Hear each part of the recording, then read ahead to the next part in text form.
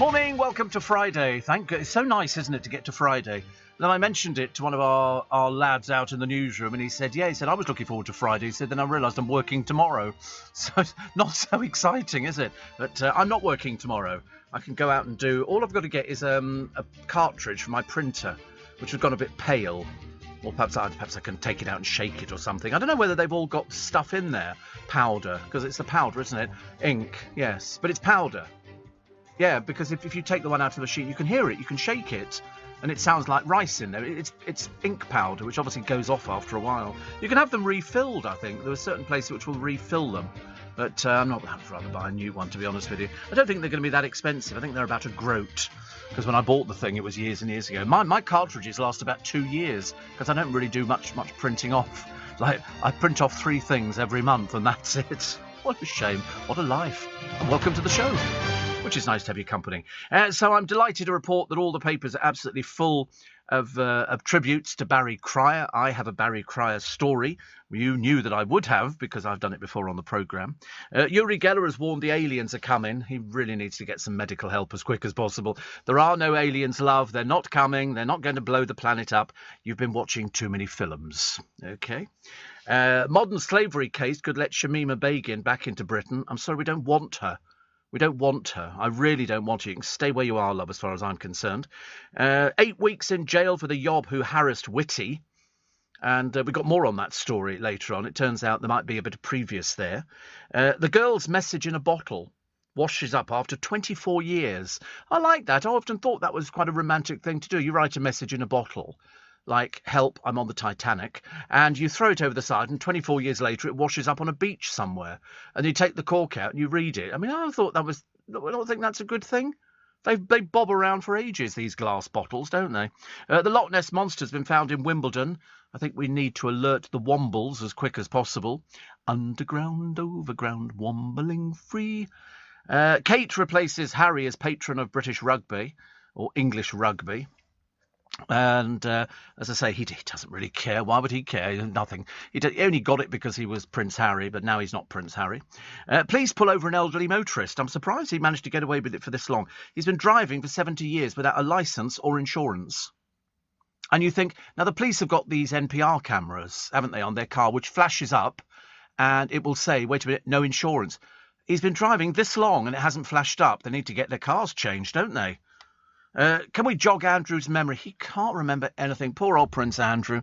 I'm sure that very shortly he'll have come down with an affliction or something like that, which we weren't aware of. But he has no memory of so many things. So a couple of the papers have helped him out with photographic evidence, just in case, because I think he thinks still that if he goes, I have no idea what you're talking about. Ghislaine Maxwell, who's she?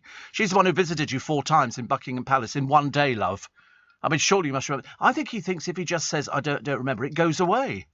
Almost like a little bit of a child. You know, did you do that? No, I didn't. Did you do that? No, I didn't. Did you do that? I didn't. You did, didn't you? I didn't. And I think he's a bit like that. He can't remember. So they've got photographs of him with her at private parties, and he doesn't know who she is. You know, he doesn't. I don't remember these things. Well, you should do, love, because we've got photographs, unless you think they're all superimposed. Katie Price has joined OnlyFans after talking to Kerry Katona. Must be a delight for her husband-to-be. Although, frankly, we're not too sure about it, actually, whether or not that will go any further. So this man who's been jailed for 8 weeks, who admitted intending to cause Professor Sir Chris Whitty distress when he approached him, Jonathan Chew, was one of 2 men who filmed themselves with the chief medical officer as he walked, quite naturally, through St James's Park in Westminster.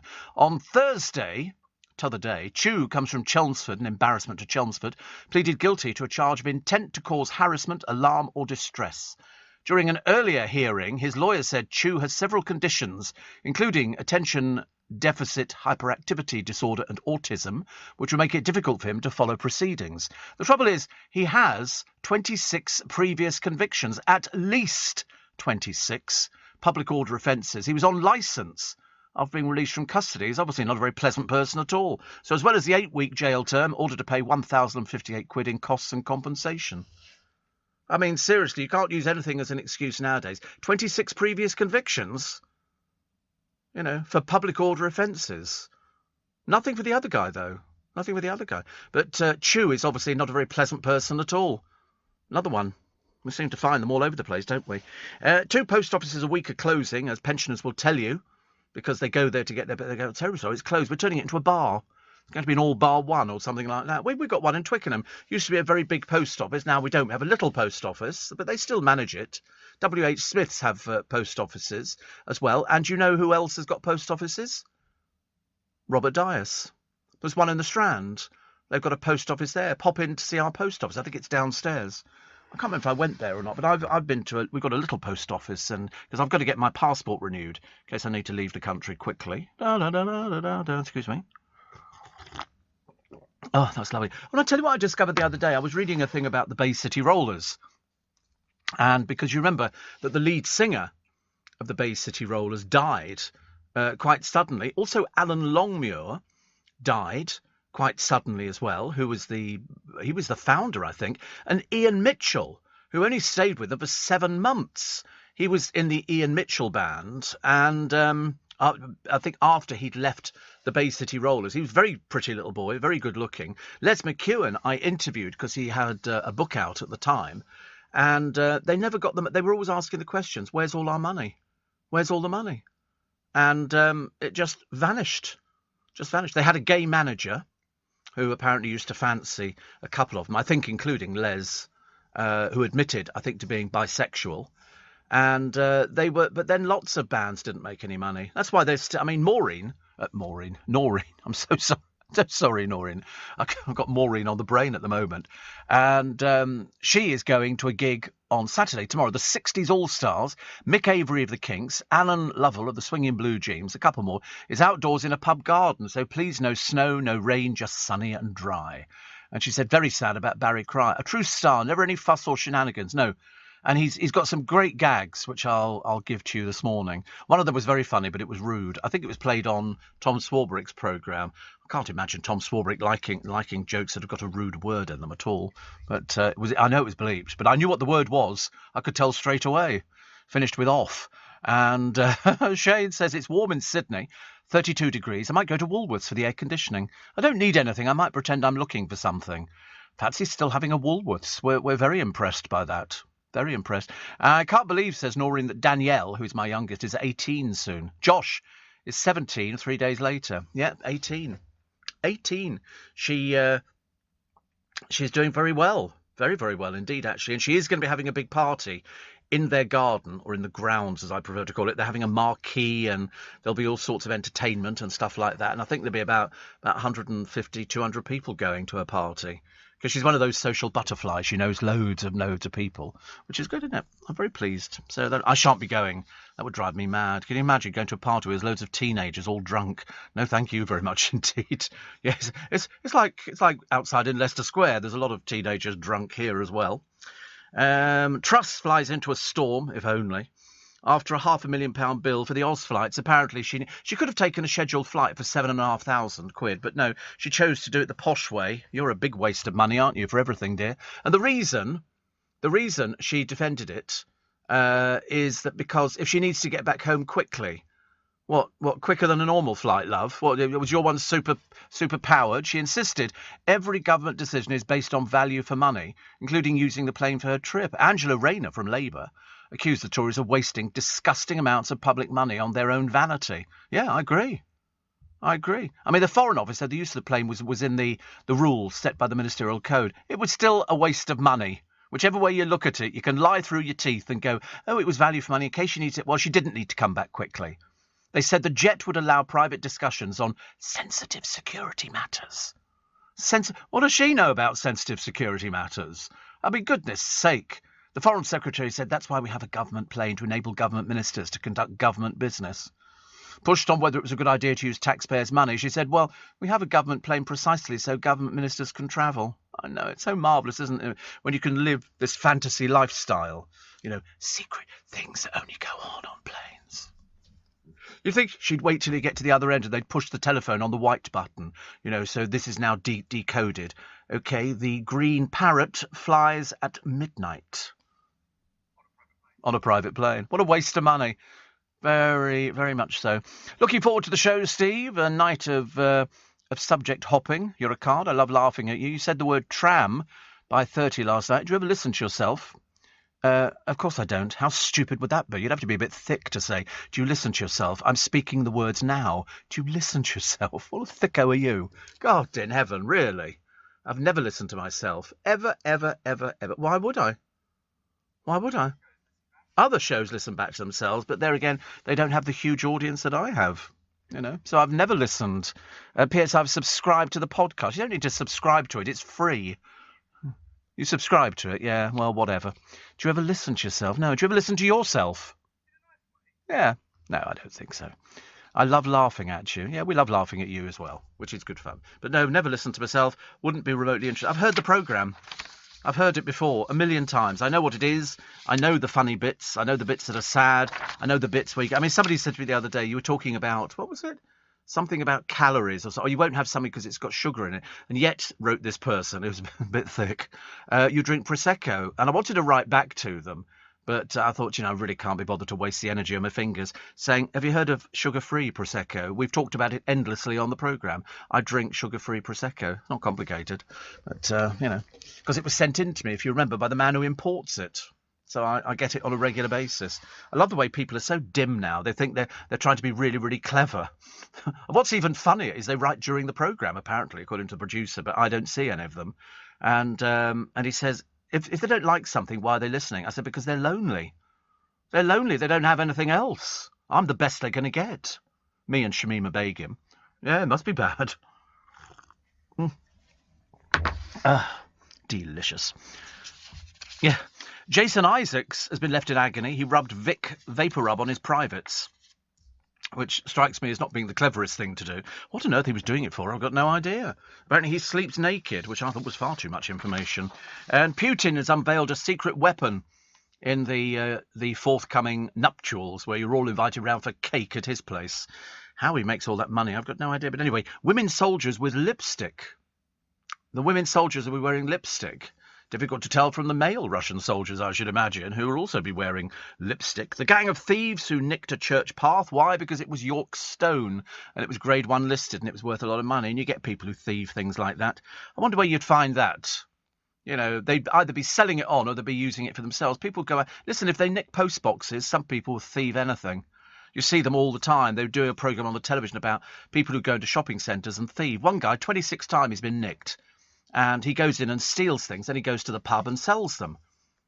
And nobody ever does anything about it. They just go, oh, it's so-and-so, he's nicking stuff. And he was nicking chocolates. But he also nicked the price ticket to show people they're worth £20, but I want a £5 a box for them, that kind of stuff. And then you get mothers who go, oh, didn't know I was stealing. I didn't have no money. I've got nothing. Oh, God in heaven, honestly. You tend to find the people who thieve have actually got the money to afford it, but they don't. They don't bother paying, which is a bit of a shame, isn't it, really? But never mind, we catch them when we put them in prison, which is always good news. This is LBC. To keep my business ahead of the game, I knew I needed some fresh ideas, and fast. That's why I decided to host a young person on a T-level industry placement. My student has already brought loads of new skills into the workplace. Plus, we're getting first pick of new talent coming into the construction industry right here in the Northwest. It's been a total win-win. Go next level with T-Levels. Search Skills Revolution. Steve Allen on LBC. Morning, everybody. Welcome to Fridays. It's not so cold this morning as it has been. Not so cold. I found actually out in the newsroom somebody had left some sweeties in there. What had they left? Bazooka Joe bubblegum. You can buy a pack of Bazooka Joe. I haven't had Bazooka Joe for ages. I used to like Chiclets. Chiclets were very popular in Hong Kong, and I didn't even know. You thought it was a foreign one. No, Bazooka Joe. Bazooka Joe bubblegum's been around for donkey's years. Donkey's years. Good Lord. Well, it must have been, because I remember it when I was little. Like Dale, says Charlotte in Loch Lomond. You take thee and I'll take thee. Barry Cryer was a resident of Hatch End in Middlesex, and Ronnie Barker lived nearby in Pinner Village. Yes, Dale's house in Hatch End. Well, it was his mother's house. And then he took it on and he rented it. And then he decided, because he was spending so much money, that he needed to sell it. So he sold it. It was the smallest house in the road. In this road, it was all full of big houses. And then there was their little tiny one. But his mother still had a gardener and a cleaner coming in because his mother spent most of her time in bed on tablets. And so they had people who came in, the gardener. But the funny thing is, Dale was so worried about people thinking he lived messily, he would tidy up the house before the cleaner arrived and proudly get the Hoover out, which I think people do that, don't they? I think it's quite funny. I quite like it. Steve, Woolworths in Australia, says Tim, is actually a supermarket like Tesco's, not the Woolworths that we know with pick and mix. Oh, I love a pick and mix. I love a pick and mix. I'm very into pick and mixes. But the trouble is they weigh so much, these sweeties, don't they? Why do only fools and horses woke? Little play on words there. We'll tell you that one a little bit later on. Mel C is planning a new book, and the Cocker Spaniel who has learnt to give CPR. He's learnt to bounce up and down on somebody's chest. Presumably you have to look as though you're on your last legs before you even got as far as that. But it's a clever thing but they teach dogs to do everything now. Dogs that can sniff vegetables or fruit. Dogs that can sniff money, if you please. Dogs that can sniff, apart from the drug dogs who do all sorts of things, from cocaine to methamphetamine, they sniff everything out, and they just sit in front of you and look interested because they know. Why are they doing that? Because they get to play with their ball. They're only doing it. It's a trained dog. People go, oh, you shouldn't really have a dog that's trained to do anything. It should be natural. No. They are trained to sniff out drug smugglers. And I don't know why anybody ever thinks you can get away with it, because they're so highly trained. They did it one time. Some people, the staff, were going to the place at the stadium in Whitton for the rugby. I knew it was staff because of what they were wearing. And 3 of them, whilst I was sitting there watching, because I'm fascinated, were nicked by the drug dogs. It's amazing, because even if you've been with somebody, the dog will sniff drugs. Their noses are very sensitive, so they work for like 15, 20 minutes. Then they rest them and they bring out another one, and the first one sits there. Their sense of smell can be so sensitive that they can detect, well, you won't believe this, the equivalent of half a teaspoon of sugar in an Olympic-sized swimming pool. Their smell is 100,000 times better than humans. Imagine what a nightmare it must be if you're a dog, one of these dogs going out and you go, oh my God, more drugs. Well, I don't know why dogs sniff each other. I've never fathomed that out at all, but they do. And also dogs are turned on by, if another dog has weed up a lamppost, the other dog will sniff it, then they have to wee as well at the same time, till eventually the lamppost just gives up. So many dogs they do stink, actually. Not very good. But they're so clever, these drugs dogs and money dogs and everything. They spotted some guy had got more money in than he should have had. And he was trying to smuggle, I think, about £20,000 out from his business. So he's obviously a crook, as you can well imagine. He got stopped at the airport and they said, listen, either you're going to surrender the money or you're not flying. It's as simple as that. You're not flying with the money. And until the very last minute, they went, OK, you can have the money. Because he knew what he was doing. He was money laundering. Money laundering. Steve, you'll have a shock when you get your new printer cartridges. They cost as much as a new printer in some cases. Do they?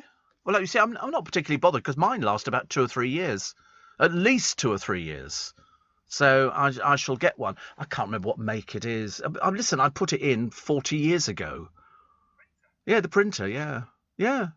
I've had it I used to have another little printer before that, which worked on heat thermal paper.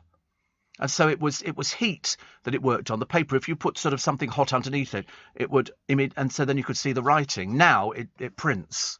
It's only small though, because all I need to do is print off A4 sheets, 3 a month. And anyway, so terrible about Barry Cryer passing, one of the all-time greats in the comedy writing world, says Paul.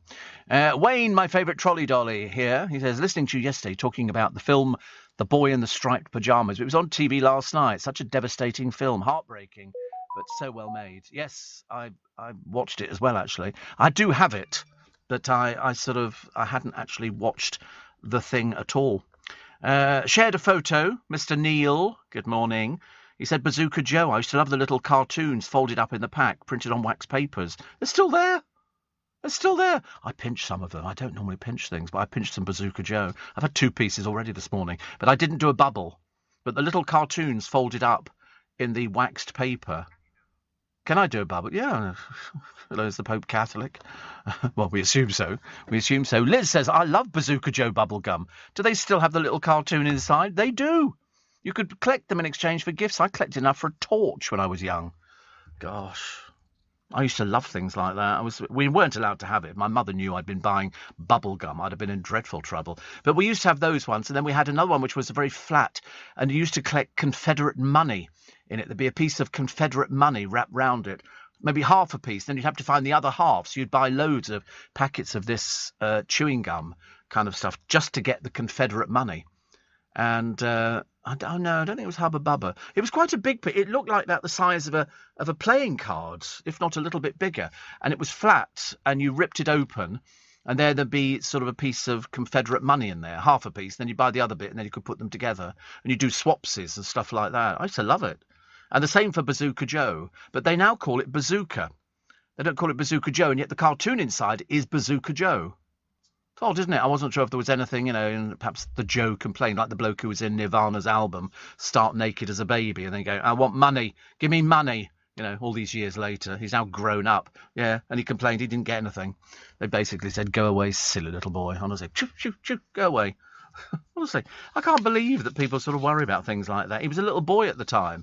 Unless, of course, he hasn't grown very much since then. He's about 30, is he? Hilarious. Doubts growing over Adele gigs. Let's make a prophecy. She ain't going to be doing them. Because they've now taken the set out, and they put in the new set. Because, it's just ridiculous. We don't know really what the full story is. I don't really care. But Katy Perry has added more dates to her very complex Las Vegas show. And now fans fear Adele may never take to the stage. Well, of course not. Unless she got there and went, what's that? And they went, they're putting in a pool. I ain't having that. So that might have been. And so the Adele fans are getting... I mean, to be honest with you, I feel you've been hard done by as an Adele fan, because she's only there for 3 months. She's only doing 2 shows a week. That's all it is, 2 shows a week. And so you've gone over there. You've booked a holiday specifically to go and see Adele. You wouldn't book a holiday unless you were going to see a specific show in Vegas. I mean, unless you were going as part of a hen party or a stag do or something like that. But mainly people go over there to go and see the big shows because they're bigger than you can ever... I mean, seats are not cheap. Minimum $250 a seat. So quite expensive. And some people have paid up. By the time you booked your holiday in and you're staying in a hotel, you might have booked in for a week, and that includes your sort of tickets to go and see Adele, and you've spent good money based on the fact that she was going to show up and do the show. She's cancelled a gig before. In fact, she's cancelled a few gigs before, and they've never been rescheduled. And that's why I think it's a bit of a rip-off for the fans. I think you've been treated appallingly. I mean, surely all of this could have been sorted out a lot sooner than 24 hours in advance. So whilst they're all sort of mamby-pambying, she ain't doing this, she ain't going to do that, she doesn't like this, she doesn't like that. Well, I tell you what, why don't you just go away? Because they weren't the ones who cancelled the gig. She cancelled it. She did that the fake boo-hooing, which we got about, it's awful, but the show wasn't ready. No, it wasn't ready because somebody in your team or you said it wasn't ready. Caesar's Palace thought it was ready. Mind you, it'd be like Barbara Streisand getting there and going, I'm not going to sing. What are you going to do, love? I'll just come on, take the applause and go home again. No. It's all done. They're professionals. They've been doing it for God knows how long. They don't just sort of say, let's put on a show here today. They don't do that. There's much planning goes into it. But obviously she doesn't care. So when they told us about the COVID thing, you make it work. All you got to do, love, is come on stage, sing a few songs and bugger off again. It's not complicated. Unless they didn't have a microphone. Which I think is highly unlikely. I mean, it's Caesar's Palace. It's blooming enormous. That's what they do. They put on the biggest stars at Caesar's Palace. They're putting on people who they expect to sell out 16 to 18,000 people in an audience. And she was doing 2 a week. I mean, I never imagined there was that many people in the world that would want to go and see Adele, but they do. And you think to yourself, why would you want to screw up your fans? And basically sort of say to I'm not doing it. Why? Because I'm a prima donna, that's why. If I don't want to do it, I don't do it. Well, I don't think the concerts are going to go ahead. If they do, it'll be at some other time. So then you'll have to phone up, exchange them. Mind you, I imagine because they've already taken the set out, so it ain't going to be happening this time round. Whether she pops in next year, I'd be very dubious about buying a ticket. Very dubious, because just in case she cancels again. And there's going to be some litigation going on. There's got to be, because somebody's got to pay for the set. Somebody's got to pay for the orchestra. The orchestra were all planned. You know, you're doing Adele's show. That's lovely. We've rehearsed. Because they'd all have to... They don't just walk on stage with a pile of sheet music, some of it quite nice, and then expect the thing to go perfectly. They rehearse it. And she walks on stage, and then they go into the first number. It's so finely crafted. You can't believe it. Steve, they've called Topps Civil War News trading cards. Are they? Oh. No, they're not. No, not my ones. No. My ones had Confederate money in. Put in Confederate money, Joe. See what we get for Confederate... news already? This is just getting ridiculous, honestly. Every day at the same time. This is LBC. To keep my business ahead of the game, I knew I needed some fresh ideas. And fast. That's why I decided to host a young person on a T-level industry placement. My student has already brought loads of new skills into the workplace. Plus, we're getting first pick of new talent coming into the construction industry right here in the Northwest. It's been a total win-win. Go next level with T-levels. Search Skills Revolution. Steve Allen on LBC. Text 84850. No, they were just Confederate dollars. They were facsimiles of them, and you collected them. And I remember them years ago. And, of course, it was, way back in, this was about 1965, I think. Civil War bubblegum trading cards. But they weren't. They looked like pieces of Confederate money. Free Confederate dollars, $50, $20, $10, $1 and things like that. And you'd swap them. I don't know whether we thought they were real dollars or not. But, Trevor, the ones that you had came with artist scenes of the American Civil War. My one didn't. Mine just had the free Confederate dollars. And you can still buy them. There are people who sell them. There's one here from the 1960s, £246 on eBay.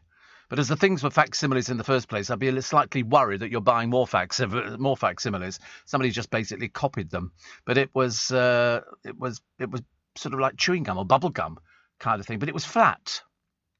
It was flat, but we all remember Bazooka Joe, well, provided you're over a certain age, which was good. Sitting outside the Grand Hotel in Brighton on a tachograph break, and your talk of Bazooka Joe bringing back memories, says Jazz. I remember ordering stuff and waiting 30 days, getting the X-ray specs, which never worked.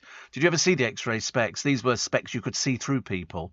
Did you know that there was a video camera that came out and they didn't realise that the video camera, if you aimed it at somebody and put it into a nighttime mode, it became like an X-ray. You could see through... Yes, you could see through people's clothing. Not the X-ray specs. This was a video camera that came out, but it was just a normal video camera. They didn't realise that you could actually see through people's clothing.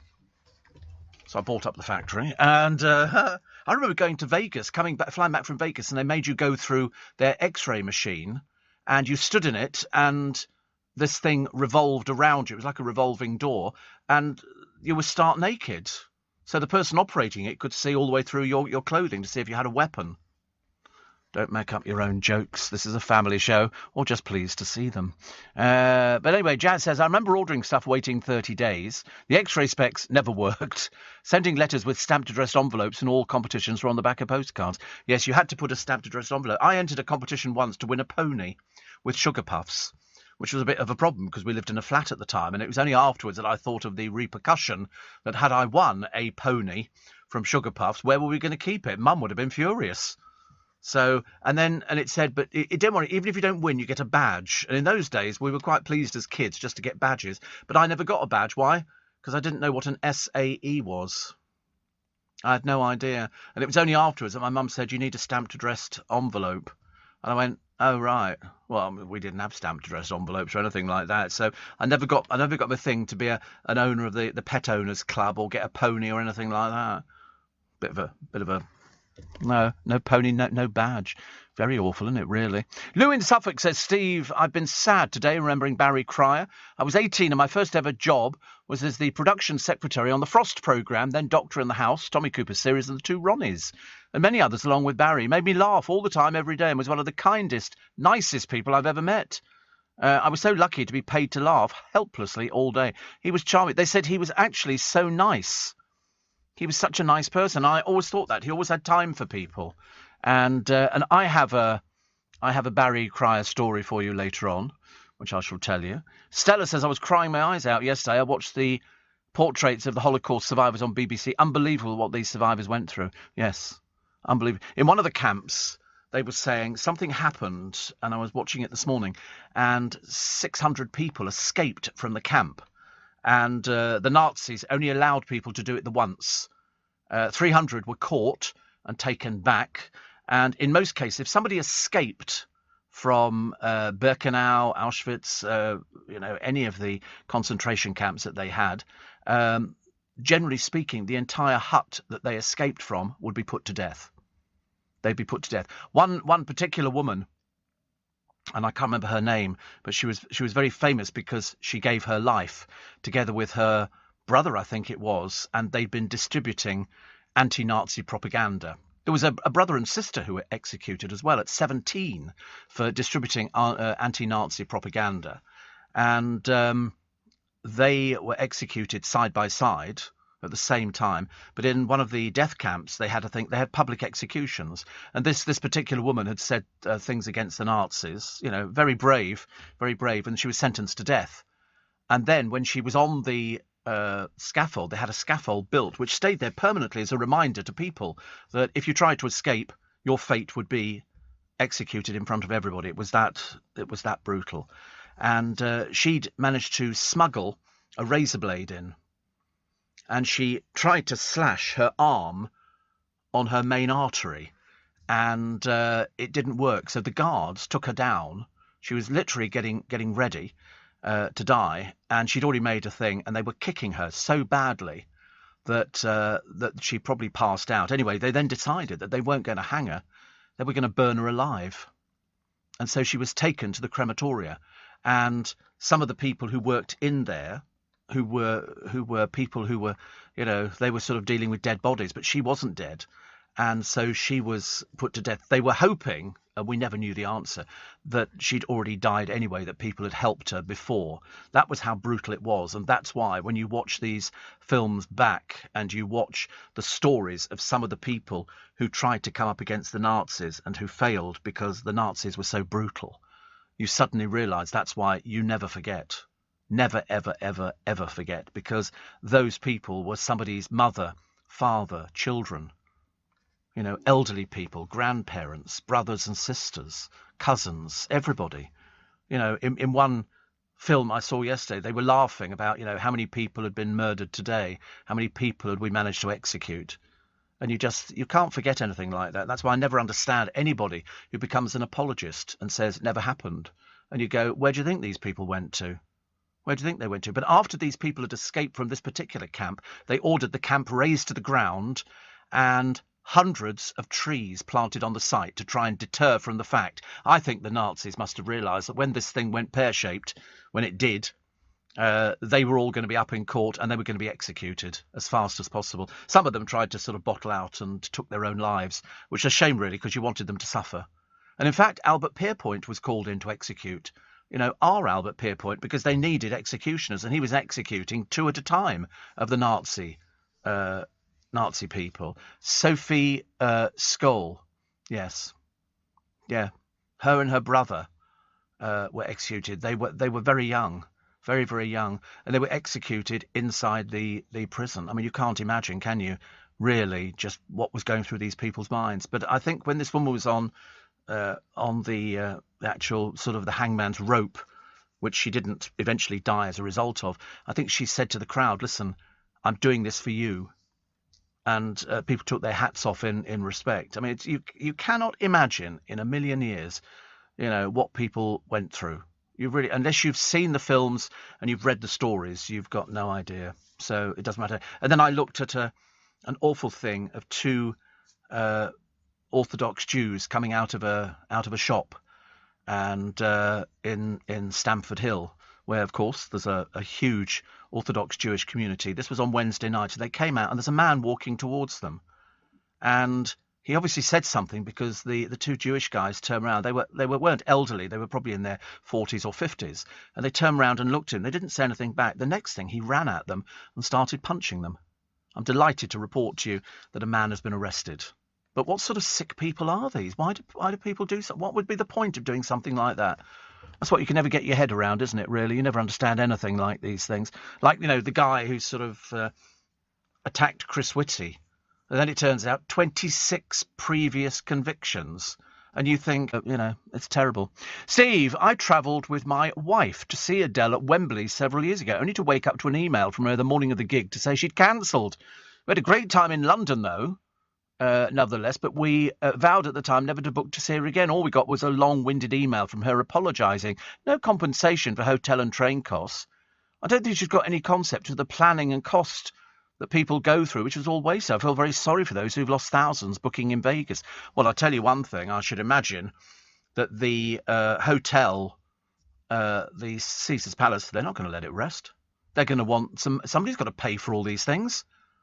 Just to hire an orchestra, they would have rehearsed on that stage. They don't rehearse in a scout hut somewhere. They'd have lost huge amounts of money building the set, putting the set on the stage to make it fit, with somebody that she'd approved of.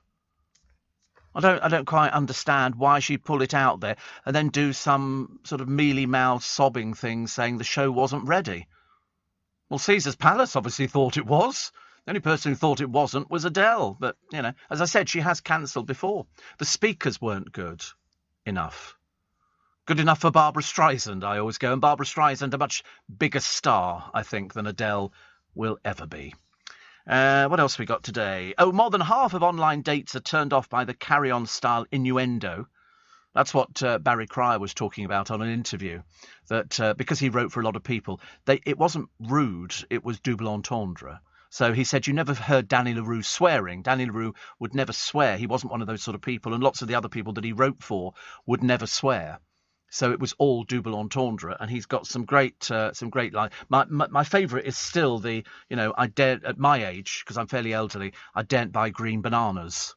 And it's silly stuff like that. But some of it was good. And Barry Cryer admittedly did use a few naughty words, but he did it with good humour. You could never be offended by anything that Barry Cryer said. He did it with a smile, and he would laugh at his own jokes, of which, there were many, and he was very good. But I'll tell you my story a little bit later on. The Loch Ness Monster's been found in Wimbledon. I know, I've seen her walking down the high street. Oh, dear me. Not very good at all.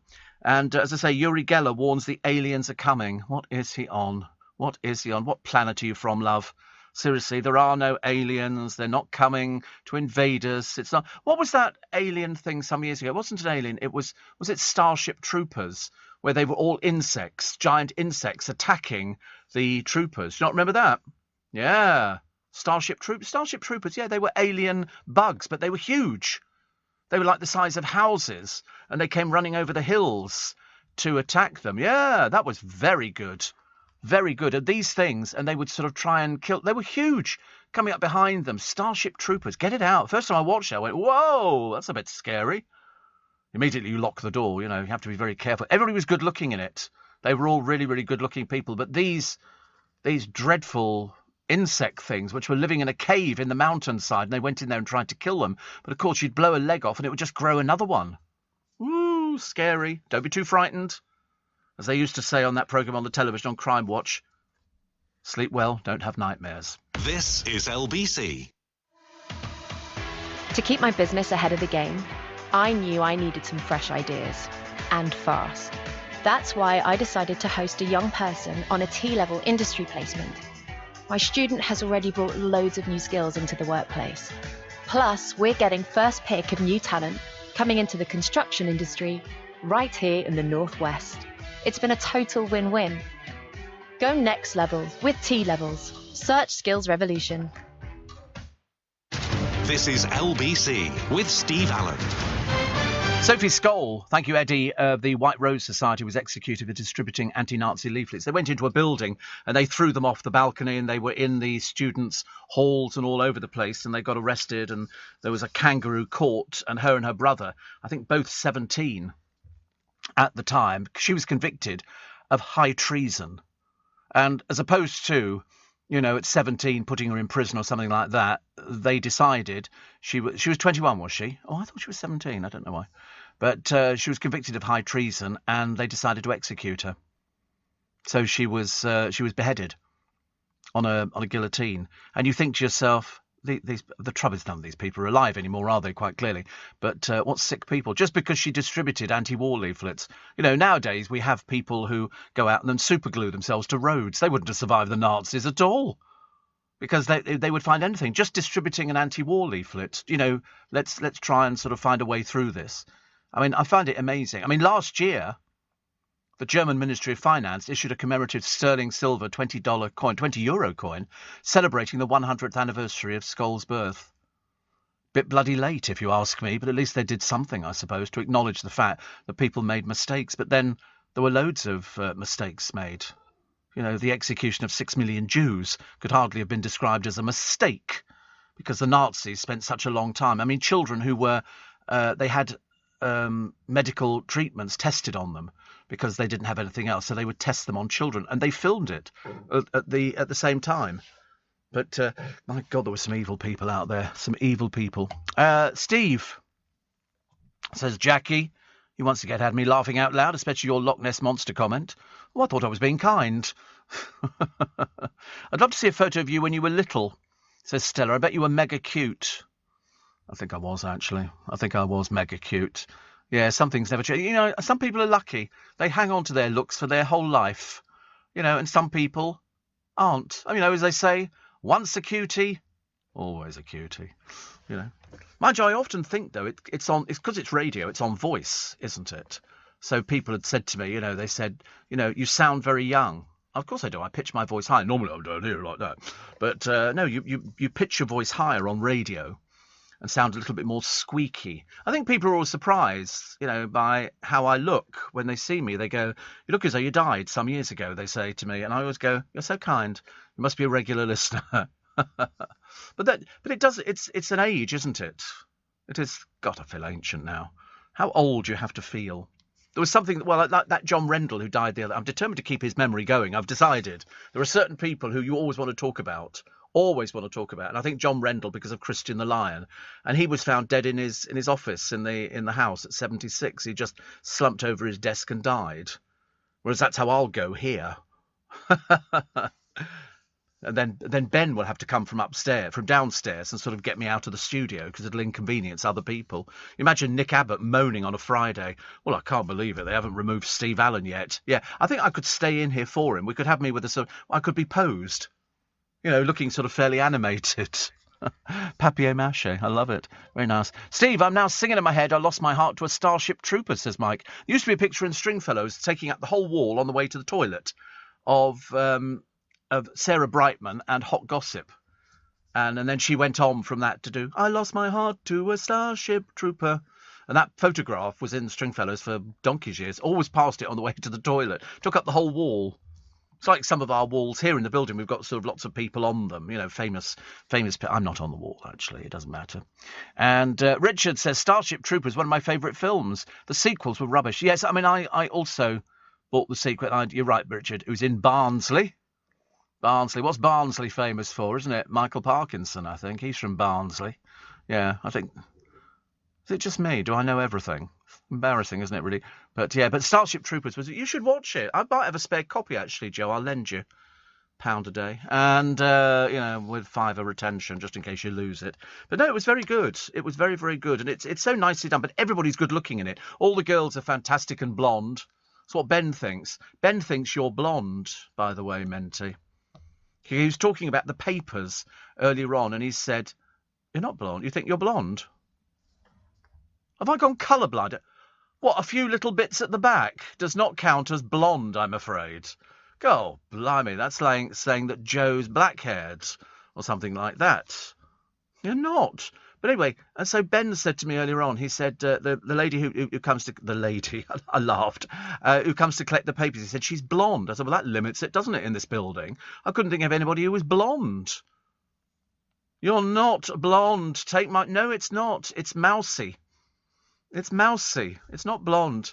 It's not blonde. 2 little bits at the back done up in ponytails is not counting as a whole head of hair in blonde. Look, this is what blonde looks like.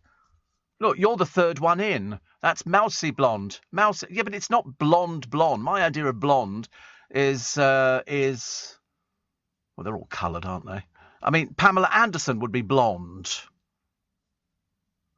Perhaps Ben's colourblind. Perhaps he doesn't know. Perhaps he should have gone to Specsavers. There you go. And so they've got Mousy Mane or Blonde Bombshell. See, that looks more Blonde Bombshell at the top. And then there's Mousy. Mousy is not blonde. That's why you better make an appointment to go back there. Because Mousy, that's why it's called Mousy and not blonde. Mousy brown hair. Yours is mousy brown hair. It so is. Goodness sake. Don't argue with the presenter. He's never wrong. Goodness sake. Yes, Minty's last day on the show. We're only having blonde people on the show. I've decided. And when I say blonde, I mean Pammy Anderson blonde. That's blonde. That's blonde there on the screen at the moment. Cara Malone, that's blonde. That's blonde. As I say, when Ben said blonde, I'm sitting there racking my brains, trying to think who in the building was collecting my papers who was blonde. Couldn't get it at all. Anyway, it doesn't matter, does it really? Listen, it's of no consequence. I won't repeat it ever again. Doesn't make any difference at all, apart from Monday. Les Dennis is hoping to become Hollywood's next big thing. I could do a joke there, but I don't think I will. I'll save it.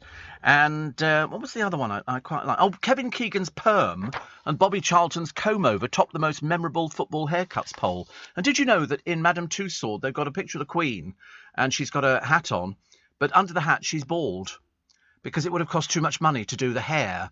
So they've just got hair at the sides. So she's wearing it. It's not removable. What the hat is, yes. Well, it is for them, not for us, because you can't get near the royal family. You can have a picture taken with them, but they actually did it so that they didn't have to do a whole head of hair for her, because she always looks like she's walked out of the hairdressers. I don't think I've ever seen her. I mean, she probably longs for the Croydon facelift, you know, where you scrape it back and just do a bun at the back of your head. Don't you think so? I think so. Or do you think every morning she wakes up and they're sitting there waiting with the rollers in and everything else to sort of try and get... Because, I mean, everywhere she goes, she could have plaits, couldn't she? She could have plaits. A bit like Minty's plaits. Different colour, of course. She could have a ponytail. I reckon old Philip would have looked good with a ponytail, don't you reckon? That little bit at the back. But, yeah, bald and a ponytail, which I thought would be quite a nice thing. 84850 steve@lbc.co.uk. Treasury alarm as the PM refuses to confirm the national insurance rise, although I thought actually that some minister had already said on LBC that they weren't going to axe the national insurance rise. They were going to keep going with it. So I would like to think that they were wrong. I would like to think that. And can we jog Andrew's memory? A lot of the papers have picked up on this one because it turns out now he doesn't know Ghislaine Maxwell that well. They weren't that close. And yet, as I say, she went to visit him 4 times in Buckingham Palace. So much so that his security, at the time of the Buckingham Palace security, thought that they were having a secret tryst, which is a very good word, a tryst. And so there's loads of pictures of him at private parties with her and everything else. Well, you know, if you don't know somebody that well, what are you doing going to private parties? He had no idea what was going on. Not a clue. It's amazing what a selective memory he has. Or, failing that, it's just that can't remember if he's sweating, he's not sweating. You know, does he know Virginia? Does he not know Virginia? Does he know Ghislaine? He doesn't know Ghislaine. Did he know the other one, the convicted paedophile? No, he didn't, but he goes walking with him in the park. I mean, there are 41 straight denials in his answers and affirmative defences. 41 straight denials and a further 40 assertions that the Prince lacks sufficient information to admit or deny other claims she makes. I mean, blimey, I thought I couldn't remember things, but you'd remember that, wouldn't you? I'd remember things. You know, if I went out with sort of somebody and you were having a fling with them, you'd kind of remember that, wouldn't you? Would you not? I don't know. Perhaps he really can't remember things. Perhaps he looks at Sarah Ferguson and thinks, who are you? Mind you, we all do that, don't we, with Sarah Ferguson? I'm sure she was interviewed the other day on television. It was either that or it was an old interview, because I always remember my favourite Sarah Ferguson piece was when she goes to an American... No, it wasn't. It was Australian television. And they don't mess around in Australia, as you know. And they had a copy of her book, which she was there to promote, and they wanted to ask her about something. She said, I'm not talking about that. She went, can we stop? Can we stop? She became quite prissy and a little bit as if she was somebody important, as opposed to somebody not very important. And she said, sorry, can we stop now? I'm not talking about that. Well, it's in the book. Yes, well, I've discussed this before. I don't want to discuss it again. Well, it's in the book. And in the end, she said, can we just take a break? I thought, oh, dear. You obviously learned from the wrong person, love. You have to be nicer to people. You have to be nicer. Let's be nice to people. Next part of the programme, after the news at 5, we're going to be nice. No, changed my mind already. Look at that, honestly. How quick, how fickle, how Steve Allen. This is LBC. This is a passenger announcement.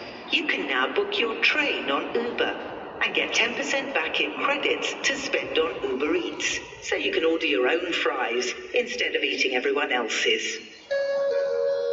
Trains, now on Uber. T's and C's apply. Check the Uber app. This is LBC from Global, leading Britain's conversation with Steve Allen.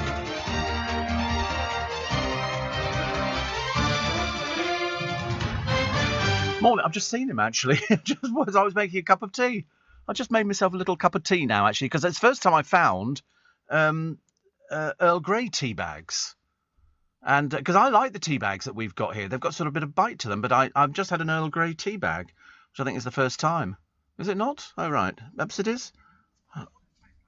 What, Earl Grey tea? I don't know. If you were used to drinking something like Builder's tea, you know, like Yorkshire tea. Yorkshire tea. And then you had that, you'd probably think it was a bit fragrant. Because you can smell it. I don't know where it comes from, actually. Well, it comes from Twinings most of the time. But I like it.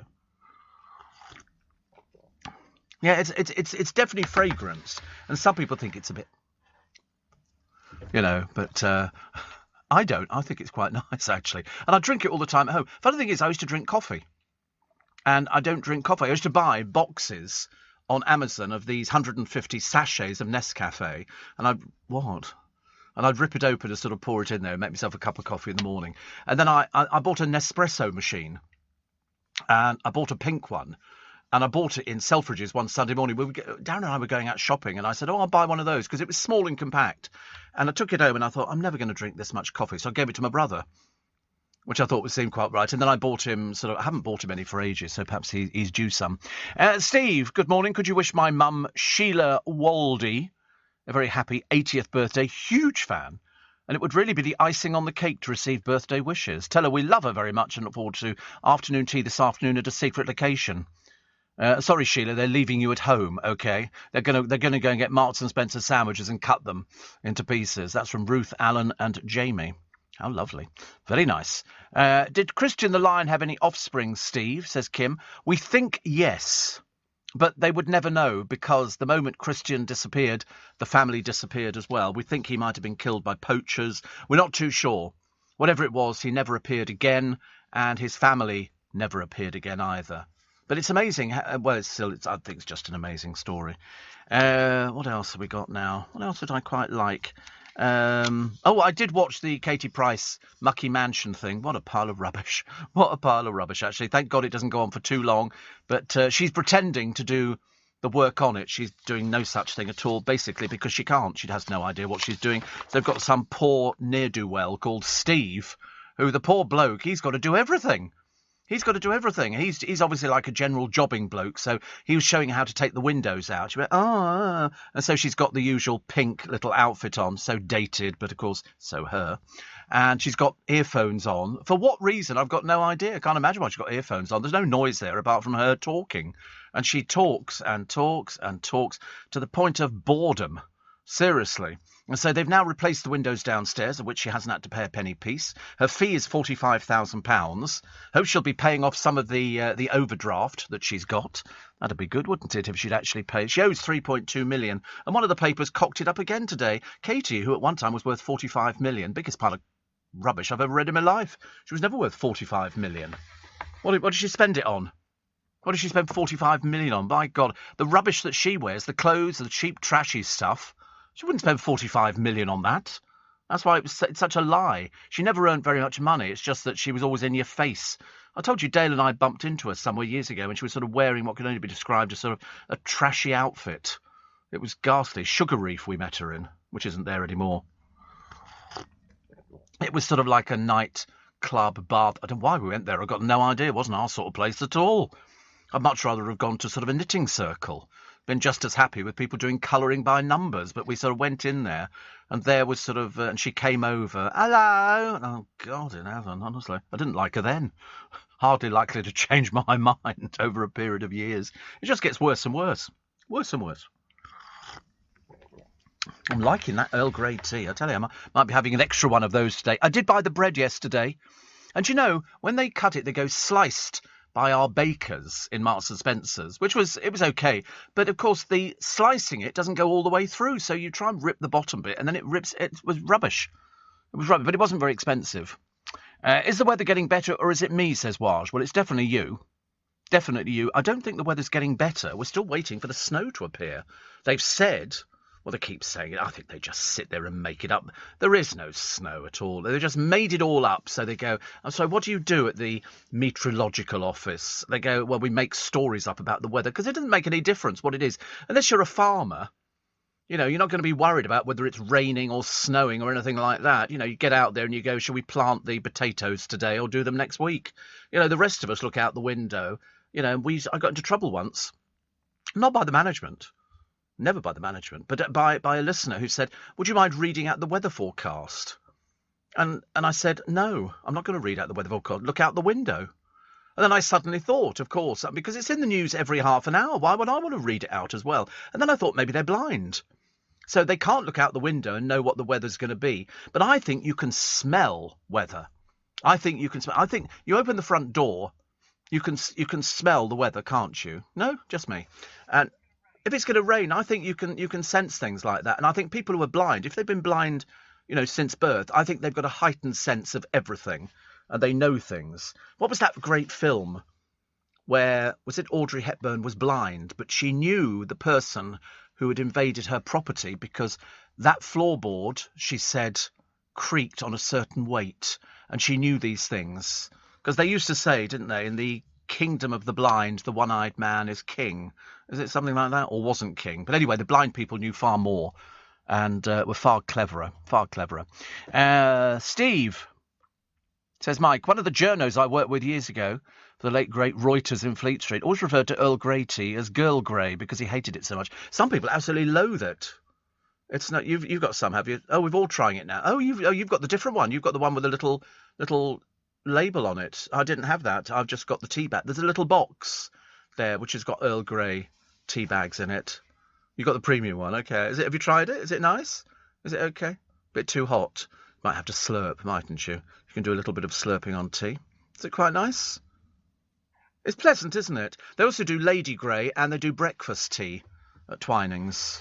Not that I yes, checks in the post from Twinings. Thank you very much indeed. Years ago, it was called payola.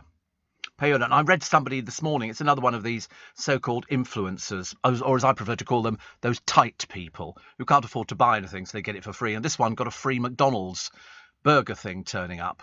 And then basically gave the biggest plug you've ever read by going, oh, we had one of their plant-based burgers. Do you know, it tastes exactly the same as the normal one, and it's available now.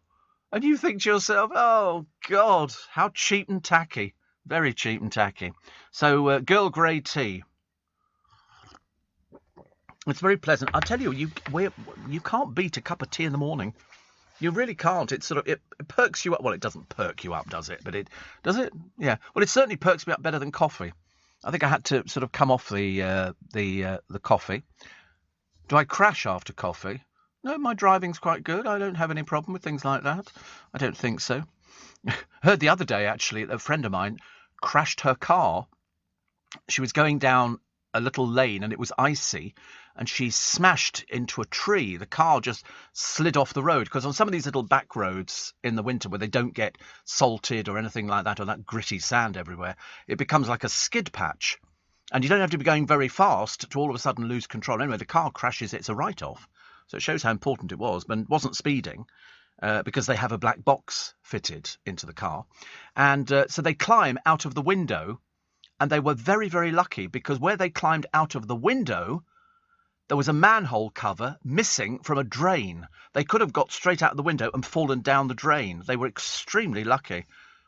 Yeah, it was on its side. They were really, really lucky that that they avoided it, but they did see the manhole, but they didn't have a cover on it. And out in the countryside, these sort of places, you know. Carol Kruger says, Steve, the very thought of Earl Grey tea makes my nose wrinkle up. I figured out it must be the bergamot in it that I don't like. Fragrant is a good description. My teas of choice are either English breakfast or Darjeeling. Aha. And Sergio said, Steve, absolutely correct. I can smell the rain before it happens. Yeah. I would absolutely go with that. I was always thinking that people who are blind have got heightened senses, and you can smell rain, even though people say, oh, no, you can't. I reckon every blind person would say, I can smell when it's going to rain. You can feel it. You know, it's like us walking out there, and I could sort of feel if it's chillier and colder, because it just sort of bites through you and into you and everything else. But, you know, there you go. That's called weather in this country, which is lovely. So Mel C planning a new book. Hope she's going to be honest. Because a lot of people do their books about their life and about what they've been through. And some of it has to be censored. I remember Dale doing his book, and the lawyers went through it, and there was one particular bit which unfortunately I can't tell you about. I would love to be able to tell you the story, because it's a very, very good story, and they said you can't put that in there. You can't put that in there. I really can't on this one. I'll tell you privately, but which of course now makes you even more keen to know what it is, but I can't tell you. But there was a bit, and the lawyers went through there and said you can't run that. Definitely not. No, it wasn't about me. Although actually he does say in his autobiography, he does say Steve knows where all the bodies are buried.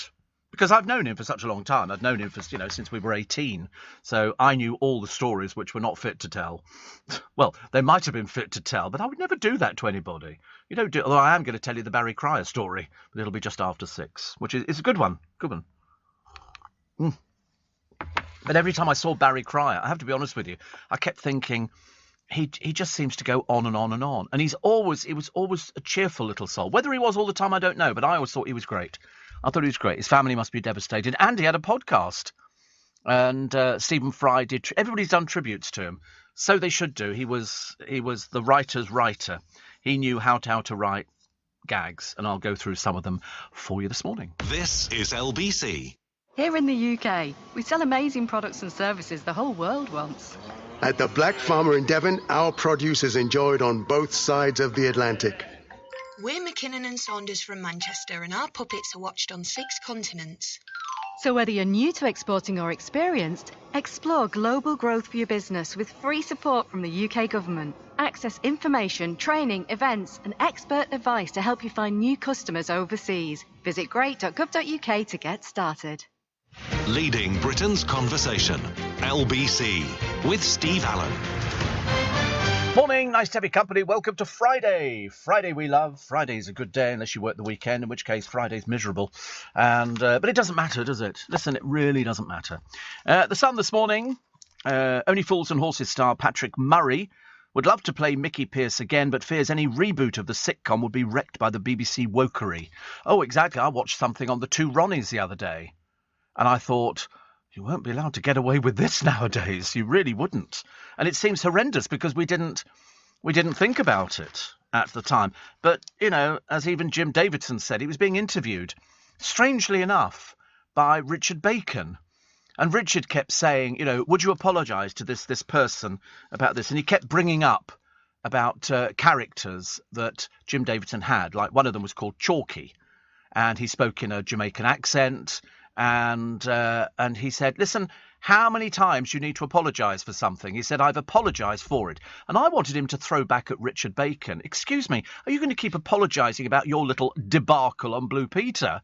Because you'd be a bit fed up with it if somebody kept mentioning the cocaine story every time.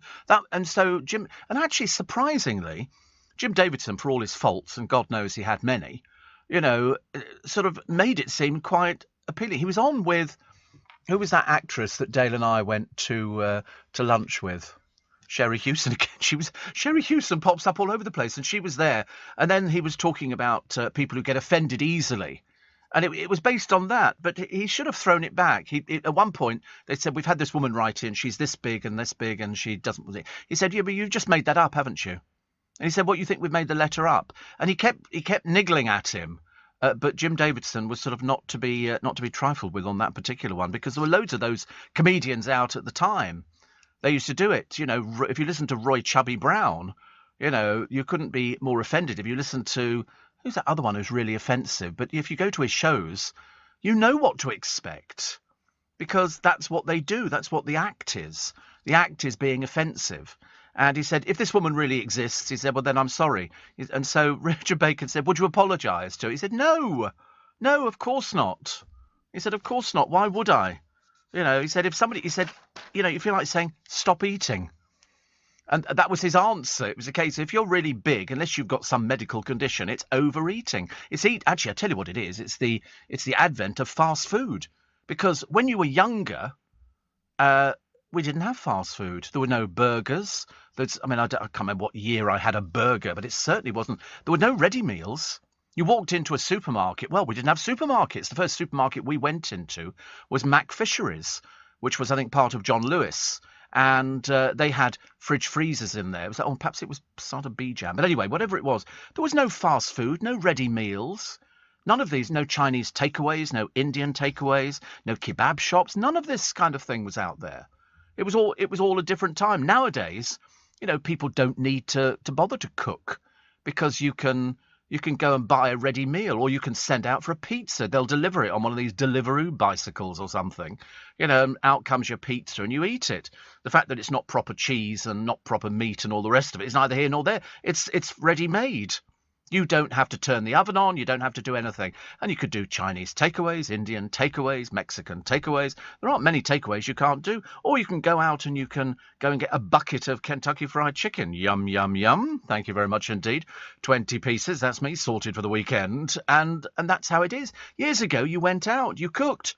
Mum's had a pressure cooker. You bought cheap cuts of meat. You put them in there with your vegetables and everything else. And you made a nourishing meal. And because it was pressure cooked, you didn't have to worry about it not being particularly good quality.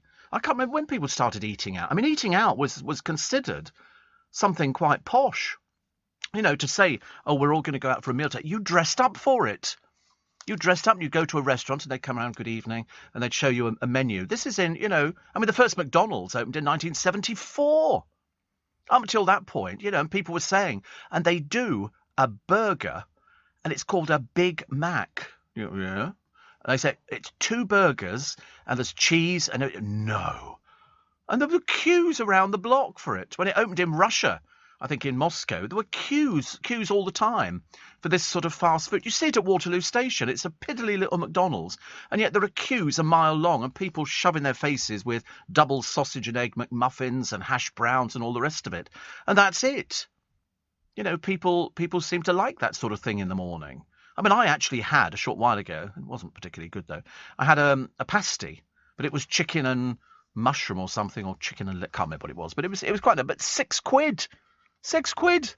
So expensive now, and that's why we're all suffering from not necessarily obesity, but it certainly contributes to it, because you're eating fast food. If you looked at how many times do you see items in the paper that we've used on the programme where they go, if you buy this cup of coffee from this particular coffee shop, it's got 15 spoonfuls of sugar in it. We do less exercise. We don't, we sit down more. The other thing, every day you get exercise at home. How? You'd have to get up to change the channel on the television. Now you sit there, you go, who's got the remote? Where's the remote? Give us the remote. And that's exercise, pushing the button on the remote. Before, you had to get up off the settee, move over to push the thing, and then turn around and go, is that all right? Then the picture would start revolving. You have to go, a picture, vertical hold. You go back, vertical hold. Don't you remember these things? Yeah, vertical hold on the television. You could adjust your television or make the picture smaller or bigger or whatever it happened to be. But that was exercise. Now you sit there and you flick something on the remote. You remember tracking on the video. I can remember I had a video machine once, which I rented, and it came with a card with Monday, Tuesday, Wednesday, Thursday, Friday, and then the dates, and then the month, and you had a pen with a light in it, and you swiped the bar on the card, and then you aimed this little pen thing at the video, and it went beep, beep, beep, beep, and it was reset in there, so you could set your tape so you would get in and be able to watch something you recorded earlier. No, remember that? No, just me again. Obviously means I'm terribly old. That's the way it goes. That's the way it goes. Listeners will know. You know these things. Everybody knows these things. Everybody knows them. It was Ibrahim, incidentally, who is a different person, and until he's had his Yorkshire Gold tea. They stopped selling it, apparently, in the UAE for a few months last year, and I was so desperate, I imported it. Good for you. Good for you. The only fast food in Holloway Road in the 60s was a Wimpy, says Tom. Yeah, I mean, Wimpy was it. Go in there and ask for a bender. Way, I tell you, that put a smile on your face over lunchtime. Knickerbocker Glory. Bender's still popular, yeah. If you can find a Wimpy. We used to have a Wimpy, we haven't got it anymore. It doesn't matter. A top rugby union side has axed its logo of a Native American in a headdress after a campaign. These are called the Exeter Chiefs. They've been accused of racial appropriation over its use of the image. I mean, it's been there for donkey's years. And club chairman Tony Rose says we're excited to welcome in the new era of rugby within Exeter. So they've now changed it to something else. Can't remember what it is, actually. Is it? Oh, I can't remember, actually. Instead, wait a minute, it's Celtic. Celtic, it will say on it. And because, interestingly enough, this is the Celtic Iron Age Damonelli tribe. The tribe inhabited the southwest and Exeter was their capital. What year was that? Imagine, tribes of people all over the place. What excitement. Steve, forget the remote. That's too much exercise. Now it's Alexa. Alexa, change the channels. Alexa, play Driving Home for Christmas. Hello, Alexa. Alexa, tell me the time. Play LBC, Alexa. With people everywhere going, will you shut up? I love it. No, I don't. Listen, don't worry about it. It's not worth it. Adele fans fearing her Las Vegas shows may never be rescheduled. Yeah, whatever. Listen, that's what you kind of expect. If people have tantrums or they're divas or they're not happy with something, they just basically pull the plug and go, we're not doing it, without thinking about how much it's affected people. It doesn't matter whether you've done a video going, oh, I'm so sorry, I had to cancel it because the show wasn't ready and all the rest of it, and blame it on everybody except yourself. Hollywood idol, close to Swedish art pop singer, who's one of his neighbours. This is Brad Pitt. He's in love, apparently, with a singer called Lykke, I think. Lykke. Lykke. But apparently Lykke has been nude before. Well, don't worry, because Brad Pitt's been nude before. We've seen Brad Pitt's bits, over the years. But he has had lots of relationships. Sunita, he went out with for a couple of years. Shalane McCall went out with for a year. Juliette Lewis, 3 years. Gwyneth Paltrow, 3 years. Jennifer Aniston, quite a few years on that one. Angelina Jolie, 10 years. And he's got a nice home. I don't know anything else about it. Lykke. That's her name, is it? That's how you pronounce it, Lykke. Well, that's ridiculous. Who's called Lykke? Lykke Lee. It's not, is it? Is that how you pronounce it? Lykke Lee.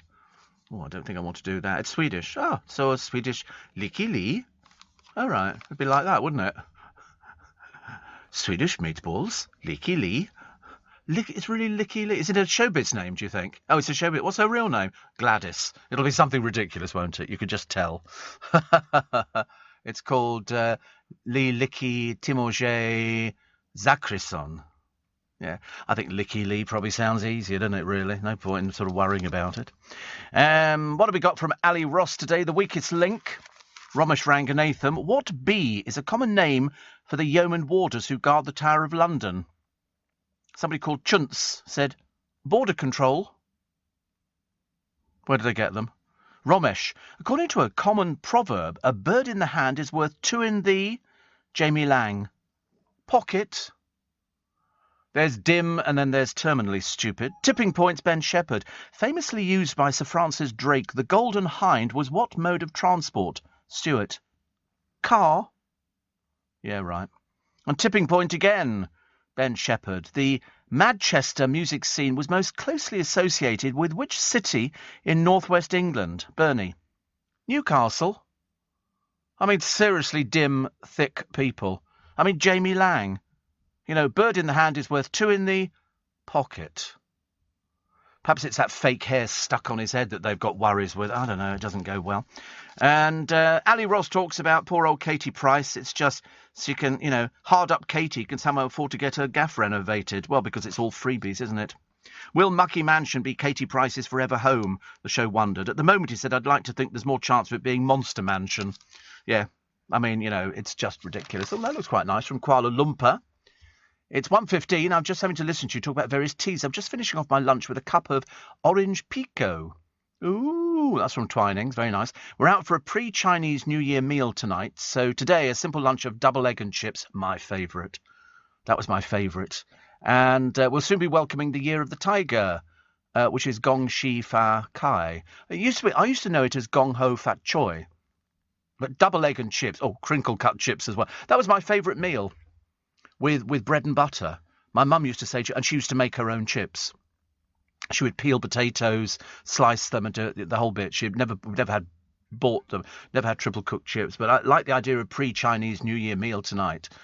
Oh, that does look. But I would have bread and butter with it, and then you'd open it up and put some chips inside the bread and butter. You'd have a chip butty. It were very northern and very common. But I quite liked it, actually. In fact, I liked it a lot. It was one of my favourite meals for some time. Really was. Nowadays, it's not, but I could eat it again, actually. Steve, you and I were born in March 1954 in London that year. The first Wimpy Bar opened, says Patrick, in Coventry Street. Wimpy Bar. We only went in there as a treat. We couldn't afford to go there all the time. Things were expensive.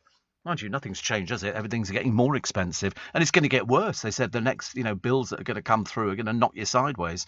I did say, didn't I, at Christmas, be careful, because all the Christmas bills are mounting up, and there's lots of other bills coming in at the same time. Leading Britain's conversation, LBC, with Steve Allen. Morning, a couple of stories, actually. There's one from a former Coronation Street actor who I'd never heard of. He was in it in 2014, and apparently he's lost his home, his work and his belongings because he shared anti-vax views. And he said he's been left unemployed. Nobody will touch him with a barge pole. His name's Sean Ward. He played Callum Logan. Doesn't mean a thing to me. I looked at a picture of him and I didn't know who he was in 2014. And he's written a long series of posts on Instagram saying how his life has changed since he began sharing his views. He says, nobody knows how much this has affected me. So firstly, the work dried up. Nobody would hire me, whether in front or behind the camera. All my usual ways of making money just stopped. Eventually, I couldn't afford my rent. And then my house was repossessed, so I moved on to a friend's couch. All his furniture and belongings went into storage with the company. He then claimed sold it all when he was unable to pay the fees. Well, that's how it works. If you put stuff into storage, at the moment you stop paying for it, why should they keep it? So they don't. They actually put it up for sale. Because I remember when my mother died, we put bits and pieces into storage. And I was paying quite a lot of money per month to keep this furniture there until eventually I said to my brother, this is ridiculous. Let's go and take it out. Let's go down there and see what's in there. And there was all sorts of stuff in there, like my mum's exercise bikes, because she had an exercise bike. And we just said to throw it away. Throw it away. We were never going to use it. It was very old-fashioned. Little sideboards that, that went either side of the bed, little side cupboards and stuff like that. But he said he couldn't ask anybody for help because he knew it was his choice to air his views. So he's been sleeping in a friend's spare room for more than a year, but has disputed claims he's homeless, writing on Twitter, "Let me clarify, I'm not homeless. Let's not diminish what real issues people face and have to live with on the streets." He said, "I live with my mate in a lovely gaff, albeit with no bed frame." He also starred in Our Girl. His car was repossessed a few months later, and then his teeth and beard fell out due to the stress. So no car, no belongings, no hope. And then the stress mounted, and then my teeth began to fall out, and then my beard fell out. He said, "I lost so much weight, I was mentally drained," but he claimed it was worth it if it saved his life. And so he keeps tweeting about it. People who, are anti-vaccination. That was the effect it had on him. Not everybody has the same effect. Not everybody has the same effect. Steve, I agree with you on the growth of takeaways over the last 50 years, but the exception was the Chinese takeaway, which I certainly remember from the early 70s. And, of course, that great British institution, the fish and chip shop. Yeah, but the difference was, Chris, that you didn't have fish and chips every night. You only ever had it once a week, and it would be on a Friday. Friday, why? I've got no idea. But Friday was fish and chip night. And so, either your mum and dad would go down to the fish and chip shop and would bring it back, and it'd be wrapped in the paper. And you'd have, all the portions of chips, and then you'd divide them up. And it was lovely. But apparently, it's a celebration. This is why it's on a Friday. A celebration to mark Jesus Christ's resurrection. Well, don't tell me there was the Galilean fish and chip shop. I couldn't believe it. Commemorating his death on the cross on Good Friday and his resurrection on Easter Sunday. To do penance for his death, we eat fish instead of meat on Good Friday because of the Roman Catholic tradition. Jesus sacrificed his flesh, his life, on Good Friday. I still don't quite understand why we eat fish. Is that supposed to be sort of naffer than eating meat or something? Oh, right. How bizarre.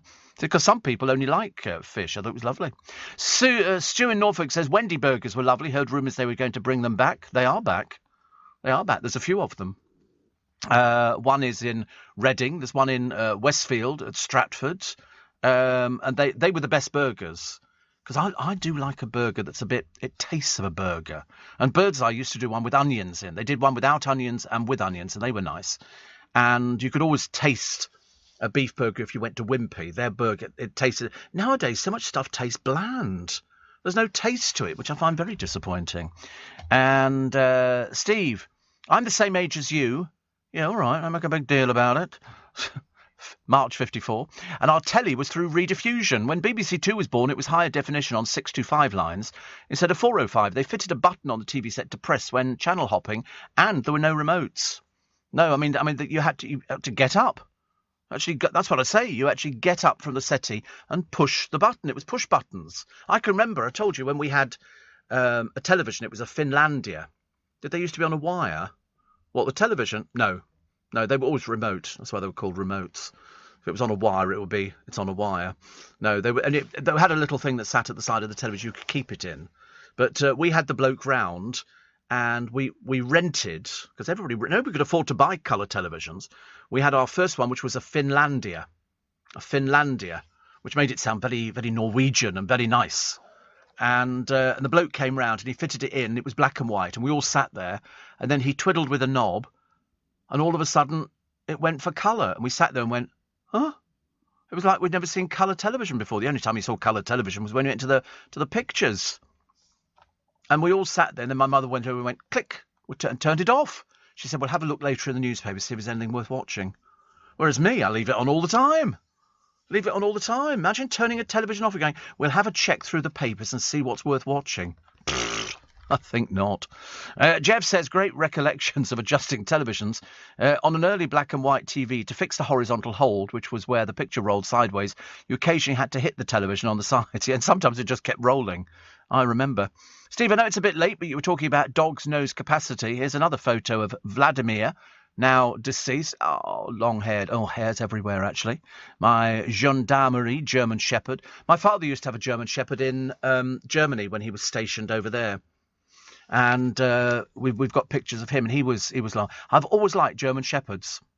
I'm not sure if I want a long-haired German Shepherd, but I always thought they were lovely. And, of course, that's why the police use them. And they're fantastic. It's such a nice picture, but not with us anymore. Oh, such a shame, isn't it? Because you look at them, and he was trained. Vlad was trained to detect drugs, says Stephen, explosives and money over a certain amount. I know, unbelievable. Not even my producer can do things like that. Seriously, he's hopeless when it comes to money. Hopeless. Steve, our fish and chip night was Saturday with the Monkees and or Doctor Who, says Chris.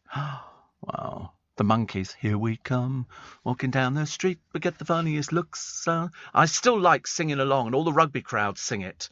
Down at the Barmy Arms, they used to sing, cheer up, Sleepy Jean. Yeah, 3 of them are no more. No. Peter Tork's still alive, and Mickey Dolenz is still alive. It was only Mike Nesmith who died, and Davy Jones. I'm pretty certain. Peter Tork's died. Oh, God. I interviewed him. I thought he was lovely. I didn't know he died. When did he die? 2 years ago. Nobody tells me anything. Seriously. I interviewed him. Yeah, he only came in the other year. So he died. Oh, right. So there's only one left, which is Mickey Dolenz. And nobody's seen him for ages. I think he keeps himself to himself. I've tried to get interviews with him, but we weren't playing ball. But it doesn't matter. But Peter Tork was 77. Amazing, isn't it, really? He played with the group from the earliest days. Although, as I say, it was all done. You need to read the story of the Monkees and how much they wanted to do and how much was already done for them. The first tracks were already laid down and everything. They thought they were coming to actually play. So I think Mike Nesmith turned up with his guitar. They went, you won't need that. We've already laid the track down. They didn't fall out, I don't think. Mike Nesmith left the group because he wanted to pursue his own musical career and didn't want to be, because they really didn't make very much money out of anything at all. They only discovered, I think, through a television programme that there were little dolls of the Monkees, little figures and things like that. And because they didn't write any of the songs, they didn't get any of the royalties. They just got the fee for doing the programme. They were looking, it was an advert. They were all brought together, as in all these cases. They bring people together in an advert. They were looking for wild and wacky people, and they all had to turn up. I've seen their audition tapes, and they were looking for people who were a bit wild and wacky. But I mean, I think it goes without saying that I think Davy Jones would be the prettiest one out of the group. Mike Nesmith was always a serious one with a woolly hat on. Peter Tork was mad as a fruitcake. And the person whose vocals were laid down on most of them was Mickey Dolenz, whose career had spanned a long time. He was Circus Boy from years and years ago. Very, very, big star. As a vegan, says Jonathan in Deal, I don't eat burgers, but I did in the 80s. Strikes in Baker Street made the best. Char-grilled with proper chips. Char-grilled. I can remember we used to go to a Harvester. It's something like a Harvester. And it was quite a treat for us, because we didn't eat out all the time, to have the sweet trolley brought round, and they'd go, this is fruit salad, and we'd sit there looking at it going, fruit salad. My mother used to make a fresh fruit salad, Bernie Inns with a thing, and it was steaks, or you could have scampi or something like that. It always came with chips, and then they'd do either profiterolls. Black Forest Gatto was very popular. We were so common. I loved it. I thought it was great. Mike says, I seem to think we tend to have fish on a Friday because of a law brought in by Elizabeth I, stating everybody should eat fish on Friday to support the fishermen. Sadly not. It was biblical. It was biblical. Fish on Friday. We weren't helping fishermen any way, shape or form, really. You can order Wendy burgers via the app that begins with U. There's one in Twickenham near the stadium. Only for takeaway, though, no shop. Must be in the units near the stadium, says Jazz. Really? Oh, right, I didn't know that. There are lots of units where you've got all these different food companies, and then they sort of send it out. But I would want to go and inspect the premises. I don't like the idea of just sort of, eating something without having seen where it's cooked. It's not that I'm fussy or anything like that, but I'd rather live than die. Oh, I forgot to tell you, this morning I got out of the car. He wasn't wearing a mask. And we were all being told to wear a mask. It says so on their website. And he wasn't. And I said, could you pop a mask on? I always say that if nobody's got a mask on, which happens once in a blue moon. And he said, I'm exempt. And I said, I'm sorry, I'm not travelling with you. So I got out of the car, phoned up the company and said, listen, he's not wearing a mask. And the bloke on the other end said, they don't have to now. Face coverings are optional. And I thought, well, I should have been told this. If you're going to send me a driver without a face mask on, I think we should have been informed. Because, I don't want to travel with somebody who's not wearing a mask. Thank you very much indeed. Because, contrary to public opinion, it's not gone away. It's not gone away. And so I had no intention of getting in the car. Well, I did get in the car and then got straight back out again. Steve Allen on LBC. Text 84850. Morning, nice to have your company. I'm 46, Steve, says Tony, still in Suffolk. I was raised in the country. And I remember we had a chip van visit once a month on a Friday. It was so exciting. We had a video man who'd come around each week, and we hired videos from him. I remember having to get up and change the TV channel and adjusting the tracking on the videos and making sure to rewind the tape before taking it back and the noise the video player would make. Fun days. See, told you. This programme brings back the fun days. Phil in Stanford-le-Hope says, me and the wife went to Five Guys for a burger for the first time yesterday. Absolutely delicious. A bit... it is dear. Oh, it is dear, but you get loads of chips. Don't ever order more than one portion of chips. You'll never eat them. It's a terrible waste. Terrible waste. But no, the burgers are very nice. Steve, says David, I'm slightly younger than you, 58. And as a child, my mother used to buy us a treat of Vesta beef curry with fried noodles she stuck in the chip pan. We thought it was so Alan Wicker. Yes. In fact, the Vesta curries, it was dehydrated. So you would put it into a...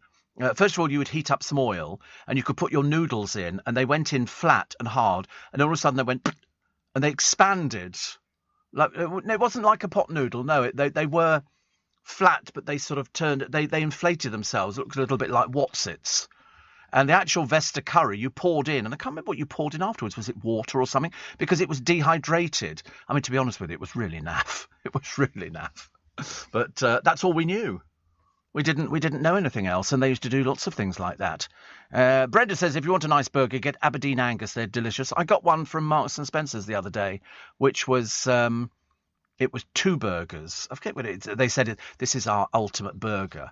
You know, this is. And you think, well, if they're doing that, they do the same with the prawn cocktail, but the prices are inflated beyond belief.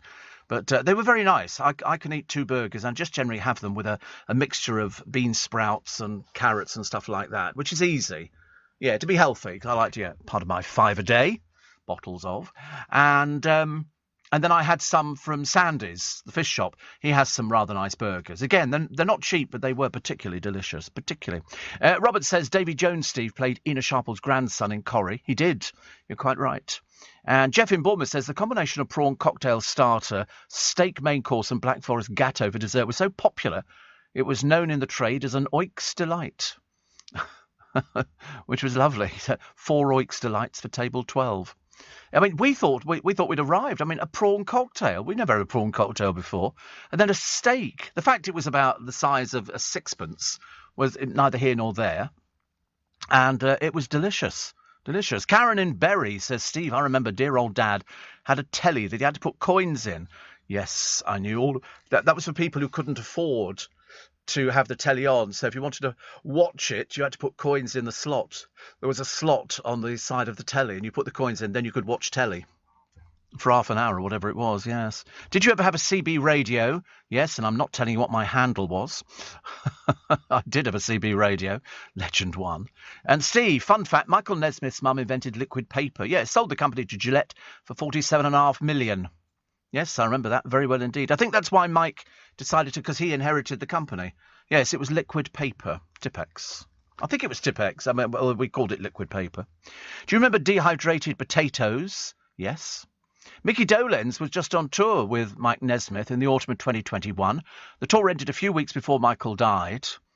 And in 2022, Mickey will be touring with Felix Cavalier of the Young Rascals as part of the Legends Tour, says Carol. Really? Well, you told me something I didn't know. Remember waiting for the Corona Pop? I remember washing out the bottles. We thought it was great, says Jackie. We liked the fluorescent green colour.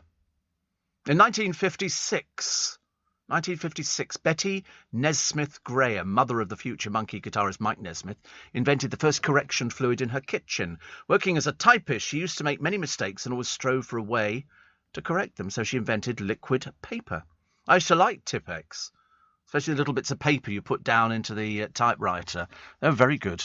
Very good. Of course, now you do it all online, don't you? It's much easier. You do it online and then you can do autocorrect and stuff like that. Very nice. A Royal Source says, after car crash Newsnight chat, Prince Andrew again, no one thinks a 7-hour deposition is a good idea. No, only people like Andrew thinks it's a good idea. Everybody else is going no, but of course Andrew blindly goes on, blind being the operative. And they've literally sort of dispensed with his 7 claims in the legal bid. He denies being close friends with Ghislaine Maxwell, who was convicted last month of sex trafficking, grooming and recruiting teenage girls, and may face up to 65 years in prison. He does not admit knowing Epstein was a registered sex offender when visiting him. I mean, is he just incredibly naive? Everybody knew he was a convicted sex offender. The moment the pictures appeared, we're going, why is he talking to a paedophile convicted? Ridiculous. But because, and this was after he met him, after Epstein just come out of prison for child sex. I mean, how incredibly naive. Denies he was a frequent guest in Epstein's various homes around the world. Well, they've got you down on the plane. I mean, there are so many different versions. He said he met Epstein to break off the friendship. I'd have thought, actually, could he just, I mean, maybe a text? You know, I'm only thinking, telephone, hello. I mean, I'm quite sure that Andrew is I'm quite sure that Andrew could have been seen as being intelligent enough. You didn't have to go over there and walk with him. They were walking, chatting like old buddies. And he went there to tell him he didn't want to see him anymore. It's like they'd had a lover's tiff. You know, don't want to see you anymore. Basically, you're a bad boy. You just come out of prison, but you didn't know that. I mean, Andrew denies everything, but I think that's always been his answer. He doesn't know as well, which is one I've only just heard of, whether or not he invited Epstein to Beatrice's 18th birthday party. He doesn't know. You'd think you'd kind of remember that, wouldn't you? especially in which the paedophile was photographed with sex offender and ex-movie mogul Harvey Weinstein. The list builds up, doesn't it? He doesn't know if a picture which appears to be of him with Virginia, then age 17, besides Maxwell at her London house, even exists. So, and he doesn't know if he emailed Maxwell about Virginia in 2015 after she made abuse claims, as he doesn't have sufficient information. On the subject of Virginia, he claims Virginia and others were responsible for their own alleged abuse, with his legal team alleging they contributed in whole or in part to the alleged damage. I mean, it just doesn't... It's just... You just couldn't make it up, could you? You really couldn't make it up, even if you thought about it. George Ezra is returning with a single, Anyone for You. What was his single? I can't remember what George Ezra's single was. Was it... No, not Buddha. Shotgun. Is that the one? I'll be riding shotgun underneath the... sort of like that. I mean, obviously my singing isn't up to scratch because I can't... I remember the song, basically, because I remember thinking, that sounds like a one-hit wonder. And he had two, didn't he? He had two hits. Yeah, that's it. Apparently he's had loads. Good Lord above. Well, anyway, you live and learn, don't you? Have you bought any of them in vinyl? Or have you're still... Oh, cassette. My favourite, actually. Steve, worst burgers ever. Casey Jones at Charing Cross Station years ago. They don't exist, Casey Jones burgers, do they? They used to sell them at Waterloo Station. I remember those. I told you before, on a Friday night, you get all the drunk people from the city staggering around with a Casey cheeseburger. I used to quite like them, actually. I remember quite like them. Yeah, because I certainly was not drunk. Absolutely outrageous. Dan in Sidcup. There you go. There's...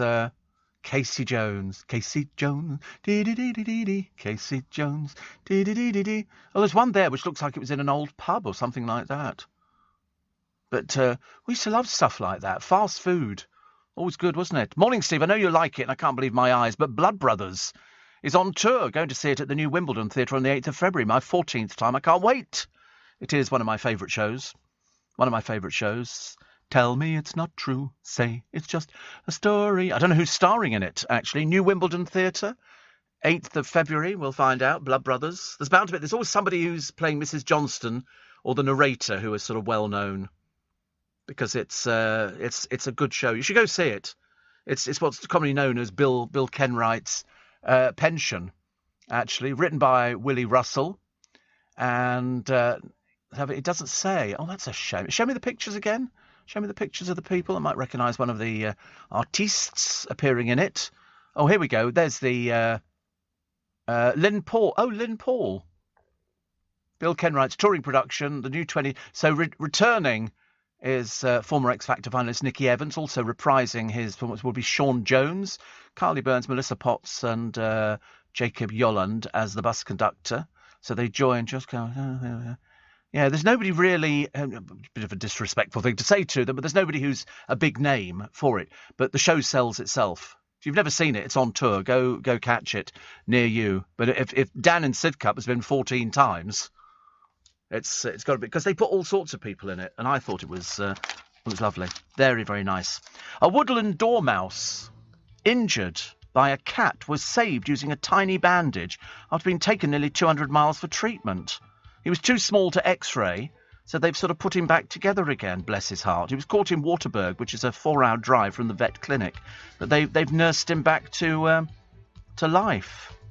They're still hoping he's going to recover, and they're going to release him back into the wild. Oh, bless him, honestly. He's only a little tiny thing, a little woodland dormouse. They're tiddly tiny, tiddly tiny. The government have vowed to make deaf signals the official language, which I think is very, very good indeed. And a martial art taekwondo has been put into a primary school. It's the children's ability to control emotion and behaviour. So that's good, isn't it? I think. This is LBC. This is LBC from Global, leading Britain's conversation with Steve Allen.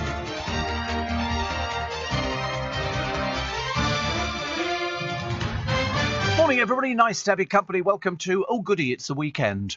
We like the weekend. We like anything where you can put your feet up and then you can go, I don't have to do anything. If I don't want to do something, I don't have to do it. But I'm determined I'm going to get this cartridge for my printer. It's the highlight of my year. I wish I could remember the make of it. It would have been easy. But anyway, it doesn't matter. I love this story. This one is it's collapsing bit by bit by bit by bit. And it takes place down in a place called Bugle in Cornwall. And it's a driver who was arrested twice on the same day for the same offence in the same car. I mean, they don't get any more stupid than this one. The man was first held for driving a Mercedes on a provisional licence without supervision. The car was seized, but he collected it later with another man, but was then arrested after driving it again on his own. I mean, he really is dim. But then a friend who came to pick him up after the second offence was also nicked for driving whilst disqualified. They don't get any more stupid. The police said it's not often we can say we've seized the same car twice in a day. What a shame we don't have his name. What a shame. What a shame. So excited, says Bex in Twickenham. Just been given the green light to run a team of 25 at Glastonbury. It's been a long 2 years off. Certainly has. Talking to Casey Jones Station Fast Food, have you tried the Cornish Pasty Company? There's one at Richmond Station. And great value, I think you mean, considering it's railway station food, says Dale. I've had one of their. I'll tell you what the worst thing is. The Cornish Pasty Company, is that the same as that? There's quite a few of those different types, aren't there? There's one at Waterloo Station, which isn't the Cornish Pasty. I think is it called the Real Pasty Company or something like that? Because I was questioning what's in the sausage rolls. Because, you know, well, I don't know. I mean, it might be, it might not be, but they don't tell you. I mean, I would expect, why can't you have a sausage roll with a sausage in it? What's the problem with that? I don't understand why it's so complicated. I didn't think they were good value at all. I think they were overpriced. I paid £6 for a Cornish pasty. I mean, which I thought was a horrendous amount of money. I mean, seriously, I could have bought the entire unit for that price. It wasn't particularly nice, no. Wasn't particularly good. Steve, my post-Christmas treat is a ticket for an evening with Sue Pollard on Feb the 12th at a theatre in Shoreham. It'll be wonderful, says Conrad. Yes, she sings, she dances, she tells stories, and she's mad as a fruitcake. You'll have a wonderful time. She's done her one-woman show over the years, actually, now. It's a well-rehearsed show, which you'll love. If you like Sue Pollard, she can tell you her stories of Peggy Oleran Shaw and how she wanted to be a yellow coat. And then at the very end of Heidi High, she gets to be a yellow coat. Bye. Oh, the Barry Cryer story. Barry Cryer died the other day, as you know, aged 86. Everybody said nice things about him. You know why? Because he was quite lovely. He was just a lovely person. He wrote some great gags, and they were just wonderful. One of them, my favourite, he said, Picasso was burgled and did a drawing of the robbers. Police have arrested a horse and 2 sardines. You have to get this stuff. Also, a wife is in the bathroom trying on a new dress. She comes out and says to her husband, does my bum look big in this? He says, oh, be fair, love. It's quite a small bathroom. Good stuff, isn't it? And a man drives down a country lane and runs over a cockerel. He knocks at a nearby farmhouse door and a woman answers. I appear to have killed your cockerel, he says. I'd like to replace it. The woman says, please yourself, the hens are round the back. Okay, getting them. And analysing comedy, he says, is like dissecting a frog. Nobody laughs and the frog dies. Which is good. But he... Wait a minute. Oh, no, I can't do the one that's got a rude word in it. But anyway, the story is that I was booked to do an after-dinner chat. I can only call it a chat, actually, because I don't do an after-dinner speech. It was a chat. And it was for the British Musical Society. And Barry Cryer was booked as well, but I didn't know that he'd been booked for it. But I knew his reputation. Unfortunately, on the day that this event was taking place, which was in Ken High Street, the clocks had gone forward. I didn't know. I had, for some reason, don't ask me why, I can't remember what shift I was doing, but I didn't know that the clocks had gone forward. And so I turned up late. Well, to save the thing running into extra time, they decided that Barry Cryer could go on before me, and then I could follow him. He'd be my warm-up. Well, I promise you, and I've said this on the programme a million times before, if ever you've been asked to do an after-dinner speech, check that Barry Cryer is not doing the speech, because he just wipes the floor with you. And I did hear one of his opening lines, which I pinched actually. I turned up. He was absolutely brilliant. He brought the place down. He was just clever. It was finely honed. Me, I died on my proverbial. But I have used since one of his lines, and he uses it at the beginning of his after dinner speeches. And he says it always reminds me, standing here, he said, of the Roman amphitheatre. He said, and the crowds are in there and they're baying for blood, because that's what happened at the Roman amphitheatres. He said, and there's the poor gladiator in the ring. He said, and he's just armed with his little sort of sword, and he's got a net and everything else. And a lion bounds into the ring, and the crowd are expecting. They know it's going to be a massacre. They know that this lion is going to take this man apart, which is exactly what happened in those early days in Rome. That was your entertainment. And so they're stalking each other, and the man's thinking, God heavens, this is going to be a nightmare, absolute nightmare. And he's got his sword at the ready, and the lion bounds forward, and it goes to leap on the man, and the man leans forward, and he whispers something in the lion's ear, and the lion immediately retreats, making all these wailing noises, and runs away. And the Roman emperor says, well, I have to pardon you. You defeated the lion, but tell me, what did you say to make the lion run away? And the gladiator said, I merely said to him, after he'd eaten, he'd have to make a speech. And that was Barry Cryer's opening story, and I pinched it and used it all over the place. It's like I remember doing another one. I forget where I got this one from, but I would always say, well, I'd open up a piece of paper and I said, I've got a letter in actually from Maisie. I said, Maisie's in here tonight. I said, and Maisie's 111. So, and we get everybody to sing happy birthday to you, happy birthday to you. And everybody's looking around for Maisie, and I go, oh, I'm terribly sorry. She's not 111. She's ill. And, and it was stuff like that. But Barry Cryer just had it rolling off the tongue. He was just absolutely brilliant, absolutely brilliant. So I always then checked, if ever I got invited to do any of these other things, then I wasn't going to follow anybody who was very, very clever at doing after-dinner speeches. But it's amazing, isn't it? As you get a bit older, there's always something. I should imagine there must be thousands of people listening who would have a good story about Barry Cryer. I mean, he wrote for everybody. The two Ronnies, Tommy Cooper, Morecambe and Wise. He also starred on the airwaves and on stage himself. He appeared at the Windmill Theatre. He was bottom of the bill, but he didn't care. He was at the Windmill Theatre. And he wrote for Danny LaRue. He wrote for just about everybody. He wrote for everybody, all the big comedy giants. Victoria Coren Mitchell, whose father Alan was a long-time friend and colleague, remembered him as a lovely, lovely man. Her husband, David Mitchell, described Cryer as a brilliant man and a bringer of huge joy. He also went to Victoria and David's wedding. He was pictured there at the wedding because he always had stories. You never found him sort of lacking in words at all. He was just absolutely amazing. Absolutely amazing. Steve, says Anne in Richmond, were you able to see the really wonderful programme last night on BBC Two about the portraits of the Holocaust survivors? You must watch it. Prince Charles spearheading it and very moving. Yes, I'd seen the pictures in the paper and I knew all about it because we featured it on the programme yesterday because yesterday was Holocaust Memorial Day. Steve, Greggs have already put their sausage rolls up from £1 to £1 and 5 pence, says Sunil. Yes, I mean, the trouble is always catch them when they're out of the oven. If you have them cold, it's not the same. It really isn't. But I'm still maintaining the best rolls are the bacon rolls from Pret a Manger.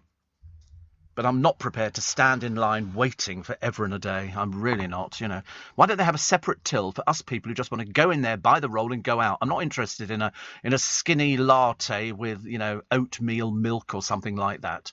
I think I should have to I think we should be wearing a badge or something and say, this person is only, but excuse me, out the way, I'm a diabetic. I need this bacon roll. Be like a Victoria Wood sketch, wouldn't it, really? Over-the-top pasties are the best pasties in Cornwall. Don't they? You have to... Can you call them Cornish... You can only call them Cornish pasties if they're made in Cornwall, I think. Didn't they go through some court case or something? Barry Cryer raised loads of money, says Paul, for charity and the wonderful organisation Entertainers Have for Disabled Children. I don't know. That's not the Entertainment Artists Benevolent Fund, is it? Because... it's funny because people didn't know what to buy me for Christmas. And I told you that my brother and his wife had donated money to Great Ormond Street Hospital as my Christmas present. So Great Ormond Street Hospital wrote to me, thanking me for my donation. And then, ironically, when I got my present from the parents of my godchildren, they said we were looking for something different. And I then told them my brother had bought this, and they both looked at each other. They'd done the same thing, but they donated money on my behalf to the Entertainment Artists Benevolent Fund because they run Brinsworth House in Twickenham. I mean, what a good present. If you can't think of anything to buy somebody, why not make a donation to charity under their name? And then they'll get a little letter back saying, thank you very much indeed for donating, because they rely on people like that. So I was really quite pleased, actually, that money went to the Entertainment Artists Benevolent Fund and to Great Ormond Street Hospital in my name. And it didn't cost me a penny piece, because it was my Christmas present from them to me. So I thought that was inspired. I thought it was fantastic. Steve Allen on LBC. Apparently, the Daily Mail says today why being overweight may not be what's making you unhappy. Because I remember seeing people on the television years ago talking about weight and going, actually, I'm really happy and all the rest of it. And you think, are you really? And then people spent ages. Who was that? There was a model, wasn't there? A very famous model who was sort of known as being plus size and then lost all the weight and then started sort of selling the idea that plus size was really good and all the rest of it. And all I worry about is, some people, because we're in the era of fast food and everything. I mean, I don't know what's in the ingredient. You read the ingredients on the back of something basic like a sausage roll and you look at it and you go, my God, I mean, this is practically nuclear. Steve, I went to a new shop. And I've been put off sausage roll. I went to this new shop that opened and bought 3 sausage rolls, and the pastry was undercooked. Nothing worse than cold, raw, flaky pastry. Well, they come in Greggs because they're done on the machine. They have an oven which sits at the back, and it's got the shelves in it, and they put in the pasties and all the rest of it. I would think it was pretty. I mean, I know that they overcook bacon. And I hate it when they overcook bacon. That drives me absolutely crackers. Because I think, perhaps it's people who don't eat bacon very often, but I don't want it so you can break it and hammer nails in. It's definitely not there. Steve, here's a tip for getting straight to the front of the queue at Pret for your delicious bacon roll. Pret's till number 1 is a cash-only till, which is a queue jump in paying cash. You can jump straight to the front, says Jason the bailiff. I don't want to risk it, actually. I don't want to be a bit mealy-mouthed about the whole thing. Yeah, I just want to go, excuse me, diabetic. Hello, I want to try that old thing, which was used, I think, by Victoria Wood and Julie Walters, where they're in a shop getting, excuse me, can we pass by? We're not having a sweet, and then they go, sorry, grey eggs. What sort of custom is that? She went, but I'm not sure, but the bacon rolls there are the best bacon rolls. They are the best bacon rolls. And the reason I say that is because you really get loads of bacon in there. I mean, yesterday I did have, what did I have? Oh, and I didn't have anything yesterday, and the reason being that I was about to miss the train. I didn't want to miss the train, so I sort of picked up the speed a little bit, and sort of managed to get to the train. And then I was going to go to Greggs and get something, and I thought, no, because the bus stop, because they had another flood in Richmond High Street. They're constantly having floods. Somebody's obviously got it in for them. And the bus stops, I'd have to go all the way down to Greggs, then all the way back up to get on the bus, and I thought I really couldn't be bothered. So instead, I suffered on the bus full of school children. They rammed them in there, the school children. I sat on a seat, put my bag next to me, not having already sitting. I stopped somebody the other day. Some lad tried to sit down and said, mask. Sorry, you're not sitting next to me without a mask on. Even though now they don't have to wear masks, but, we still have COVID. So I want to make sure that I don't want to catch anything. Thank you very much indeed. Steve, I've never laughed so much than I did at a wonderful dinner with Barry Cryer and his lovely wife. We went to Chelsea Arts with them and my cousin Clive Dunn and the lovely Anita Harris. We love Anita. The jokes were hilarious and my face ached for hours afterwards. Barry was one of a kind and will be missed, as is Clive, says Fanny. Thank you. I like that idea. And Stephen Sheffield says, my favourite Barry Cryer joke, everybody's got them. Watson returns to Baker Street to find Holmes painting the front door of 221B bright yellow. Watson says, what are you doing, Holmes? To which Holmes replies, it's a lemon entry, my dear Watson. Get it? OK, you're barred. R.I.P. Barry. Listen, I'm sure everybody loved him. You won't find anybody who didn't love him. You will not find anybody who didn't love Barry Cryer because, he always made the extra effort, even though he must have been exhausted. But he was great. But I did used to question, how long is this man going on for? He seemed to have boundless energy. So, You enjoy yourself wherever you've gone to, Barry. I don't mind where it is, actually. But I'm sure you'll have a lovely time. Vulnerable women walking home at night could soon be able to summon a drone to protect them. I don't know how you work this thing out. The Eye in the Sky, kitted out with recording equipment, a spotlight and thermal cameras, would be used to warn off any would-be attackers. Well, you don't really see them unless they're hovering over your head. How does that work? These drones, monitored by a pilot in a control centre, are £35,000 each. Well, I mean, how's that going to work? Once summoned using the firm's AeroGuard app, they would record CCTV and shine a spotlight to deter an assailant. Oh, right. Yeah, I can see that happening. That doesn't sound at all practical. They're cheaper to run than police helicopters, costing £100 an hour rather than $3,200. A decision on funding for the trial is expected in March. It's going to be $30 million to roll out 126 of these devices. I don't get that at all. Do you see that being able to happen? I don't. So you imagine there's two people and you've got one goes one direction, one goes the other, and the drones are then, where are we going? Well, I don't know where we're going now. Well, I'd call the helicopter for $3,200 an hour, or failing that, I'd take a cab home. Make it a lot easier, opposed to walking. And also shining a light to deter an assailant. I mean, as if that's going to make any difference. You've got CCTV all over the place. It won't deter anybody. It really won't. Sarah and Thatcham, great to hear you talking about Corona soft drinks. As I've mentioned to you before, my dad was a delivery driver in the early 70s. Hearing about it reminds me of him. Oh, there you go. You're very welcome to it. I used to love the Corona Man. The Corona Man was great. He would turn up and all he sold was Corona. And it would be a lorry. Corona's like a fizzy lemonade, but in different colours. Orange, red, green, cream soda. It's a beer too, is it? Oh, Corona is, yes. You've got the slice of lime in the top. I thought that was pretentious. Yeah. Very sophisticated. I don't think so. But no, the Corona Man coming round was brilliant. Loads of people had it delivered. It was a fizzy drink, and you might even still get it. I don't know. You can't get Corona anymore. Nothing similar to it, is there? Oh, shame.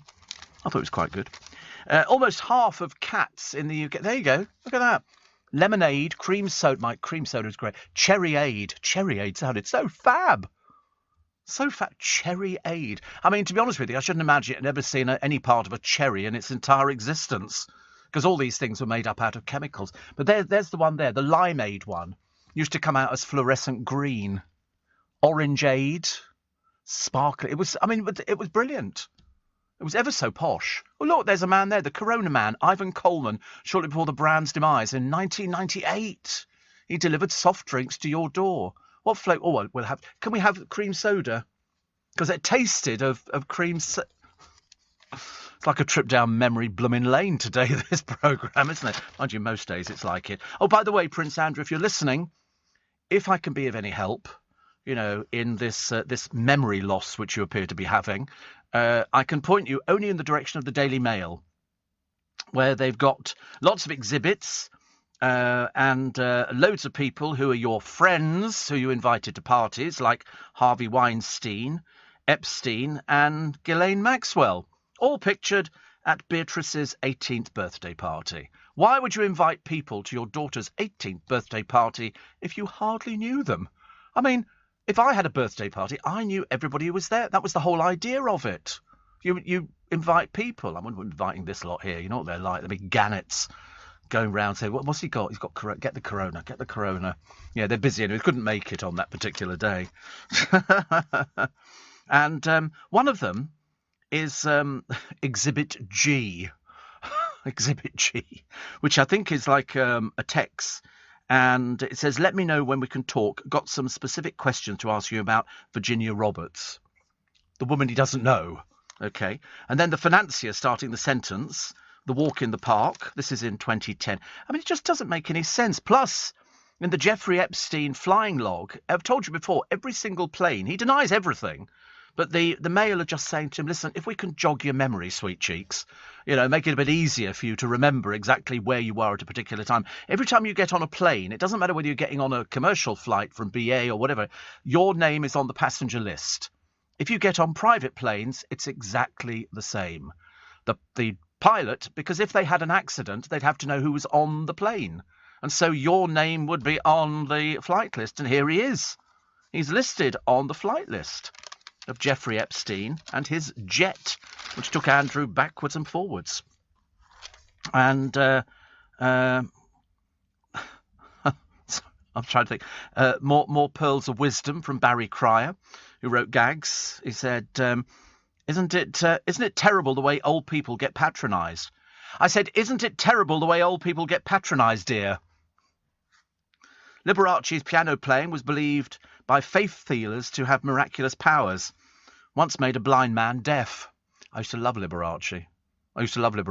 He had the cheapest shows in Las Vegas because all it was based on was he had the ballet of folk laureate of somewhere, and they basically were doing local country dancing kind of thing. He had his dancing waters, which were very popular, and he would play the piano, and then these water jets would shoot up behind him, and they could change colour. You never seen the dancing waters? I mean, Adele wouldn't. She'd have hated that.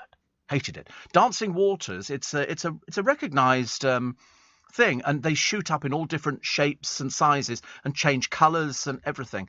It's fountains, but they're literally behind him on the stage, protected by a curtain thing. But you have a look at Dancing Waters. You'd be very impressed. You'd have them booked in for your Christmas show straight away. I'm thinking about booking them for my show. Steve Allen on LBC. Text 84850. Morning, nice heavy company. So great jokes from Barry Cryer. As I say, such a great loss, and our commiserations to his family. But what treasured memories?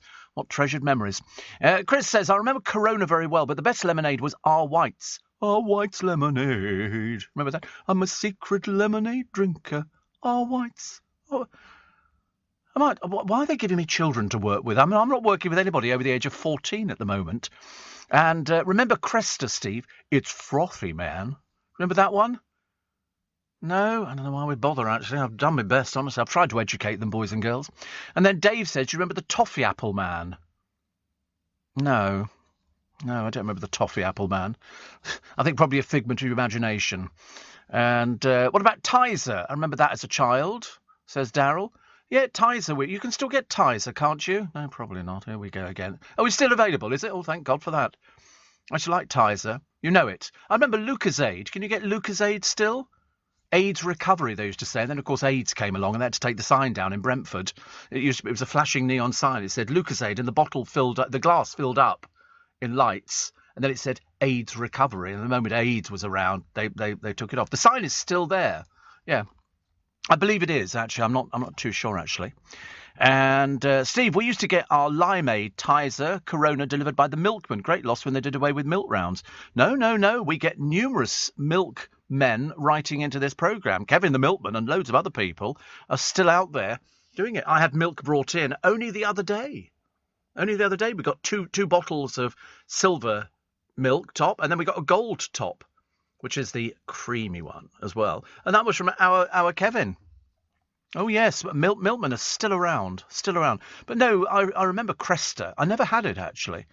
And it was advertised by a cartoon polar bear in sunglasses. And he'd go, it's frothy, man.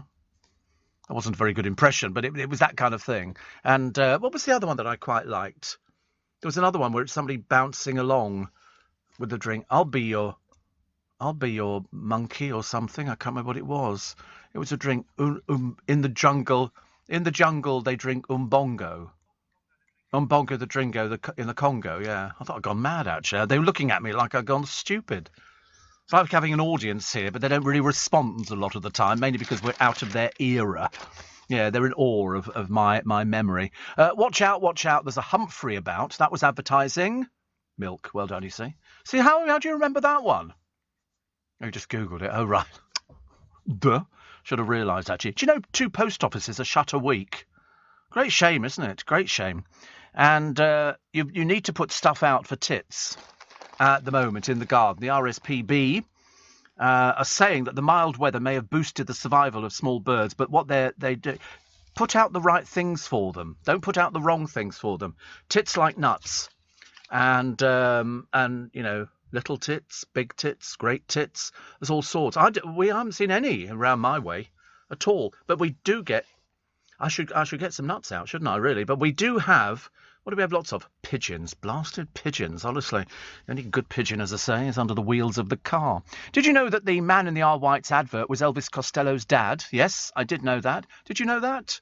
He creeps downstairs and he goes, I'm a secret lemonade drinker. Opens the fridge and he goes, R. White's, R. White's. So not R as in, oh, R. It was R, the letter R, White's. And he got it out of the fridge. Just me again, isn't it? So, yes, I did know it was Elvis. Our Whites are still going strong. I wonder how they make it. Because we used to have, what was one of the, Soda Stream. Get busy with the fizzy, get Soda Stream. Everything had a jingle to it. My entire life was brought up on music. Apparently the Lucasade sign's gone in Brentford, as is the building. Oh, well, shame. Never mind. Gone, but not... I wonder if somebody bought it.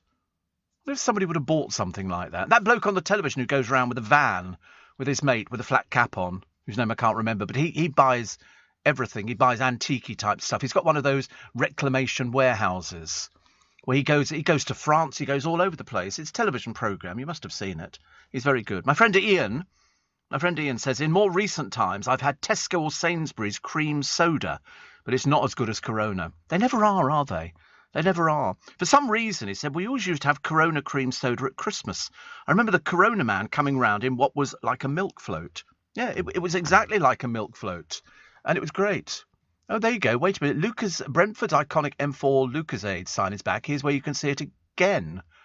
And it's sitting proudly on Brentford's Golden Mile. Where is it now? It's at Gunnersbury Museum. Oh, that's where they put it. How interesting. Show me the picture again. Show me the picture. I remember it. Lucasade replaces Lost Energy. But it used to say Lucasade aids recovery. And the bottle tipped up and it filled up the glass. How interesting. And it's now... I didn't even know there was a Gunnersbury Museum.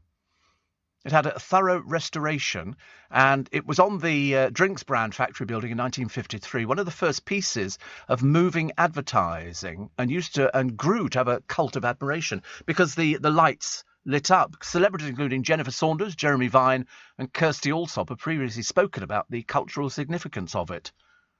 Brentford's Golden Mile. I ask you, Brentford.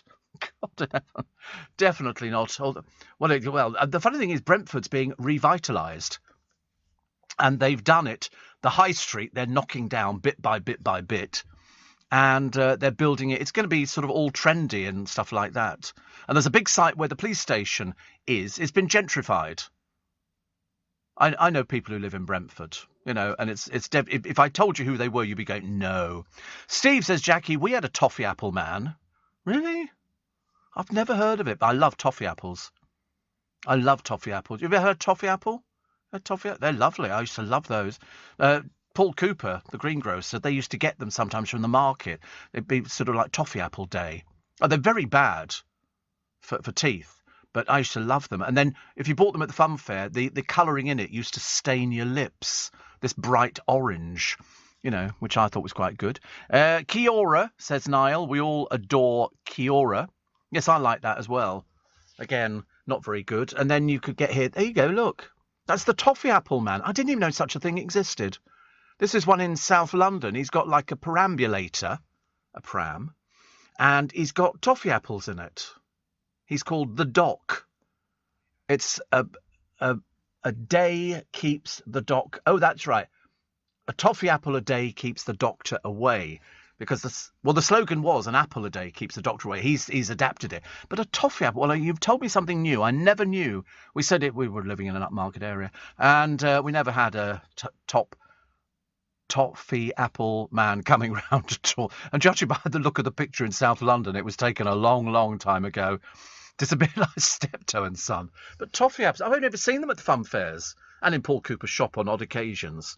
But you don't get these things. Honestly, I'm sure life was better years ago. I keep telling people that. It's like, you know, I was telling you about a friend of mine who's just recently got a dog. And it's all new. It's for the kids.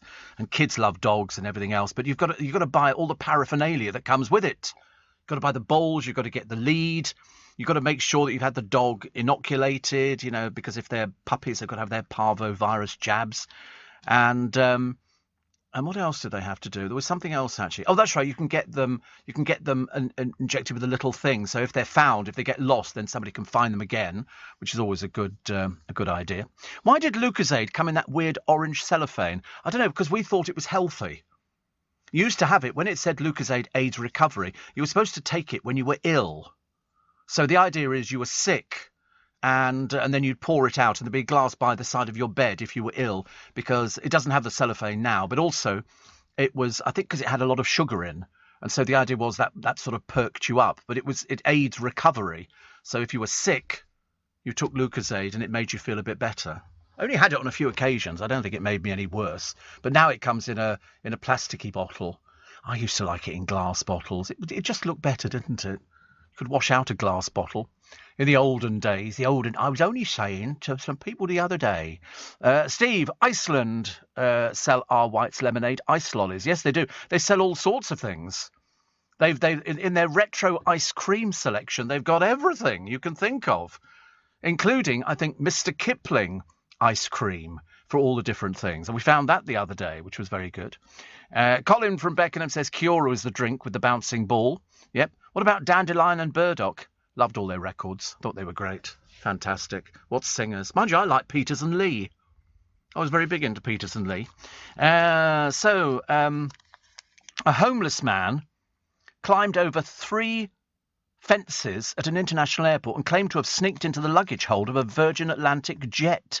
He said he drank a beer inside the plane because it looked cool, only jumping off when staff removed the steps and he worried about it taking off. Lord, how can you just climb over fences and get into these things? It's unbelievable. He has been banned from the airport for 2 years and fined £100 after he admitted entering a restricted area in December. And the other thing was that person who survived an 11-hour flight in the wheel housing of the front of a jet. One of the very few people who survives, because mainly when you go up there, the temperature drops, the wheel comes up into it. You know, you've got to be careful you're not. Normally, these people fall asleep. When the thing's coming into land, the wheel comes down, they open up the housing, and these people fall out. We've had that before. Somebody was sitting in their garden, do you remember, years ago, and somebody fell in their garden in front of them. They died because they'd fallen from such a great height. Terrible. This is LBC with Steve Allen. Morning. You know, I was just listening to that thinking, that's me. It only just hits me. You know, you hear it so many times and it kind of sort of washes over you a little bit. Pamela says, don't forget milk ladies, Steve, because we're so used to saying milk men, aren't we? I had a milk round in the late 80s. I wish I'd known about you then. I would have had you on my float. I could have been on float radio. I used to love the early milk floats. They were electric. And there was a certain noise that they made. It's all moved on a little bit. Steve, I hope the catchphrase for Kia ora was, I'll be your dog. Yes, I'll be your dog. Remember that one? Do milk people still use the floats? They're all petrol driven, aren't they? I don't think they're electric anymore. I think we sort of, because they had to be charged up overnight. You imagine the embarrassment of being stuck in the middle of the road because your battery had run down. But our White's lemonade was years ahead of its time with recycling, as they used to pay 10p for returned glass bottles. Oh, they did the same for Corona. Corona, you got money back on the bottle as well. And so, Richard, that was when we used to buy it when we were at school. You'd buy it and it was 1 and something, but you got it for 10p because I think there was 6p back on the bottle. And when you turned the bottle round after you drunk the drink, you could see on the back of the label, it said 6p, you know, on return of the bottle. They encouraged you to return. That's a milk float. There's a picture of a milk float. Thank you very much indeed. That's what they look like. But of course, you know, a lot of people used to pinch stuff off the back of them because they used to do, when they started, they just did milk. Then the last one I had, I think Unigate, the milkmen used to own their round. They bought the round off the milk place. And they used to get, you could get orange juice, bacon, bread, butter. Yeah. I mean, especially if you didn't have any money, it was a good excuse to sort of get them to say, I'll have 2 pints of milk and a loaf of bread and some bacon and some butter. And then at least you could eat for the week because they didn't come back till the Saturday to get their money, by which time you'd learnt to hide behind the settee, trying to put it off as long as possible. Nobody wanted to pay the milkman. And so milkmen had to cough up themselves because they had to buy the stuff. So it became a little bit of a problem. Steve, you are right, Mr. Kipling. They do in Iceland Angel Slice ice cream, and it is divine, says George. And Debbie says, I still have the odd glass of Lucozade now if I've been feeling poorly. Somehow it makes me feel better. I don't think there's anything really in it that makes you feel better. I think it's just carbonated water, isn't it? It's got some glucose in it. But that, I think that's about it. I don't remember anything else. But it was just there to make you feel a bit better. But glucose, hot Ribena makes you feel better. Or hot blackcurrant. I used to think hot blackcurrants. When we were out in Luosto, inside the Arctic Circle, that's what they served us all the time. We had hot blackcurrant, and it was delicious. But hot Ribena was very popular. Or if ever you got a cold, my mum and dad used to swear by hot milk with a spoonful of whiskey in it. And so you'd get milk that had been heated up on the my mother would go, I'll get them, and you could guarantee be cured by the morning. Guaranteed cure by the morning. And so she'd pour it in, and then they'd pour a little bit of whiskey in and some sugar. And whiskey and milk was delicious. Absolutely delicious. And it cured all sorts of ills. So Barry Cryer named and shamed Tommy Cooper as the only skinflint who declined to pay for his gags.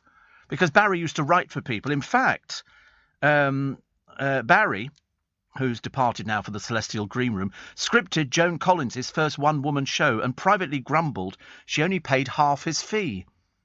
He explained her excuse. She said she only used half the material. So because writers, that's how they made their money. You know, somebody would write you a show or write you gags or things like that. And I used to think that was really clever. And he was one of the best. He was one of the best. He really was. Birthdays today, I've forgotten actually. Elijah Wood. He was Frodo Baggins in Lord of the Rings.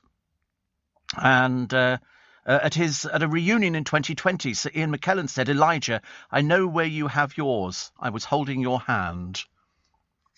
I think because he was in the same films, wasn't it, or something? I don't know. And also Dame Jessica Ennis-Hill is 36 today. Elijah Wood is 41. Also on this day in 1918, Harry Corbett was born. Harry Corbett, of course, was the puppeteer from Bradford who created Sooty. He bought the original for 37.5p from a toy shop. He saw him in the window. Must have had other ones, but anyway. And he suggested glove puppet Sooty should get a girlfriend, and it hit controversy. Headlines claimed it was introduced sex into a children's programme. They weren't happy about that at all. Well, the original Sooty is in the Magic Circle. And if you came to any of my shows over Christmas, then you would have seen the original Sooty. Sue was his girlfriend. Yeah, but they never sort of pushed too much that it was his girlfriend. I think secretly him and Sweep. You know, I think that was it. Sweep was hilarious. Sweep was hilarious. And, of course, he's been bought now. They actually sold Sooty. I think he went for £1 million, and he was sold to Richard Cadell, who owns the rights to Sooty now. And when they sold Sooty, I think Matthew Corbett, who was Harry Corbett's son, he also operated him. And the children complained, and he said, listen, this little bear has bought this house, this swimming pool, your education. Don't ever knock the bear. But it's weird how Sooty ran in the Corbett family. Yeah, they literally passed him on. They passed him on. And he didn't change at all. He was always the sensible one doing the izzy-wizzy, but he never said a word. Never said a word, and he turned out to be a cartoon and everything else. But the original one, in the Magic Circle Museum, and can still be seen on a regular basis, which is lovely. In 1985, you went this long ago, I couldn't believe it. All the people like Michael Jackson, Ray Charles, Diana Ross and Bruce Springsteen recorded "We Are the World, We Are the People." Remember those people who were doing it to raise money for charity, and yet they were eating caviar and smoked salmon and everything. It was the papers made a big deal about that. Big deal. What else do we have? Oh, yes, it was the Suleiman octuplets. 6 boys and 2 girls. They're 13. They're 13. But in fact, it was on this day in 2009 that they were born, and they're 13 now. And their mum sort of wrote about them and said how fantastic they were. And I thought they were great as well. We found a picture of them, and I think I might mention them on my free podcast. Morning, welcome to Monday, welcome to the 31st. This time tomorrow we'll be going pinch and a punch for the first day of the month. Pinching up quick for being so... No, you can't do that anymore. You're not allowed to sort of inflict injury onto people just for celebrating going into February, which will be 28 days, and it's all very exciting. Not really, is it? It just means that the year goes by even faster than we can imagine. I went out yesterday, very nice indeed. The weather was lovely. people had decided in Richmond they were all going out, and me and Corey, my ex-producer, who's working on Ian Dale's programme at the moment, we had a nice time. I showed him some famous buildings in Richmond, and then we went and had a very nice lunch, which was very nice, not cheap. Mind you, it was only boosted up with the price of a bottle of Prosecco. I mean, I know how much Prosecco costs because I buy it. You can get a nice bottle of Prosecco for about £8. 47 quid where we were. 47 quid. I mean, you do think to yourself, come on. Took to bill a little bit too high, but it doesn't matter. Listen, you only do it once every so often, don't you? Which is nice. 3 people have died in these storms that we've got at the moment. Power still out for thousands of people. I feel so sorry for people whose power is out. You know, we've had it with flooding and all sorts of things where you look at cars whizzing down the main streets of these poor little villages and towns and everything else. Apparently, Andrews yelled at a gardener. This was some years ago. Well, it must have been, actually, because it was over the Virginia case, and one of the gardeners, I think working in the grounds, had cut down a tree, the wrong tree. Well, he thought it was, and so shouted at them. And so basically, she's still working for the royal family, just nothing to do with Prince Andrew. He's obviously got a terrible reputation of being a nasty little piece of work. Mind you, interesting to see that in the case of Meghan and Harry, you remember we were saying the other day, they really need to get their act together. They've taken money from Spotify, about 18 million quid. So far, they've turned out nothing. Still waiting, but, you know, they're far too busy doing their own things. And then somebody said, you should really check on what Spotify are putting up on Spotify. And so they have, and they've said, oh, yes, we have noticed that, and we'll be asking them to change it. Like anybody's going to take any notice of Meghan and Harry. I'm sorry, we just paid you 18 million, sweet cheeks. We'll be telling you what to do, OK? And if you don't do it, we'll take you to court because you're expected to turn something out. So far, they've done nothing. Totally useless. You know why? Because they're not speakers. They're not orators. I shouldn't imagine they can even type. So what do? They do nothing. As long as they stay abroad, we don't care.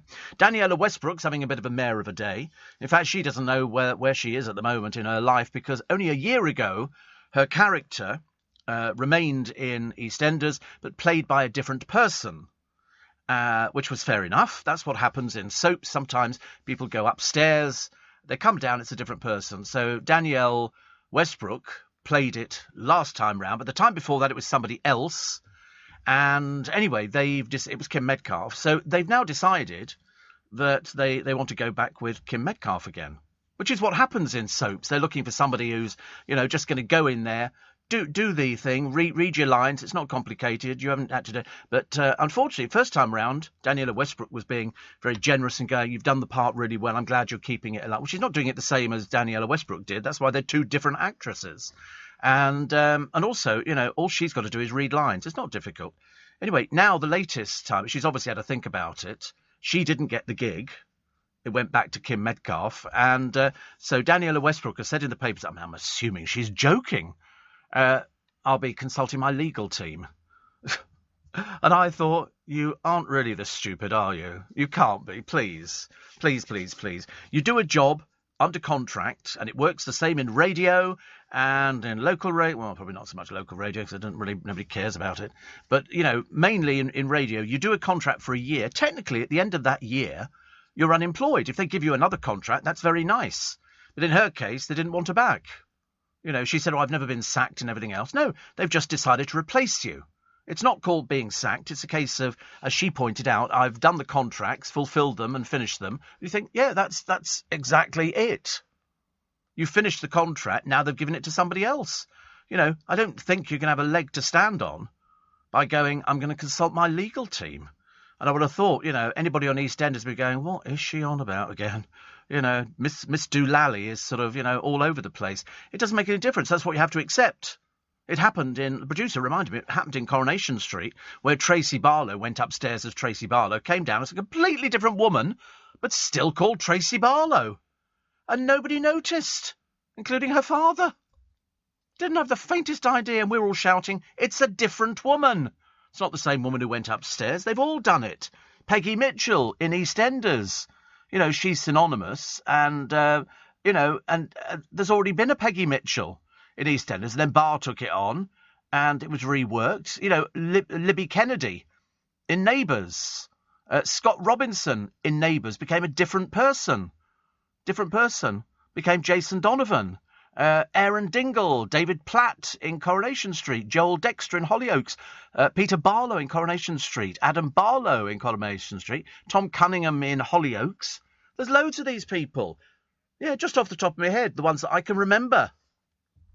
You know? Shane says, Steve, Joey Essex didn't win the Australian I'm a Celebrity last night. I don't watch it anymore. I mean, to be honest with you, of course he didn't win it. The man's an idiot. What's the point of putting him on a programme when nobody knows who he is? Nobody has got any idea who Joey Essex is. Not even Joey Essex knows who he is. Dylan Lewis won. And we don't know who Dylan Lewis is either, so it doesn't make any difference. Peter the barman in Malvern says, I'm on time again. Good, good, good. Tick yourself off in the box. And Zara says, I've just caught up on your Friday show. No adverts, I love it. 2 of your shows in one morning. What a treat. I even made myself an Earl Grey tea instead of the usual Yorkshire Gold with sugar because I'm trying to gain weight. Oh, well, you're going the right way. I had something the other day. In fact, it's the first time I've not finished a pudding. I haven't finished a pudding. And it was, what the heck is it? They make it's sort of like a ginger cake thing. And it came with cream and everything else. I can't remember what it is. Well, if you get me up the menu, I'll be able to tell you what it is. Because they don't do a lot of cake. We went to the Ivy Cafe in Richmond, only because it's housed in a building I used to work at, where I met Dale, the castle, in Whittaker Avenue. And the Ivy used to be just one of the bars in this place. Oh, sticky toffee pudding. Well, it's so rich. I mean, it really is rich. I mean, it's unbelievable. So I only ate half of it. And I walked out of there thinking, I'm just going to explode. Absolutely going to explode. So, yeah, sticky toffee pudding. With salted caramel sauce, dates, clotted cream and gold flakes. I don't remember the gold flakes, but I'm sure they were there somewhere hidden inside of it. Can't tell really. But no, my God, it's I should have had something else. But in fact, no, you have to wait 15 minutes for the apple tart. It's 14 minutes. It's obviously cooked to order, which is okay. I don't mind that. A friend of mine used to have a restaurant, and he used to do like an apple and marzipan kind of tart. Came in frozen. They put it in the microwave. Everybody loved it. It was delicious. Delicious. You know, you couldn't have told the difference whether it just came out of the oven. So when they went, it's 14 minutes, I began to think, oh, surely you could just pop something in the microwave. But I wonder how many places use them. Loads of places. But, still quite nice. But we had a bottle of Prosecco. That was good. We had water, which was very good, feeling a bit healthy. And we'd already done the walking because, believe you me, I was in no fit state to walk after. So I I headed over the road, got myself a bus back to Twickenham, and Corey disappeared off on the train. But he went shopping. He went to Waterstones, first of all, and bought a book, actually. Yes, the Bible, How to Get Out of Any More Lunches. Andrew says, didn't Clive Bull used to work as your producer previously? No. No, he was... I used to use him on the programme occasionally. We used to do a book review, but he never worked as my producer. He was on the LBC trainee scheme, and he used to do the phones for Brian Hayes. Diana in Herne Bay says, I wonder if you saw the Channel 5 programme on Saturday about the Peninsula Hotel in Hong Kong. Notwithstanding the promotion of the hotel, you might find old pictures and info about Hong Kong very interesting. I've never been there, but I took a day off to watch Chris Patton hand back Hong Kong to China in the 1990s. It was an historical event. Yes, it was. I know about the Peninsula Hotel. I'd never been to it because it wasn't there when I was there. But they use Rolls Royces, don't they, for ferrying people about and taking them to the hotel. But there's lots of... I saw one in Dubai the other day. There was a nice Dubai hotel, and that looked fairly sort of flashy. I quite like it. Is that the Peninsula? Yeah, well, they've obviously changed all their white Rolls Royces for Rolls Royces, and it looks like they've got a fleet of 1, 2, 3, 4, 5, 6, 7... probably about 10 of them. Rolls-Royce Phantoms. Very nice indeed. So in other words, they'll come and... even more than 10 by the look of it. They'll actually come and pick you up at the airport, depending on... Not if you've booked a single room, I suspect. There they all are. There's loads of them lined up. Very nice indeed. I like that. It's a luxury hotel. And so it should be. I'm having a look at one of the rooms there. I like a big bed. Was it really? Well, I don't know. We didn't know about things like that. We had a flat. So we wouldn't have known about the Peninsula Hotel at all. But it does look very nice. So you're right, it's been there for ages now. A lot of traffic outside it, I've noticed. Cars parking and everything else. But it's obviously been updated. In fact, it must have been. Must it? There's another extra bit which we're looking at. I shouldn't imagine it probably had a swimming pool to start with. Probably just would have been a puddle or something like that. But it looks very nice, actually. I'd love to live in hotels. I think that would be sort of absolutely ideal for me. That would suit me down to the ground. You know, you leave here. Thatcher did, really. She lived in the Ritz. Ooh, I know a couple of actresses who lived in the Ritz as well. And the Savoy was very popular because she used to mention it on the programme. Her name was Elaine Stritch. And she'd say, well, I was coming from the Savoy today. And, of course, she got a huge discount on the room, provided every time she was interviewed she mentioned the Savoy Hotel, which actually I didn't have a problem about that at all. I like all these sort of things. So this morning I'm going to be drinking tea, which is quite nice. So the Daniela Westbrook story we've sort of dispensed with. Because, I mean, to be honest with you, she hasn't got a leg to stand on. And I don't know anything about the law. I'm just thinking. They change actors and actresses. She was a bit unreliable. She was never fired. They just decided not to renew the contract. But they liked the character, so they've kept it, and they've given it back to somebody who's played the part before. You know, it's got nothing to do with her, who they employ. She doesn't run the BBC, thank God. Can you imagine what it would be like? Oh, my goodness. Wannabe cabbie numbers are tumbling. Cab drivers are not doing it. You know why? Because you don't need to do the knowledge anymore. You really don't need to do it. You've not needed to do the knowledge for donkey's years. Because, you know, applications have fallen because people are 95% in 10 years. Because people, and I've got friends of mine who are black cab drivers, and they did the knowledge, and an average 2.5 years to learn it. Whereas nowadays, you've got a sat-nav. You key in where they're going, push it into the sat-nav, it takes you there. Why would you want to bother learning the knowledge and driving yourself mad? I had a friend of mine who really nearly went round the bend. How many people applied last year? Well, any bend. How many people applied last year? What, to be cabbies? Oh, I don't know, 1,000? 221. That's why. You know why? People would rather go and work for somebody else. The only difference is, I mean, 10 years ago, 3,500. 10 years ago, 3,500. But I've interviewed more cab drivers. I've got friends who are cab drivers. Their families been cab drivers for ages and ages. But you don't need... I mean, the knowledge requires you to memorise 25,000 streets and 100,000 landmarks within a 6-mile radius of Charing Cross. Why? Because we didn't have sat-navs when they first started. And so that's what you have to learn now, and then they actually test you. But once you've got your licence, it's a licence to print money. You know, you can go out there, you can take cash, or you can take credit cards. During the pandemic, there were problems, but LBC spoke to a few cab drivers, because I remember hearing him, and he said a lot of cab drivers are moaning, you know, because there isn't any work. He said, I'm registered on all these apps. He said, so I take the work wherever it is. He said, and it's coming in, and I've got loads of work coming in. Whereas lots of other cabs were just pounding the streets. There weren't enough people out there on the streets to do it. But you don't need to do the... what is the point of doing the knowledge? You've got a sat-nav. This is LBC. Did you hear what Truss said? That if Russia goes to war with the Ukraine, we could ask Russian oligarchs to be kicked out of their mansions in London. Like to see you try that one, love. Mind you, of course, if it comes with a £500,000 cheque, I should imagine you'll probably manage it, won't you? Goodness sake, honestly. Steve, from Kuwait, we are 3 hours ahead. I struggle to listen to the show regularly when in the UK, but out here, you keep me company between 7 and 10, says Luke. So there you go. And John in Peacehaven says, I remember Miss Ellie in Dallas. 1 minute she was Barbara Bel Geddes, then she was Donna Reed. Even JR didn't notice. I know. Mind you, the funniest thing was after... her husband, Miss Ellie's husband, Jock, had died in real life, she carried on having conversations with him on the programme. She'd go, oh, hi, Jock. She was like that. She had a very, very feeble... They lived in a pitiful little house, considering he was an oil-rich multi-billionaire and all the rest of it. And she'd go, oh, is that you, Jock? Oh, how's everything going over there? I thought, he's in heaven, love. He's not at the end of this telephone. You're lying to us. That always made me laugh.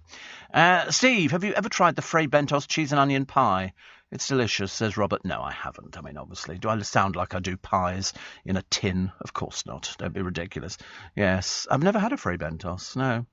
If I'm going to have a pie, I'll go and have a proper pie. You know, not something in a metal tin.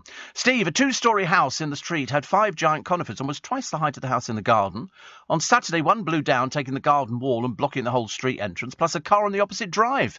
It only cleared on Sunday afternoon. I think I'll be taking the other 4 down, says Monica. Thankfully, nobody was hurt. Yes, thankfully, nobody was hurt. Steve, Michelle in Redruth, you just mentioned Elaine Stritch. Remember the series she was in with Donald Sinden, Two's Company? I loved it. I'd have had to get myself on YouTube to reminisce. By the way, February is going to be great, especially Sunday the 20th. Woo! Actually, the funny thing is that Elaine Stritch, she came in to do an interview, and she was very good. She was a musical star and all the rest of it. But she lived at the Savoy, and she'd always mention it, as I say. But one time she said, "Oh, can I have a car to take me back home?" So he said, "Yeah." In those days, you'd book a car, and Larry or Jock, two of the drivers that we had almost on permanent retainer, would take them home. Anyway, what did she do? She went shopping for the day with the car. She went shopping for the day. We got this horrendous bill in for something like £200 and something. And my boss said to me, he said, "How is this possible?" I said, "Well, I'll have a check." She went from LBC, she went back to the hotel, he waited, she went and got changed. She then went off shopping in Selfridges and all these other, leaving the car parked outside. It was her own personal cab.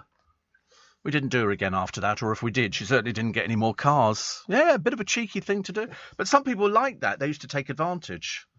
They used to take advantage of it, but there you go. King crabs are invading Britain's shores, which is not very good. I didn't even know we had crabs in this country. I had no idea. Do you go and, yeah, I mean, I think off the coast of certain, parts of this land where they go out crabbing with sort of pots and stuff like that, and that's quite interesting. Bournemouth, very popular.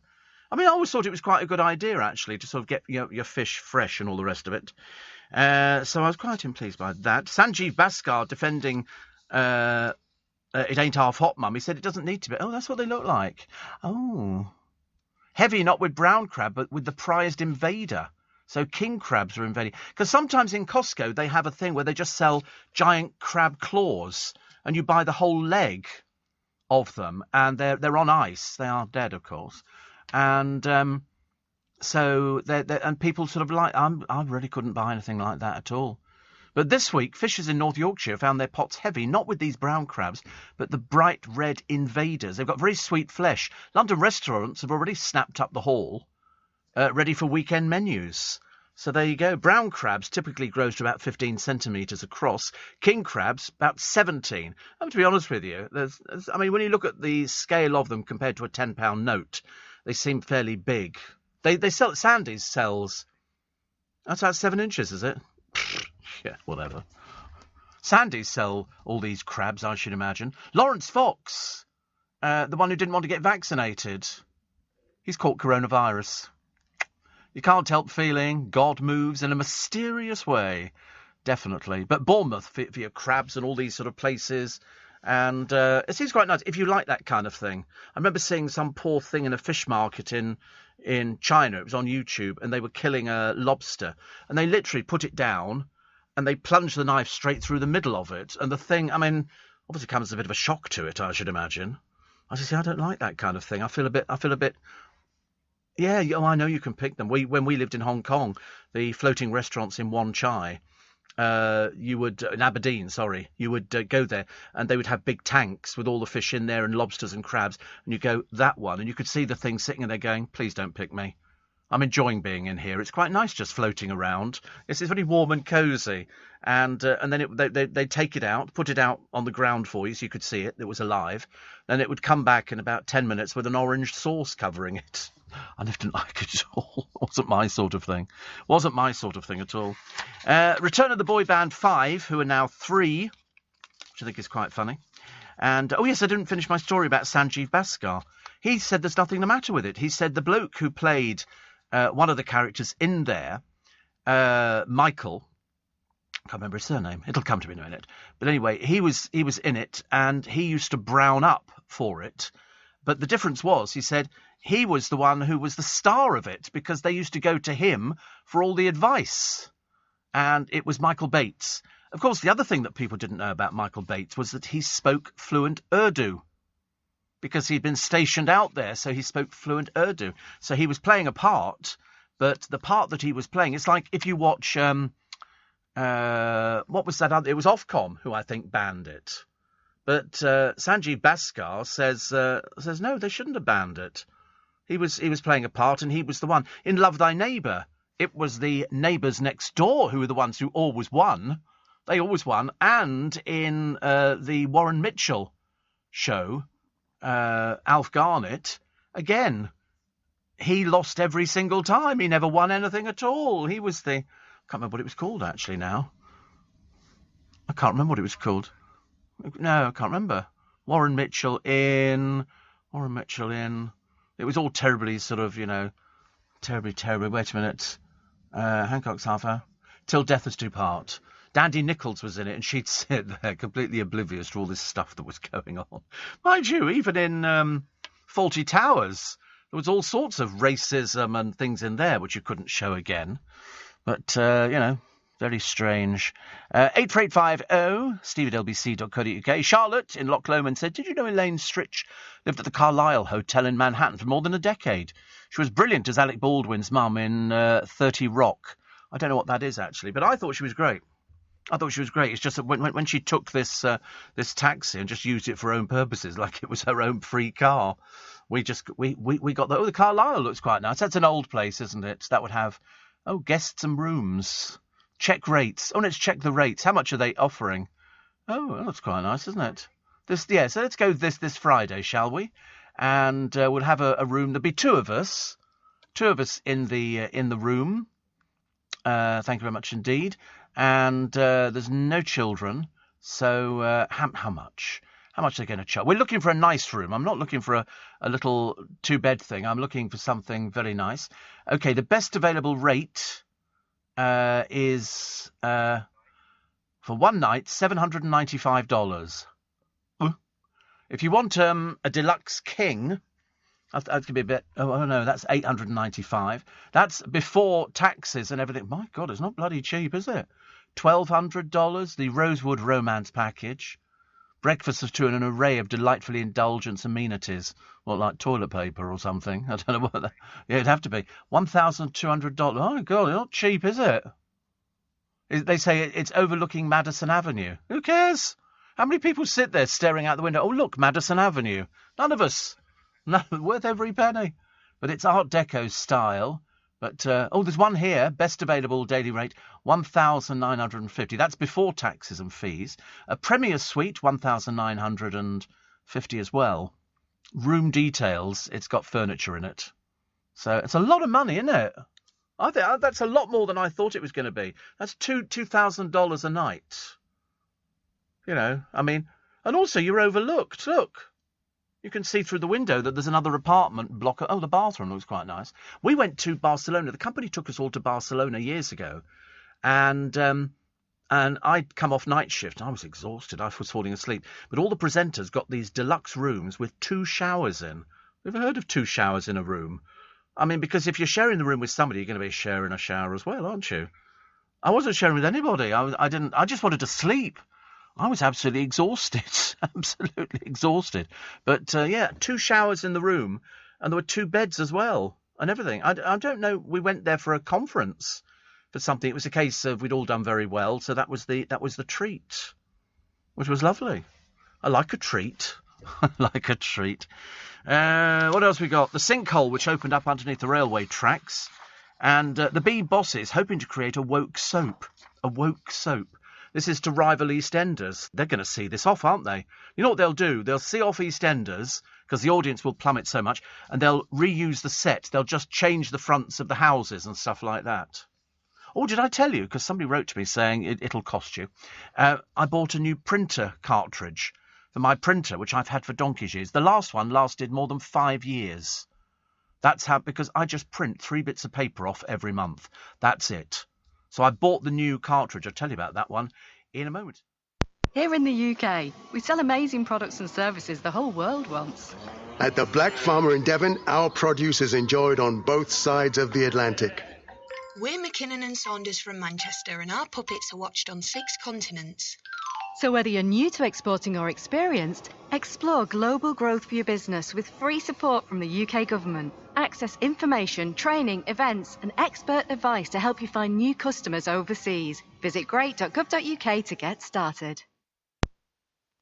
Steve Allen on LBC. Text 84850. Just looking at the YouTube of Norfolk at Haddiscoe, where a train is going along, and all of a sudden, the ground underneath it disappears, and tons and tons of water pour underneath it. The train driver stopped just in time. What he needs to do is reverse, because otherwise, if all this thing collapses, the train's going to go down with it.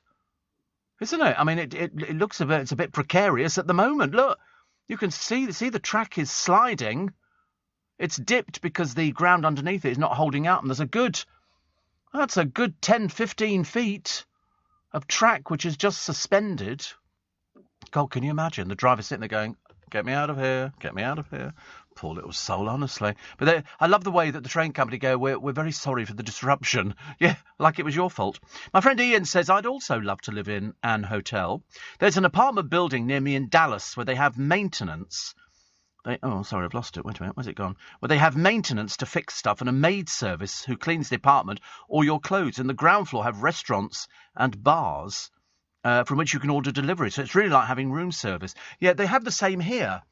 In Knightsbridge, at the very end, there's the Mandarin Oriental, and next to it is a block of flats that were built on the site of an office block, which used to drive through the middle. You can't now because you're driving through a car showroom, either Rolexes or there's a McLaren or something like that.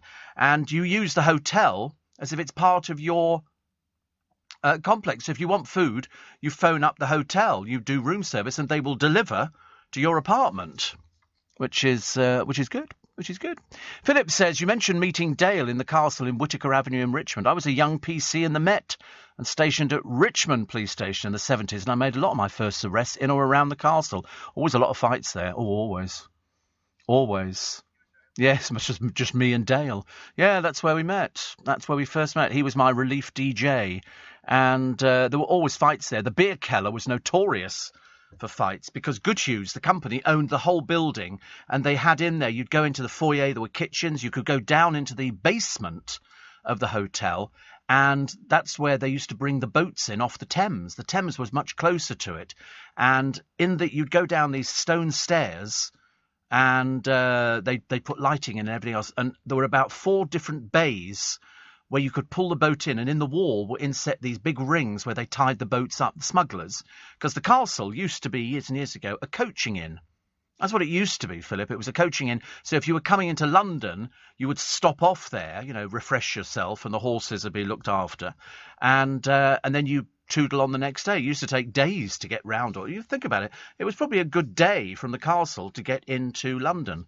But yes, there were fights in the beer cellar. There was also about another 3 bars upstairs, big kitchens, and I'd go in there late at night, because I used to live there as well. Illegally, but I did live there, because I didn't have anywhere to live at the time. And so, well, no, a friend of mine was the manager, and he said, oh, you can have... They had so many rooms there, because it was all, because it had been the coaching inn. There were lots of rooms. And so I had a room there to live in.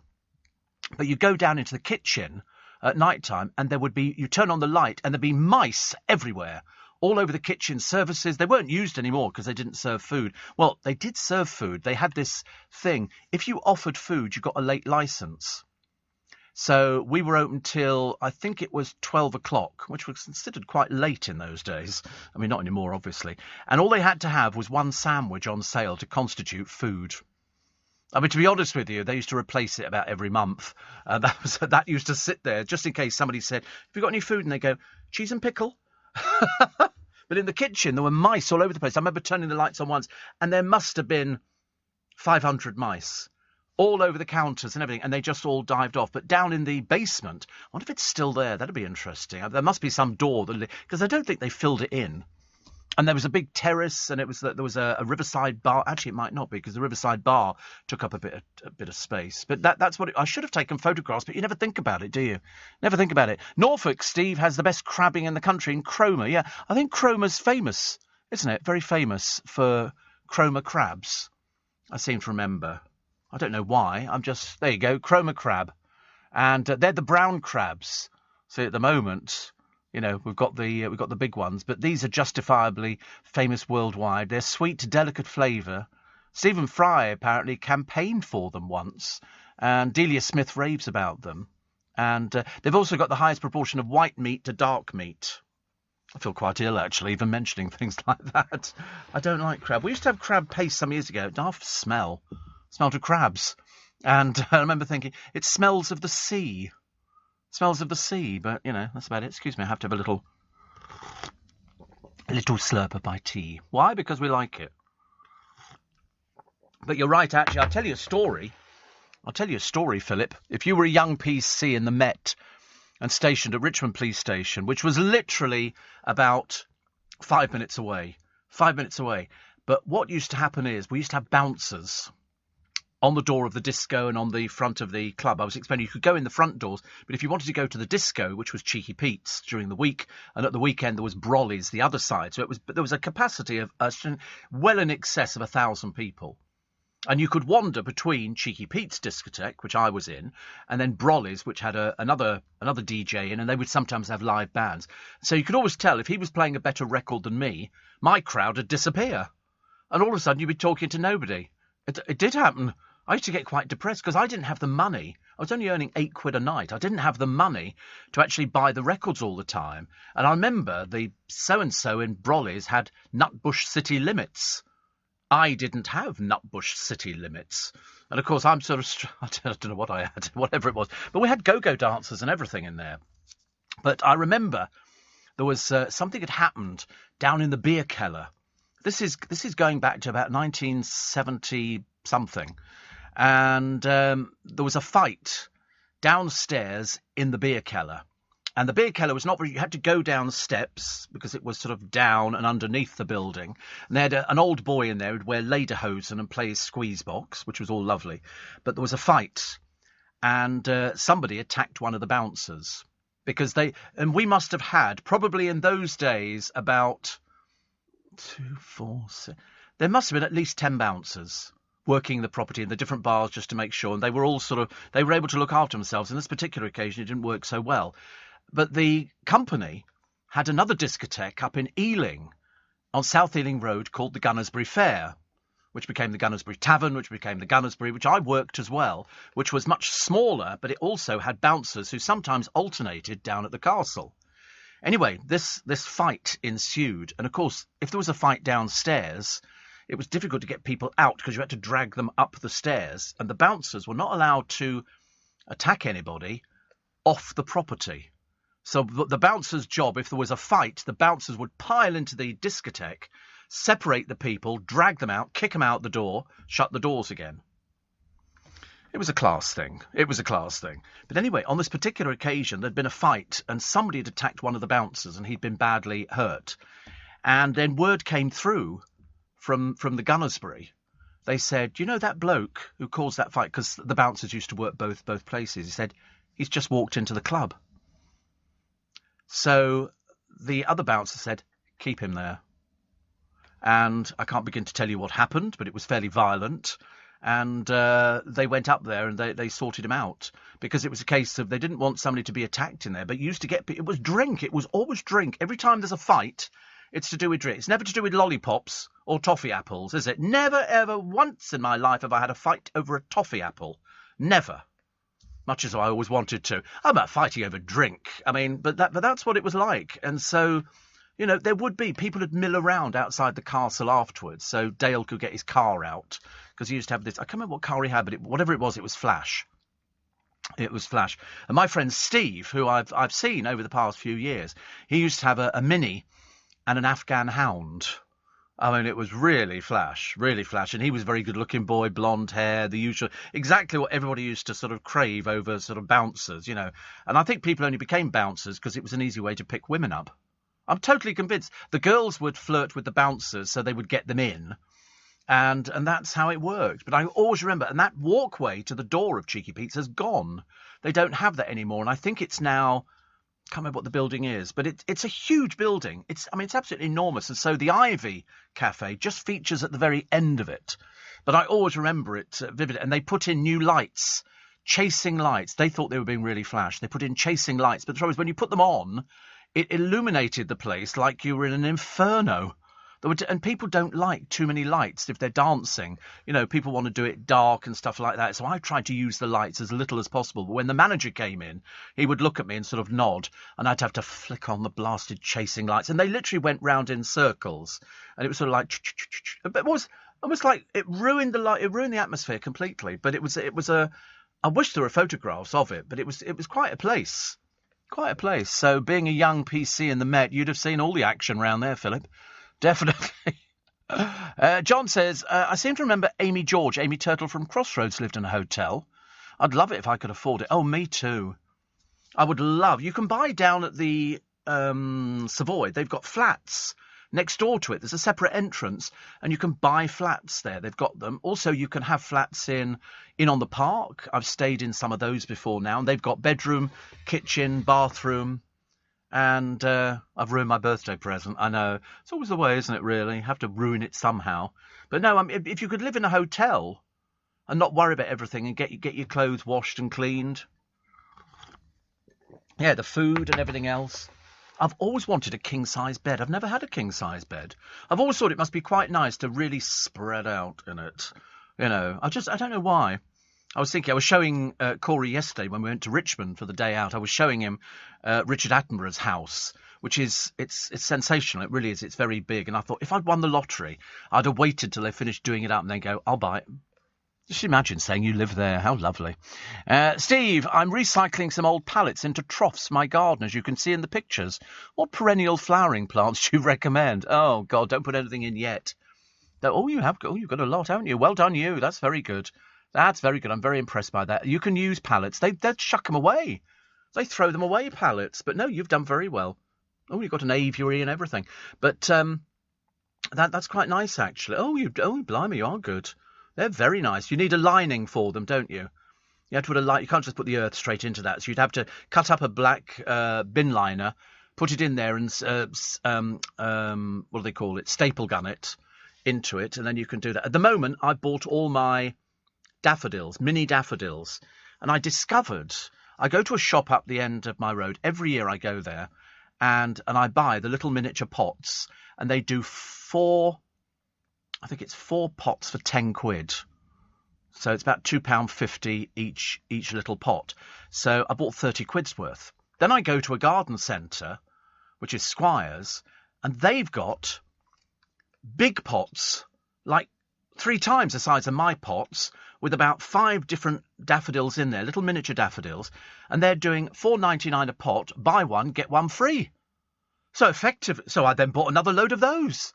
And at the moment because I put them in my empty pots, my empty troughs, so I don't want to take them out of the pots, and then I can just lift the pot out and throw it away at the end of it. Some people save them, but not me. I'm luckily filthy rich, and I don't need to worry about daffodils. But I do like little pretty daffodils, and they make it look very good. So we had a little bit of rain the other day, and that's sort of given them a bit of encouragement. But no, bigger the better, much bigger. This is LBC. Very impressed with these old pallets into troughs. Very impressive. Very good indeed. Very good. I bought things like that before, actually. Natalie Aylesbury, usually Dubai, says, I'm back from Dubai and in the UK. It's freezing. It's winter, dear. What did you think it was going to be? I'm now awake due to a 4-hour time difference. Perfect time to listen to you, which is wonderful. And Raymond says, wonderful park, Gunnersbury. Many happy memories of being there in my 20s, which was going out with a lovely Frenchman. They were very happy days. In Gunnersbury Park? It's quite big, actually. I mean, Gunnersbury Park is quite big. We've got lots of parks. There's Marble Hill Park, and they used to have their concerts. Gordon, the driver from Scotland, says, I used to DJ. It was great. And everything you're saying happened to me too.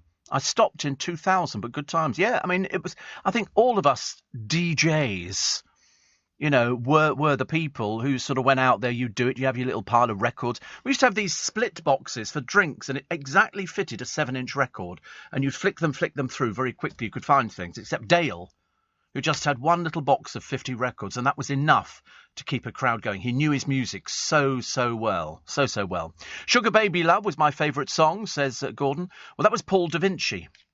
The one, he had a very high voice. And Sugar Baby Love. I can't imagine how you danced to that. It would kind of been the easiest thing. Why do they call the police the Old Bill, says Martin. Oh, come on. Blimey, the Old Bill referred to King William IV. Okay, ringing any bells? Who came to the throne, I think, in about 1830, I think, actually. That was a year after the Metropolitan Police were founded, and so they called police bobbies, because it came from Sir Robert Peel. Bobby Peel, who established the force in 1829. And they didn't have police cars, they had whistles. I've got an old film, actually, which is, I think it's Hue and Cry. It might be Hue and Cry or something like that, where you see the old police officers, and they had whistles. They'd blow a thing. Or they would go. In fact, in Trafalgar Square, there is, in one of the boxes at the corner, there's one on each corner, down the front. It's a police station. It's classed as a police station because you can open it and there's a telephone in there, and that was for calling in. But yeah, so you can still see it. It's still there. In fact, it's as you go down from here, Trafalgar Square's on your right hand side. Go down to the bottom of the square on the right. That's where it is. Well, I don't know if it still works. I've never tried to sort of beat anybody up and see how long it takes the police to get there. But, I mean, yes, I should try it, see how it goes, actually. Waj says, locked into the spike. It's been chucking it down all day today. I've got a king-size bed now. I love king-size beds. I've never had one. I've never stayed in one in a hotel. They're always sort of double and then they go up a little bit. But, I mean, I'm not... You can get queen-size, yeah. Do you get super king-size? What if you get super king-size? Because for sort of people with sort of longer legs, otherwise you curl up in bed, don't you?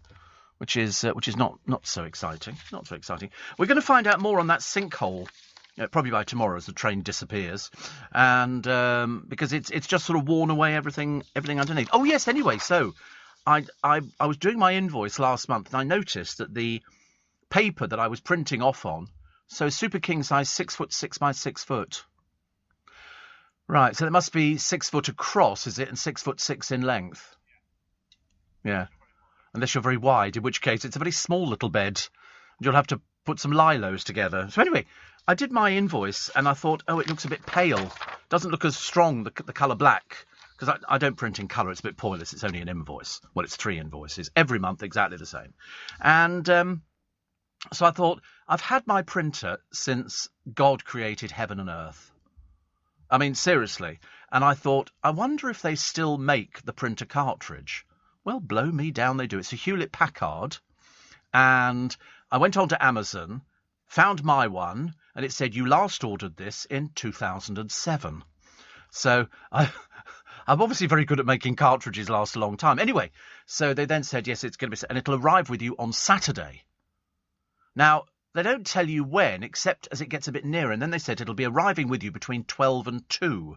So, of course, I thought, well, I don't want to miss it because I need to print something off over the next 3 or 4 days. And anyway, eventually, luckily, it arrived. And the man said, is that you? And I went, yeah, waiting for the printer cartridge. And because I always sort of look kind of expectant, as if I'm waiting for a present or something like that. And I staggered upstairs with it, thinking, what happens if it's wrong? What happens if it's the wrong size or anything else? I mean, it might not be. So anyway, I took out my old one and I threw it away because you have to lift up the whole thing and then it just slides in. Very, very, very clever. And so obviously they haven't improved printers at all. And I put it in, and the first one, it didn't come out perfectly, but the second one, it's printing now in pristine black. It's really good. I'm really impressed. How much was it? 55 quid. 55 quid for a printer cartridge. But as I say, for me, it lasts me about 10 years. So we've got 15 years. Yeah, I mean, I was amazed when it said you last ordered it 2007. And then there was something else I'd ordered a while ago, and I thought somebody's pinched it. I'll be what, 87 when it runs out. 82. But yeah, I'd ordered something. I'd seen a puzzle. I get these adverts that pop up on my phone. I don't know where they come from. But I've ordered all sorts of little bits and pieces. And mainly, I think they come from America or Kuala Lumpur. And, or Singapore. And I'd ordered a puzzle. A rotating puzzle, which looked really nice. And I thought, I'll get a couple of those. They were on a discount. And so I bought 2 of them. And that's the last I heard. I didn't hear anything more about them at all. And I thought, quite clearly, they've been posted, or they haven't been posted, I've been ripped off. And so I felt a bit miffed about it. And then I thought, listen, don't get yourself upset, Stephen. So I opened a bottle of Prosecco. And, I ordered them like 2 months ago. And normally stuff arrives for me within about about 3 weeks or 4 weeks. Unless I have it FedExed over, in which case, you have to pay a lot extra. But I have had stuff FedExed or DHL, generally a private jet. I say to the old trust woman, I say, listen, Popsy, if you're over there, you couldn't pick this up for me in this shop, okay? And wait for her to deliver it back again, because she's always whizzing backwards and forwards. And then I got a thing today from Hermes, which I thought was basically an aftershave, so I got a bit disappointed. And they went, we have your parcel. And I thought, well, what have you been doing with it? I hope you've not been playing with it. I don't want something to be, cheap and shoddy when it gets to me. But anyway, so they're going to let me know when they're going to deliver it, which hopefully will be this week. Very excited. Very excited. So far, I haven't lost anything. It's a rotating puzzle. Yeah, that's all I can tell you. It's not Rubik's. No, this is something else. I think it's wooden as well. I don't think Rubik's ever made anything in wood. Yeah, it was such a long time ago, to be honest with you. And they said, we have your parcel. I thought, well, somebody's been playing with it. I could always tell. I've just got a feeling about it. But anyway, luckily, it'll be arriving hopefully this week, which is very good. Police have seized 20,000 coconuts filled with liquid coke. And I said to the producer, why don't they just put them in the bottle like normal people? This is going to go flat. The moment you take the top off the thing and pour it into the coconut, and then you reseal the coconut, it seems an awful lot of effort to go to. And he said, no, Steve, liquid coke. I said, yeah, I know what it is. I said, they do the diet one, they do the zero one. I said, and they do the full fat one. And he said, no, liquid cocaine. Really? I said, how long must that have taken? 20,000 coconuts, filling them with liquid cocaine, and they've taken all the liquid out, and then they dry it, and then, ta-da, cocaine. And I was only thinking, well, that's unbelievable, because they're selling coconuts at the moment in Marks and Spencer's. And I'm looking at it, and I buy them occasionally. They're quite expensive, because they've been trimmed.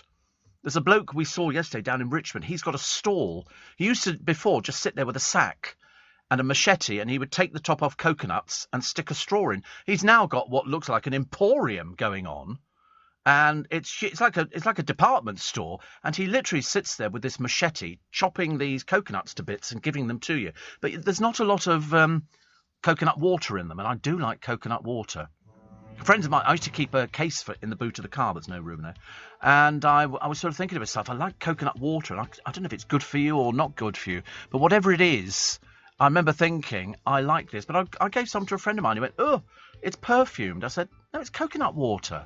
It's really delicious. They do it. You don't like it. Yeah, I knew you'd be like that, miserable devil. Steve, I heard you say you've been up in Glasgow. Did you ever go to King Tut's in St Vincent Street? No, Kim, I didn't know. When I went to Glasgow... Why did I go to Glasgow? Oh, we were going to the United Biscuits factory. We used to go up there. That's what we used to do. So we didn't actually do anything. And apparently Conrad says there are flats on top of the Hilton Metropole Hotel in Brighton and Hove on the seafront. This is LBC.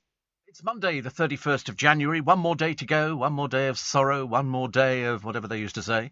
We used to sing that at school. One more day to go. One more day of sorrow. One more day of this old dump and we'll be home tomorrow. Strange show. Steve, use a pond liner for the troughs. It's much thicker than a bin liner and less likely to get damaged. Well, I've used thick bin liners. Thick bin liners, you just literally put it in, fill it with earth, make sure you punch some holes in the bottom of it so it drains, otherwise it gets a bit waterlogged. But at the moment it's little miniature daffodils, and they'll all be coming up probably in about 3 or 4 weeks. And every year I always go, I'm going to save them. And every year I never get round to saving them at all, which is a bit of a pain. But Sarah used that for raised beds. You want to see these troughs? Very nice indeed. Mark in Lee Green says a classic example, Steve, of police using their whistles was in the Norman Wisdom film On the Beat, where Norman was refereeing a boys' football game, blowing his whistle, and all the police started to chase around. Yeah, you can see that. I think I might have seen that film. Did Richard Harris or Peter O'Toole live in a hotel for years, says Paul? That I couldn't tell you. I think it was Richard Harris. I don't know why. I have a feeling that he might have stayed in a hotel in Beverly Hills. I mean, I might be completely wrong. Was it the Savoy? The Savoy here. He stayed at, yeah. A lot of celebrities used to do that, so it gave them a base. And so some great names have actually stayed in places. Coco Chanel moved into the Ritz in Paris. Richard Harris lived at the Savoy. And Larry Finer, the Three Stooges, and his wives because she was reluctant to clear up after him, they lived exclusively in hotels, bringing up their daughter that way. It happened a lot, actually. By far the most eccentric was Howard Hughes, who spent much of his later life living in various penthouses, often naked, but for well-paced napkins. And to be honest with you, he used to save all his wee, Howard Hughes. He used to drink it. I think he thought it was good for him. Can't imagine why. But anyway, some people do. And it was one of those things. But he did have paper put down on the floor. And so he would walk on newspapers and papers and things like that. And he let his hair grow and his nails. He was the eccentric billionaire. No, not that Howard Hughes. No, not Howard Hughes, the newsreader. 65 bus from Ealing to Richmond for skating and brollies for rock music, says Chris in Spain. Also the Gunnersbury Tavern, which became Samantha's in Pope's Lane. I worked in the Co-op Dairy opposite in Olive Road, and one of the lorry drivers called Fred was a bouncer in Samantha's. I don't remember Fred. I remember quite a few of them, actually.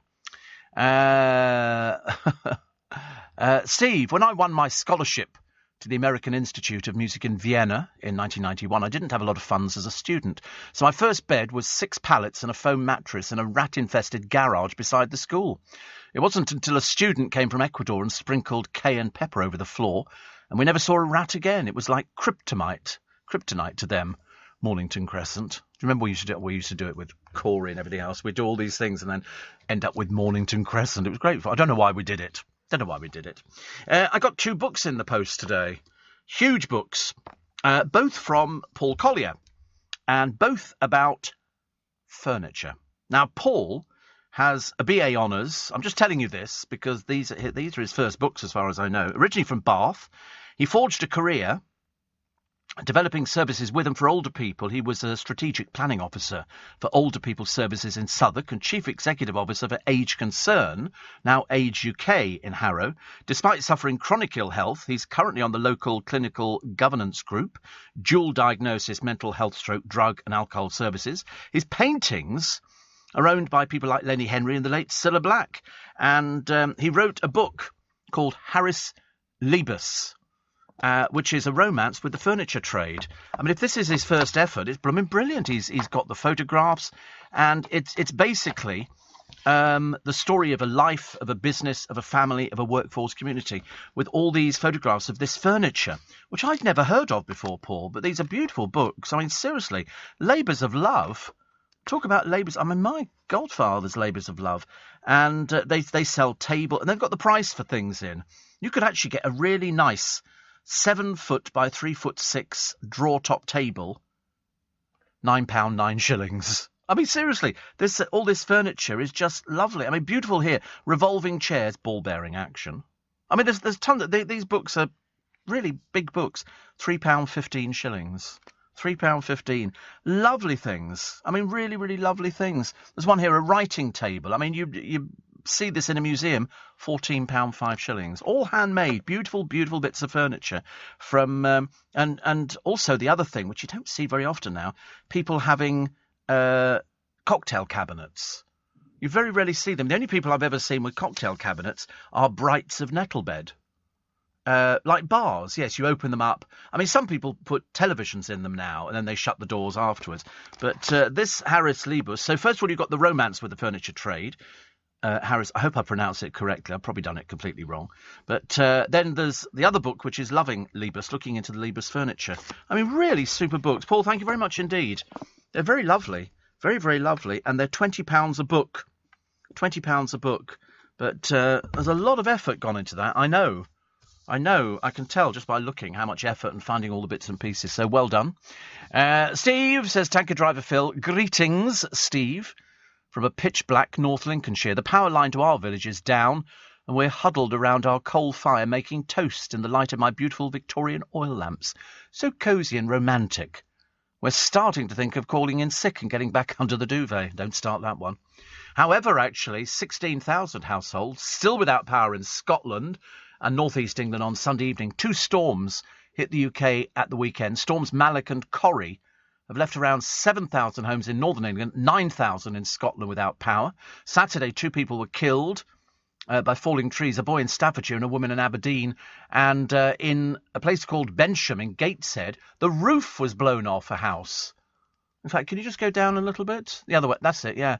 I mean, it's unbelievable. Literally, the roof just gone. I wonder why the other ones didn't. Is that somebody standing on the roof at the end of the other thing? Is that somebody sitting on the roof?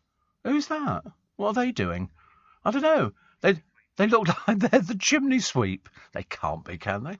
How odd. Several schools in Aberdeenshire said they would shut or delay opening. Kids are delighted, as you can well imagine. Oh, you're not going to go to school today? Really? Oh, ha, ha, ha, ha. And then you look at all these bricks that have fallen on these cars. And that'll be an insurance jobby. Really, look at this one here. One of these beautiful old tree by the look of it. It's just crushed this car to pieces. This was at Appley Bridge near Bradford during Storm Malik. Luckily, nobody was hurt. Luckily. There's also a 72-year-old man who's in hospital, and there's a reduced timetable on LNER services on the East Coast Main Line. So there you go. But I did notice this morning it was a little bit windy, just a little bit windy. And, as I say, it's ruined the hair, but what can you do about it? I have to learn to live with these different things. Labi Siffre, something inside so strong. Lovely singer. Lives in Spain, apparently. And he's talking, quite honestly, actually. He invited somebody out to do an interview with him, which is The Guardian. And so they went out there. He's talking about music, homophobia, and losing the loves of his life. He lost 2 ex-boyfriends. One he'd been with for 48 years. 48 years. They've been together since he was 18, I think, something like that. But he's talking about everything, and I think he's got some shows coming up. They had to cancel shows due to COVID. But it's a fascinating interview. I read it earlier on. Nice man. Nice man. Very interesting voice. Very interesting. Lots of people talking in all the newspapers today about the Man United star Mason Greenwood. He's being quizzed at the moment on suspicion of assault. So that's in the papers today. And Adele, hello. Is it me you're looking for? She spent the last week holed up at her boyfriend's home trying to save their relationship after time apart hugely strained it. What is the matter with these people? Hugely strained it. He's a sports agent. He's a millionaire since the middle of last year, but in recent weeks they've struggled to see each other. Well, she was booked in to do Vegas, and he's a sports agent. Come on, for goodness sake. She needed him there, but he couldn't be because he's got his own busy career. Oh, God, honestly, it's just right dramas. Now she's not doing this show. She's got more time, hasn't she? Which is good, isn't it? So she better see lots more of him. Perhaps she'll worry about the fans at another time, I hope you all manage to get the refund that you're hoping for. Harry and Meghan accuse Spotify of allowing COVID misinformation, but they're going to plough on because they've got 18 million to trouser, so they're keeping that bit, as indeed we knew they would. And the Bee bosses are hoping to create a woke soap. A woke soap to reflect modern Britain. No, modern drippy Britain, I'm afraid. And provide competition for struggling EastEnders. BBC Three's controller, Fiona Campbell, revealed her ambition as the service returns from online only to regular channels. But a third of people already believe the BBC's too woke. Well, it is. To be honest with you, woke soap. I don't know what they're going to be calling it. But she believes that young people, increasingly viewed as wanting only to watch streaming services, still seek shared experience television. No, they don't. No, they just want Love Island and those people to get their boobs out. OK, that's all they want. They're not interested in anything else.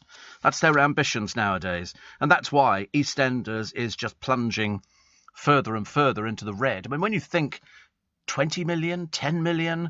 And it's gradually dropped further and further and further. So when Danny Dyer said he was going to leave, they were going, oh, this is a disaster for it. I think, no, wait a minute. He's been on the soap and it's been losing audience. What do you read into that? You read into that to bring back Daniela Westbrook. Not. Good God in heaven. Steve, will you be buying crocuses and snowdrops? Says Dale. No. I only like the little daffodils because they last for quite a while. And I don't want to confuse it. Mind you, I bought some... They had some things in the garden centre the other day. They're a bit expensive for me. They're little flower packets. They're wrapped up. They've got all the seeds in there. And the idea is, and I've seen this done before, I can't recommend doing it enough because it looks really pretty. If you go down the motorway, people throw them out the car windows. They're only tiny and they're impregnated with seeds. So, sometimes you go down the motorway and you'll see acres of daffodils. Well, the council haven't planted them. They've been planted there by people who've thrown them out the window of the car in little... You never heard of these little seed bombs? You throw them out the window. These things will then seed themselves. And once you've got daffodils, every year they will double, triple, quadruple... Can't even think of the words. So excited. But they will just multiply and do that. And you can buy all different types. So you go down the motorway and you basically, I think, dip them in a bit of water and throw them out the window. Throw them out the window. And then later on, like next year, you'll see them out there. I bought some, but just big boxes of different garden seeds for my godchildren, and they've already scattered them. So hopefully some of them are... What? You never heard of that? Where do you think the flowers come from by the side of the road, that people have thrown them out the car windows? The council don't go around going, oh, let's put some daffodils and snowdrops in. No, of course they don't. You can buy bulbs, but the council don't do stuff like that. Far too expensive. This is LBC. Steve Allen on LBC. I think I might have a sneeze. We haven't had a sneeze this morning. I think we must be due there you go. Oh, it's two. Oh, it was real. I can't help it. I just like that. Oh, there's a vast toxic lake. We haven't found a toxic lake for ages. It's right here in the studio with me. No, this is in Costa Rica, and they say it holds clues to life on Mars. Water in the Poás volcano's crater reaches near boiling. It's full of metals, and it's 10 million times too acidic to drink. So here it is. I'm having a look at a picture. You can do the same. Play along at home.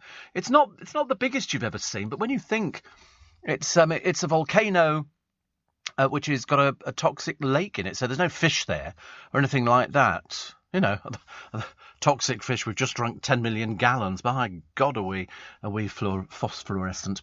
And it's turquoise. It's very pretty, but as I say, you don't want to touch the water or go anywhere near it. But it is, you know, it's another one of these fantastic things. But there are sudden eruptions of steam, ash and rock, which have to force their way up through. And conditions resemble ancient hot springs on Mars's surface. But the research provides a framework for how Earth life could have existed in hydrothermal environments on Mars. So it's good, isn't it, really, when you can look at... I like looking at pictures like that. I'm always fascinated by these volcanoes, you know, and the things that are going on there. And if there's all this steam coming off and stuff like that, I mean, it does look like sort of a Bond villain's lair where the top of it moves. There is a Bond film where the top of it moves to one side, isn't there? And then that's where he's got his rockets in there. Is that You Only Live Twice? Ah, right. I thought that was quite clever. I wonder if it was real or if it was just a little model. It wasn't real. It was just a little model. Well, I was convinced by it. Looked good enough to me. Oh, here we go. Here she is again. They call me the seductress, but I'm a completely normal woman, says Nadia Bishkova. Yeah, and milking the publicity, dear, for all you're worth. But we really don't care. But they've... she's had naked pictures done of herself. She said, I wanted them for myself. Of course you did, dear. And then if the career started disappearing, you have to sort of produce them and then go, oh, look, here's me in Playboy. You know, which is, you know, something that people do now. My body, my decision, kind of thing. Yeah, she's been in Playboy. Yeah, she's on the front cover of Playboy. Yeah, I'm looking at the picture of it now. I got my copy here. This was in 2015 when she was a complete nobody, and they just put people on there. I don't know if people think it does something for their career, but it didn't do anything for her because I'd never heard of her. And if that was 2015 and we're now in 2020, you know, 2022... Well, where have those 2 years gone, I ask myself. Honestly. But with all the tension, she was getting cosy with somebody... I don't know, it's just... To be honest with you, I've given up, actually. All these people are sex mad. That's all they think about now, isn't it? Oh, I think I'll go into Strictly Dancing on Ice. At the moment, who's that one who's a bit temperamental who's gone into the Dancing on Ice programme? And Brendan Cole... His wife's had to start going to rehearsal. She's slightly worried that every time he appears with his dancing partner, he's either got his arm round the waist or he's touching her knee or something. I mean, really, what's going on there? I mean, he's to be not trusted on the ice at all, really. But that's all the thing hinges on, doesn't it? It hinges on people and their, you know, I'm having a fling or I'm doing this. I suppose because you spend a lot of time with people, it's the same in this business. If you spend a lot of time with people, you know, you expect them to go out with you and ditch their own partners. Well, that's my motto and modus operandi. You know, somebody might be different. But yeah, they're all doing it. And so the wife was saying that she's not very happy, really. about Brendan sort of getting close to this person, and I can quite easily see how this happens. And then in the case of poor little Bishkova, you know, she said they call me a seductress. No, nobody calls you anything, dear. Unfortunately, that's even more depressing. Even more depressing. What have we got now? A con became a TikTok sensation after whipping up gourmet grub in his cell using 2 kettles. He made chicken stew, Jamaican curries and pancakes whilst behind bars. Where'd you get 2 kettles from in prison? What, is there a shop or something? I had duck curry yesterday. Not in prison, no. In the Ivy Cafe, I had duck curry. That was quite nice, actually. There wasn't a lot of it, but it was quite filling. Came with a little pot of rice and sauce. Yes, it was. I mean, yes, it was not hot, but it was very nice. There was enough of it. I thought, you know, their presentation I thought was very good. As I say, it's not cheap. But I mean, if you stayed away from the booze and just had water, you'd probably get away with, if you had starter, main and pudding, you'd probably get away with about £100. There you go, aromatic duck curry. It's very nice. I wish they'd put the rice on the plate, though. I hate it when it comes in one of the little poncy little things, and you have to sort of scoop it in there, because I wasn't sure how to eat it. I don't want to be frowned upon by somebody on the waiting tables, you know. Yeah, with my hand. Because I do know somebody. We used to work with her years and years ago, and we went out to an Indian restaurant, and she ate with her fingers. A curry. She put it all together. That's the right... Yeah, but this was a really posh restaurant in Mayfair. And there was about 12 of us. Mind you, did you hear the other day? I mean, you are supposed to to use the naan. No, she didn't use the naan. No. Mind you, there was another load of people in a restaurant. 14 people went out to a restaurant. 14 people seemed a bit of a lot of people to me. Anyway, what do they all do? They start arguing about the bill. It came to £400. And they started arguing with the waitress, saying, "We're not paying you £400. We'll give you £150." And she went, "No, it's £400." They all got up and left. So the restaurant have posted their pictures online. Well, they're going to. They've said, "Listen, if you don't send somebody back to pay this bill..." I mean, let's face it, how many people do you know that go out in a group of 14 and eat the food and then just get up and leave? One of them said, "I'll just go to the cash point." And the waitress said, I went with him. She said, "I knew he was going to skip out the door." And he skipped out the door and all of them left. She said, "Either you're going to go back and pay this, or they're going to give your CCTV of yourselves to the police and you'll be nicked." Okay? Nothing worse than thieving little toe rags who go out and ruin people's businesses. £400. The waitress said, "I don't even earn that in a week." She said, and they've just come in, eaten our food, and then just gone away. Ghastly pieces of work, honestly. Hate people like that. It annoys me to know. How can people ever do it? In some London restaurants, they had a policy that if somebody skipped off your table, the waitress had to pick up the tab and they had to pay for it. Yeah, I've heard of restaurants doing that. Disgusting, really. I mean, I don't know whether it's legal, but, you know, some people are desperate. JLS and The Wanted have reunited in recent months. God knows why. I can't imagine why. Why do people... Because it finished because they weren't selling records. And now Union J are making a comeback. I mean, JLS sold out the O2. How many times? One? They sold once or twice? Yeah, can you have a check? Thank you. So now George Shelley, Joth Cuthbert, JJ and Jamie Hensley secretly decided in the pandemic to return, and today announced a one-off show at the London Palladium as well as a documentary. So there you go. Jamie revealed it was he who managed to make the reunion happen, and I can't tell you anything about them. They said 4 times they've sold out the O2, JLS. Wow. But interestingly, George Shelley reached the final of I'm a Celeb and later quit the group, followed by Josh. There was a documentary about George, I seem to remember. They did a documentary about him and he lost his sister or something, and they did a feature. I seem to remember that, but that was ages ago.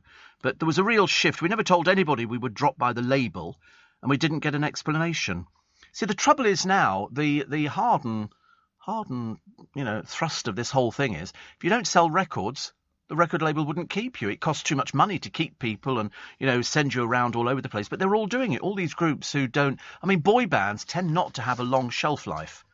They have a shelf life, and then the girls who follow them, and I know because we're in a building that is full sort of bands who've been in for interviews and stuff like that, and you can see the crowds outside and people are waiting. Yeah, Steve, yeah, leave me alone, all that kind of stuff. It's been a bit embarrassing. I've had to go, all right, I'll sing you the hit. Okay, I go do. They'll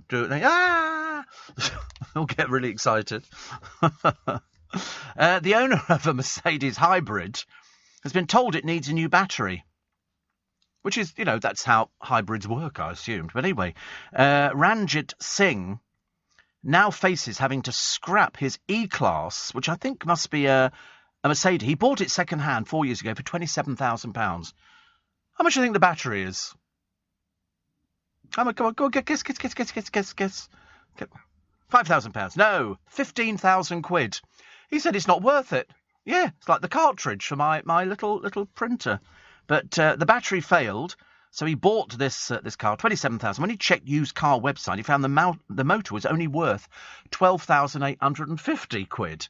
He said, I might as well scrap it and buy another one. Mr. Singh from Leicester said, I'm horrified. I feel I've now just got two options, scrap the 8-year-old car or spend more than it's worth. We've looked online at Mercedes-Benz forums and found people facing the same issues. A spokesman for the car maker said we're unable to comment on why the high-voltage battery required replacement in this particular case. I love it when they say that. It's basically they're not saying anything. Not saying anything at all. Professor Jonathan Shalit, he's off. Honestly, this man spends it. Your passport must be filled up. Guess where he is at the moment? He's in Riyadh. He's in Riyadh. Only seems like yesterday he was at Sandy Lane. But anyway, he said, I'm listening to you on the Global app. I'm at the Leap Forward Tech Conference and have so far found the Saudi people very welcoming. Went to a shopping mall yesterday where they had M&S clothes and food. Oh, we're happy now. We're happy now, Jonathan. Zara, H&M, Burger King and McDonald's, just like Westfield. Just like Westfield. Craig David, the Script and Formula were all out here this weekend and feels even more like home. Listening to you, Steve, singing along. Hope is all good back in Blighty. Warmest, Jonathan. Lovely weather there in Riyadh at the moment. You have 23 degrees today, sunny with a moderate breeze. Jonathan Shalit is an OBE, no less. He's my friend, so I'm just telling you that now, just so you know. But he spends his entire life. He must have clocked up so many free miles flying backwards and forwards. But he goes to all the best places. I've never been to Riyadh, but it looks lovely. Looks really, really lovely. We looked at some of the hotels a few weeks ago on the programme, and they looked absolutely delightful because it's fairly new. So they put up beautiful hotels, really, really lovely places. And because it's got Marks and Spencer's and Burger King and everything else. Not that Jonathan eats this stuff. He's a very good boy. He's a bit like Andy Peters, who, do you remember, was eating. Where'd he gone to? He was somewhere exotic. Was it Thailand? He was eating fruit salad for breakfast. Now, I remember thinking, if I was having breakfast somewhere, I would go for cut melon and then maybe some toast with Marmite. But then I suddenly realised I can't have cut melon. It's not very good for me. But or light cheese. I love fresh light cheese. You don't like light cheese? I'm not allowed. I know I can't have anything like that. Isn't life depressing? Life depressing. Never mind. It doesn't matter. We've got Jonathan out in Riyadh. He'll have a nice time. I wonder how many people he signed this week. Have you ever seen his stable of stars? Oh, it's like a catalogue. Everybody on most of the presenters in this building are on Jonathan Shalit's books. I bet the other people don't give him as much publicity as we do. With UK Export Finance, I'm fulfilling more export orders from around the world with working capital support. Export insurance means I'll get paid when exporting to challenging markets.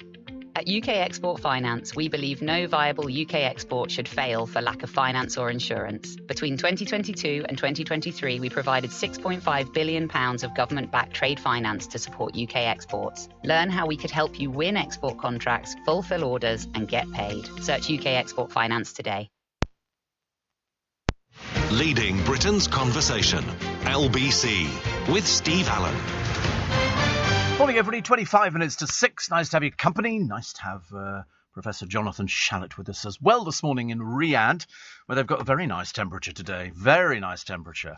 It's just about, I could probably cope with that, actually. What did we say? 23, double it, 40, about 70 degrees. I could cope with 70 degrees. I think I can just about do 70, as long as I'm not doing anything. Donnie says a lot of restaurants now, Steve, are making people pay when ordering to avoid people leaving without paying. Is that not called takeaways? Because I've never heard... Yeah, McDonald's. I've never heard of anybody going into a restaurant and them saying, OK, you've had that, that's to be £45. Nando's? They do that? Really? Oh. Well, I wouldn't go there. I wouldn't go there. So, yeah, you have to go to the till, don't you? So to order, and then presumably you pay it, then they bring it. Oh, right, I see what you mean, yes. But if I was sitting in a restaurant and you'd order from the waitress, yeah, I'm not going to be paying before I've had the food. I mean, Nando's, you're right. You go up to the till, you order it, and they tell you how much it is, and then you go back to your table. I mean, I'm trustworthy. I'm very trustworthy. Imagine the funny thing was, when I went to book online, I think I went to book online, or perhaps at the Ivy Cafe in Richmond, of which there are loads, and it was packed. I mean, I don't think there's a day goes by. I had to sort of change my options of what time we were eating. So we were eating at 2 yesterday, and it was really, really busy. But my details came up. When I logged on to book a table, up came Steve Allen, up came my phone number, and I remember thinking, well, how's this happened? Very interesting. Steve, my mornings wouldn't be the same without your sneezes, says Terry. I always hear you sneeze twice. Is that just one sneeze? I heard 3 just now. No, it was 2, wasn't it? 2, yeah. Lots of restaurants use the same booking website. Oh, that's right. So if I've booked for Joe Allen's or something like that. And Ian in Somerset said we're coming up to Sunbury tomorrow. What in God's name for? What for? Can you tell me the best place to get barbecue spare ribs? Not Sunbury, definitely not. And did I hear you moan about, says Mike, the cost of a replacement cartridge? It can be a minefield, and as a rule of thumb, the cheaper the printer, the dearer the cartridges. I can only recommend your research first, because there are some manufacturers out there who treat us as cash cows when it comes to doing... Well, mine lasts for years. Years. I mean, because I'm only printing three bits of paper a month... I mean, that's 36 bits of paper a year. Mine's lasted 15 years. I mean, I've never heard of anything like it. So that's why.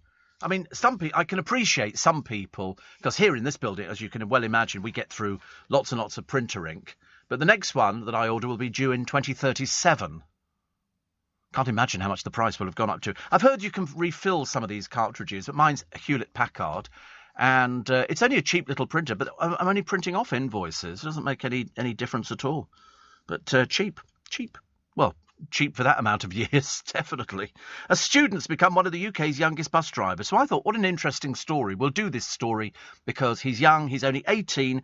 His name is Jamie Percy. It turns out, because he's the youngest bus driver, that's what his family business is. Buses. They've got buses. And he's just one of 3 qualified PCV drivers of his age in England, and he's still doing his A-levels. He said it's brilliant driving a bus at last. When he was little, in 2010, he was 6, and he's pictured behind the wheel. I don't think he was actually driving it out on the roads, but now he's 18, he's learnt how to drive a bus. As I say, that's the family business. It's like growing up in the circus and going, oh, I'm now training lions, or something like that. Did you see the picture in the paper of a woman who's in, is it Uzbekistan, in a zoo, and she's seen on CCTV, excuse me, throwing her daughter into the bear pit. This is a 3-year-old girl, screaming zoo visitors. Her mother threw her over. Her mother is now being done for attempted murder in Uzbekistan. The bear just wanders over, sniffs the child, and walks away again. So the only injuries that she's got are what she achieved. But when you look at it, the mother literally picks her up and throws her over. I mean, quite clearly the woman has got mentally ill sickness or something. I mean, the bear goes into the water because it doesn't know what's going on. And you're sort of thinking, the bear could have attacked her. It really could have attacked. She's in the water. There's a moat. But the bear, then the people rush in there to try and get the bear out. Perhaps the bear is a bit tamer than we imagine. And they rescued the little girl. They picked her up and got her out. There's 1, 2, 3, 5, 6 people rush in there. The bear is like, what the hell's going on? I mean, you've never seen anything like it. In a zoo. throwing her over there. I mean, the bear, this is a place called Tashkent. The powerful brown bear, because they're very, very powerful, sniffs the injured youngsters for a few agonising seconds, and then the zookeepers lure him to an indoor part of the enclosure. Anyway, she's got a head injury and cuts from her fall because it was a bit of a drop, whichever way you look at it. She was only young, this kiddie. What was she? 3 years old. They break. Witnesses says visitors and staff were helpless to stop the woman throwing the girl over a safety barrier. She now faces 15 years in jail. Police have opened a case of attempted murder. This is Uzbekistan. I mean, God knows what their police operate like. But I mean, so she's only going to face 15 years in jail. But if this bear had killed this child, which it easily could have done, they're very powerful, these bears, you'd be calling for the death penalty or something like that, wouldn't you? Completely unclear. This Caucasian brown bear called Zuzu was watching the woman who threw the little one over the metal fence. I mean, she was diagnosed with concussion. Currently her state is normal, but she's under observation. I mean, last year, shocking video showed a huge elephant charging at a dad who took his toddler inside a zoo enclosure in San Diego. And somebody else, I mean, because when you look at these animals, they're behind bars for a reason. This was in San Diego Zoo, and he took his toddler. Where are these people from? What planet are they from? This is a big, big elephant inside the San Diego Zoo. According to the police, the man planned to take a selfie with the African bull elephant. Hello, Dumbo. Yeah, and took his 2-year-old daughter with him into the animal's habitat. Mind you, I've seen people climbing into lions' enclosures in zoos around the world and sitting there because they think they're obviously, these are sick people. But one of them, the lion came over. They didn't know what it was. It's seen keepers and everything else, and then the lion looks at him, and then it swipes at him with its paw, obviously thinking, hello, the food's alive today. Normally it's not. And then there was a zookeeper who went inside. She left one of the gates open, and the lions attacked her and killed her. But the amount of people who I was watching something the other... I don't know where they get these things from. But you look at these stupid people, you think they shouldn't be allowed in. They might have to do some sort of competition to discover how stupid you are and whether or not you're allowed into an actual zoo. There was some poor chicken the other day. It was thrown into a zoo enclosure with crocodiles. And you could see the chicken live. It's sort of looking around. It makes no attempt to fly or do whatever chickens do or sort of leap in the air. But anyway, everything's all calm. There's about 6 crocodiles there. And the chicken's looking around, and then it sort of goes to move. And in a split second, this crocodile turns around and goes, whoosh, grabs it, and then tries to run away with it. And the other crocodiles are going, come on, share. They go, I don't know any of her songs. And so this poor chicken ended its days. But in a zoo in China, you can pay to feed the lions. Crocodiles run at 22 miles an hour. I know. Well, listen, you're not going to get any argument with me on crocodiles. But in China, you buy an animal to feed to the lions. They deliberately don't feed the lions. They're waiting for you to buy. And you can buy everything from a chicken to a goose to a cow. And if it's a cow that you've paid for, I think you pay $100, $150, something like that. And it arrives in the back of a truck, and the truck tips up. And it empties it out the back. It's like one of those Dinkum Digger trucks that you used to play with as children. And the lions circle it and then bring it down. And people pay for this. God in heaven, honestly. Do worry, don't you? Sharon in Epsom says you have to pay before seated at the Toby Carvery when you're having an all-you-can-eat breakfast. Oh, well, in fact, when I've had an all-you-can-eat breakfast, of course you would. So they go, you're having a 9-piece breakfast. Yeah, different. Oh, is it? Oh, right, okay. And Aaron says, what's wrong with my beloved Sunbury-on-Thames? It's not the place you go to, love, if you're looking for spare ribs. Okay? As I mentioned, somebody from Somerset obviously has never been to Sunbury-on-Thames. Famous for? Nothing. At all. But there, at least it exists, I suppose. A huge meteor lit up the sky last night. This UK Meteor Network said they received more than 100 sightings. One householder even caught footage of it on their doorbell camera. Apparently a lot of people mistook it for an unidentified flying object. Yeah, Uri Geller again. He thinks we can learn something from E.T. Mad as a brute. Mad as a broom, I'm afraid. It's not getting any better as it gets any older. This is LBC. The last day of January, and then tomorrow we go into February.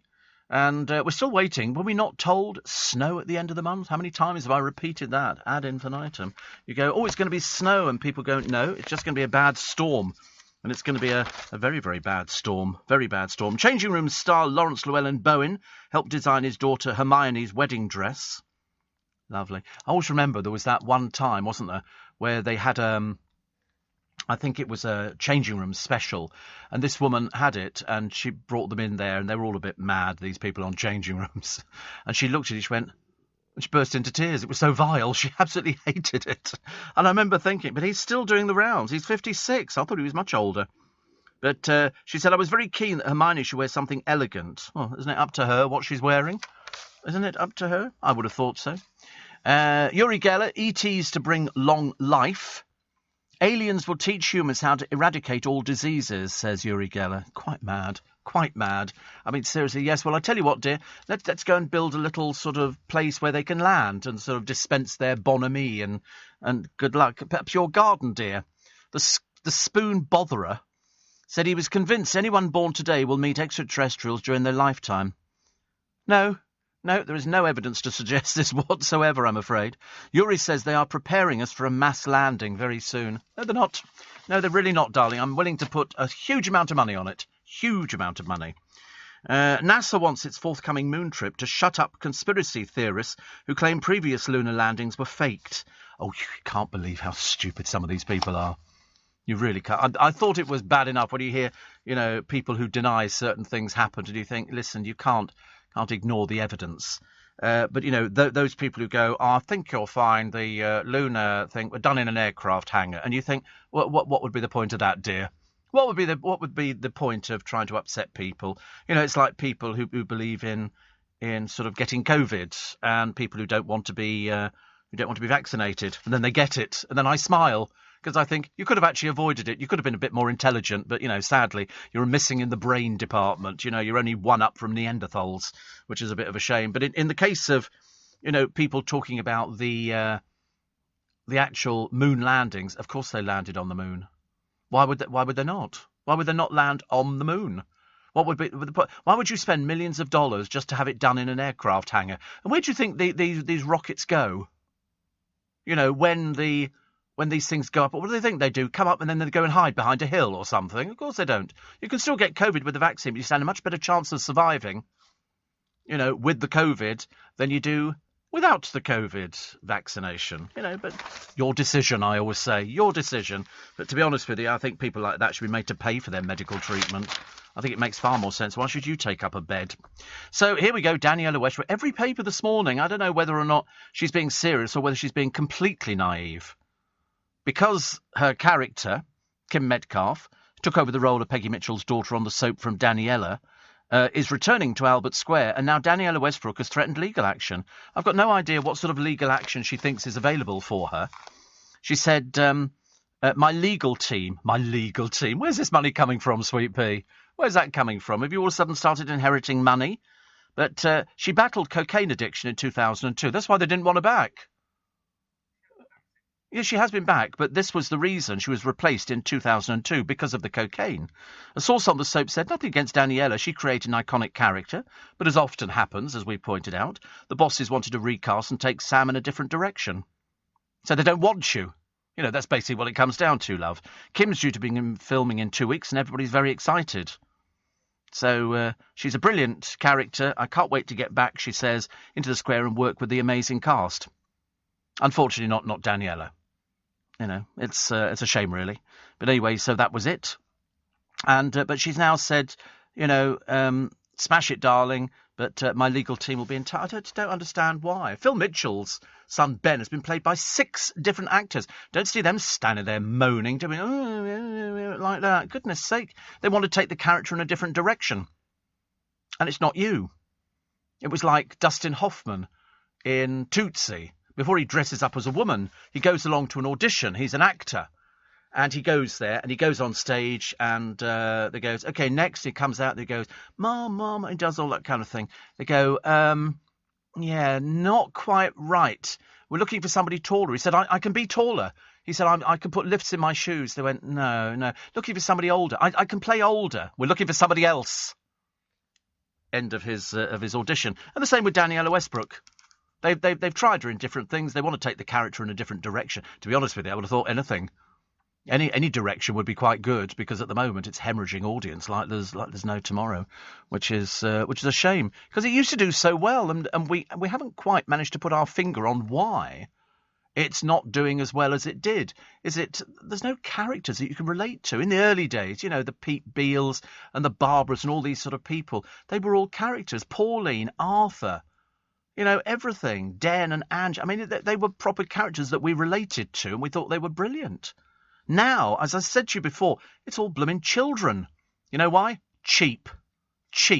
And they're not good enough. I don't really care about the characters. If they've replaced Ben 6 times, well, news to me. I didn't know. But obviously, Danielle, they want somebody else, dear. So there you go. It's not your time. Go find something else. Have you tried Emmerdale? No, they wouldn't want you, would they? Because the trouble is, once somebody's known for a particular character, they're not going to go, oh, I tell you what, Daniela Westbrook's available. Let's put her in Coronation Street. Once you go into a soap, you've basically signed your life away. Because they're in control of it. I can remember talking to June Brown some years ago, and you only got paid if you had scenes. So she would look through the script. If she wasn't in it, she knew she wasn't going to be paid, because they were paying for the amount of scenes you were in. So it'd be very easy to go along there. Anybody will tell you, life in soaps, even in Coronation Street, the amount of people who buy that show around the world, they don't get paid huge amounts of money. You can go, oh, they might earn 100,000 a year, some of the younger members, 150,000, probably tops. And you go, that's a lot of money. And you go, not if you're selling a programme around the world. Definitely not. In Daniela Westbrook's case, I didn't even know she was still acting. So it came as a bit of a surprise to me. I'm assuming she's joking. She can't really be serious about, her legal team, because you're going to have to pay your legal team. And I don't know where the money's coming from. No idea. Steve, Sunbury's famous for one thing, Steve, or infamous. That damn roundabout. I don't think I've ever been in the right lane. I know. I've been round it sometimes twice. Sunbury Cross, just you go round, and then, oh, blast, I'm in the wrong lane. Yes, I'm now going back down the motorway again. I love it. Booked the Ivy in Winchester for Mum's 88th birthday in March last night. Had exactly the same experience. All my details come up as soon as I typed my full-name and surname on the booking site. Yeah, well, you've obviously booked for a restaurant at some other point in your life, actually. Apart from the fact she and Dad and I are deaf as posts, and I'm the only one wearing hearing aids, so there'll be a lot of what's being said, and the boyfriend will just sit in exasperation. It'll be a great brunch. The boyfriend says it's like being in the Fawlty Towers episode with the deaf guests. I could still watch those now. Still watch them. Kevin said, listening to you whilst I mow 5 acres of lawn. By the way, he's in Brisbane, I should point out. Nobody's going to be out at this time of the morning in this country. He said, I have Wi-Fi repeaters all over the property and grey earplugs with built-in speakers, which connect to my smartphone. And Steve, your story about 14 people doing a runner just highlights the cultural difference between Austria and the UK. Here, you drink and eat all night and pay when you leave. Believe me, the waitress would have known what everyone had to eat and drink. Absolutely. That was the only thing you would at the end of your meal. They don't produce. I've never been in a restaurant in Austria and they produced a bill. You get the waitress goes, yes, and if you're paying all at once, you'll do all of it. She'll know exactly what you've eaten. She'll tell you how much the cost is. And if it's just for you, you tell her what you've eaten. She'll know if you've lied. They know these things. And then she will have the money in front of her in a little sort of, we used to call it a bum bag kind of thing, and she would pay. So he says, sure, you can do a runner once. And also, can you wish my mother a very happy birthday in heaven? I don't have a telephone number, but I'm sure they get Steve Allen. Absolutely. That's the one place they are listening. That's the one place we can guarantee. Of course, this week, for everybody in radio, it's like, ooh. Everybody goes a bit peculiar this week in commercial radio. Because this is the week where they tell you how well you've done with the audience. I know. Some people worry about it. Me, never think about it. Not many. But everybody does. Every single person, from the breakfast shows up to the humblest show in the humblest little radio station in Shropshire, they all worry about the audience figures. People worry about them because they've been out and they've researched, and then they come back and they tell you, you've done very well. Or failing that, if they go, could we have a meeting next week? And they don't sound very buoyant. You know that they're not going to be going, oh, you've done really well. It's going to be a case of, not as good as it could have been, and that's what you don't want to hear. So that's why everybody works twice as hard. But the trouble is, the figures are done and dusted. They've already done their research. They're compiling them even as I speak. I'll have to wear my incontinence pads, I think, on Wednesday. But, I'll do my best. Do my best. With your help, actually, I think we're doing quite nicely. But we'll wait and see. Bob says you're nice and perky this morning. Sat from Gravesend says EastEnders has pathetic storylines. I don't watch it much anymore. I couldn't even tell you what the storylines were. I have no idea. I couldn't tell you any of the characters. I just know that there used to be a market and there used to be a pub called the Queen Vic, and there's a fish and chip shop, and Ian Beale was in it. And that's as far as I go. And Dot ran the laundrette. Not anymore. It's all gone pear-shaped, hasn't it? This is LBC. Steve Allen's early breakfast. Perky this morning, apparently. Perky. I'm not sure I like Perky. Always makes me think of that puppet show, Pinky and Perky. Presented, I'm more Pinky, actually. Presented by Jan and somebody, Dalibor. Jan and Vlasta Dalibor. They were puppets. We belong together. They used to sing and they danced and they were huge. Pinky and Perky were enormous in my day. Well, I say enormous. They were only about sort of 10 inches tall, but I thought they looked fairly big. Telly host Rhea Hebden was booted out of Dancing on Ice last night. The only reason she's famous, she's a showbiz reporter for Lorraine Kelly. Well, why did we get Lorraine Kelly? She's become the second star to leave the competition, so she's obviously not much cop, is she? Poor soul. The showbiz reporter for Lorraine Kelly. But the judging panel sent her home after a skate-off with Rachel Stevens. Oh, well, there you go. Bear Grylls has watered down his survival mission for today's woke world. Oh, half of these people can't get... They're just doing it for a fee. The people who appear on any of these programmes, they're just doing it for the money because they don't have any talent or any skill. So they go on there and they faff around for a few hours and then they go, OK, you're out. Steve, worried about audience figures? Oh, never. Never. Should have gone to Sue Gray. They'd never be published. Da da da da da da da. That's a good old gag. Little bit of satire there. My goodness me, it's only 6:05 in the morning. I can't believe it. My uncle years ago broke into Buckingham Palace and stole an electric razor. Philips, I think. Is that supposed to be a joke? Because Philips make razors. Do you know, have you seen the price of razors? Shavers, I call them. I don't call them razors. They're so expensive. I mean, blades are very expensive if you're using... Gillette, things like that. But if you buy an electric razor, some of them are like £300. Really expensive, really expensive. I mean, to be honest with you, I'm thinking of sort of, getting Vic Vapor Rub or something like that to rub on it and hopefully it'll all drop out, which it probably won't actually. I don't do wet shave. My skin is far too baby soft. Itty bitty baby soft. And so, no, I've never had a beard. Have I had a beard? I mean, look at me. Goodness sake, honestly. I mean, I'd be more suited to RuPaul's Drag Race, I think, than actually growing a beard. Although, actually, I could have sung Austria's entry for Eurovision. But I've never had a moustache or a goatee. No, I don't. I'm not big into facial hair. Not big into facial hair at all, actually. But it's just sort of one of those... I can never understand why people have goatee beards. I always think there's something the matter with them. Yeah, little Beppe. Actually, they were showing an old EastEnders, and it showed you there was Beppe DeMarco in there. And I was sort of watching this, and I was thinking, do you know, we knew the families. We knew everything about them. I thought it was great. Nowadays, as I say, another 12-year-old wanders out of the Queen Vic. I mean, I don't care. Really don't care. And apparently, poor old Dom Jolly it says, if you spot him out and about, don't be afraid to say hello. Better still yell hello. Why would you yell hello? What would be the point of that? Oh, when was that? The TV show? Was that a long time ago? But apparently he said 2 people did it to me this morning. Oh, I was on my way to the shops, but it's fine. I love that. He says after all... Oh, it's obviously some time ago. He says after all these years. Oh, we used to answer a giant mobile phone shouting hello. What for? Is that called comedy nowadays? I've obviously missed the point of this one completely. Allotment gardeners could ease the supply chain crisis and save the planet. Lovely. I do like allotments. I don't want one, by the way. And we did do an allotment story the other week on the programme. 2 people who've been tending their allotment for goodness knows how long were being kicked out by the people who sort of, didn't want them there anymore, which is a bit of a shame. The king crabs we've done. Oh, another picture of Maya Jama for no possible reason at all, apart from she was filming with John Bishop. For what reason? I've got no idea. No idea. John Bishop, I don't know, it could be anything, couldn't it? Apparently, Prince Philip going into hospital last year triggered a rise in people writing wills. Did you know that you can get charities? Charities will write your wills, which is quite nice. And they do ask, you don't have to, but they do say, would you like to, donate a little bit of money in your will to us so we can keep getting. And they'll do it for free.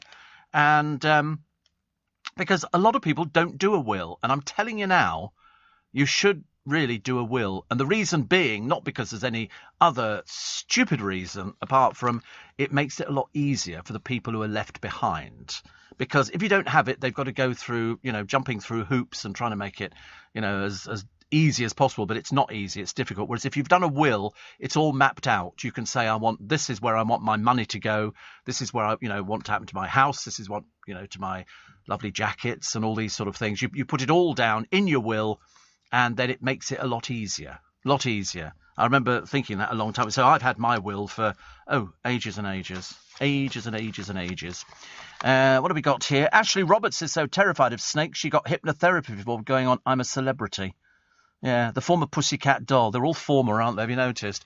I'm a former Pussycat Doll. I know, dear. That was the trouble with them. They didn't last. But she said she was a runner-up on the show in 2012. What, you're just telling us now, love? What's the point of that? 2012. 2012? I didn't even know she was in it. Was that our one? Is that our version of it? Because I've noticed that they're showing us the Australian version. It came up on one of my channels the other day. I've got all these different sort of Freeview channels, and they seem to be showing all sorts of things. I mean, there's been, after we had National Holocaust Day the other day, there've been some absolutely amazing documentaries on the television, which I sat down yesterday, day before yesterday, and there were 3 that ran one after one after one, and it was quite traumatic viewing, but at the same time it was very, very educational. Very, very educational. 3s allowed. The Beeb channel back to cause a stir on the box. BBC 3. Can't imagine why. Who watches that? God. Apparently when the channel launched, it delivered Little Britain, Gavin and Stacey and Torchwood. And after it moved to online only, it gave us RuPaul's Drag Race and Fleabag and Killing Eve. Whoopee. Apparently now it's returning to TV, and it hopes to drive its target young audience away from YouTube with new shows. Fiona Campbell says we're going to be a noisy channel. Oh, how tedious. How boring. Who wants a noisy channel? We'd rather have decent programmes. I don't want another drag programme, thank you, or any of these other things. But they've had all sorts of things. Love in the Flesh. Love Island's somebody called Zara McDermott, whoever that is. I've got no idea. Hosts a dating show with a difference. Couples who've connected online get to meet for the first time for real. You feel so many emotions all at once, she says. God, I'm bored already. How Dullsville. Gassed Up. Rapper and petrol head Mist goes head-to-head with Ryan Thomas, Nicola Adams and Joel Dommett. God, it gets even worse. The Fast and the Farmerish, described as Top Gear for farmers. Tom Pemberton says, why haven't we done this programme before? Tractor driving contests. Obviously, farmers have got too much time on their hands. Let's not feel any more sympathy for them, shall we? If they're going to start appearing on ridiculous programmes. And The Drop is an up-and-coming creatives who are competing to design the next global streetwear brand backed by a major UK retail store. Judges include musician and style icon Miguel.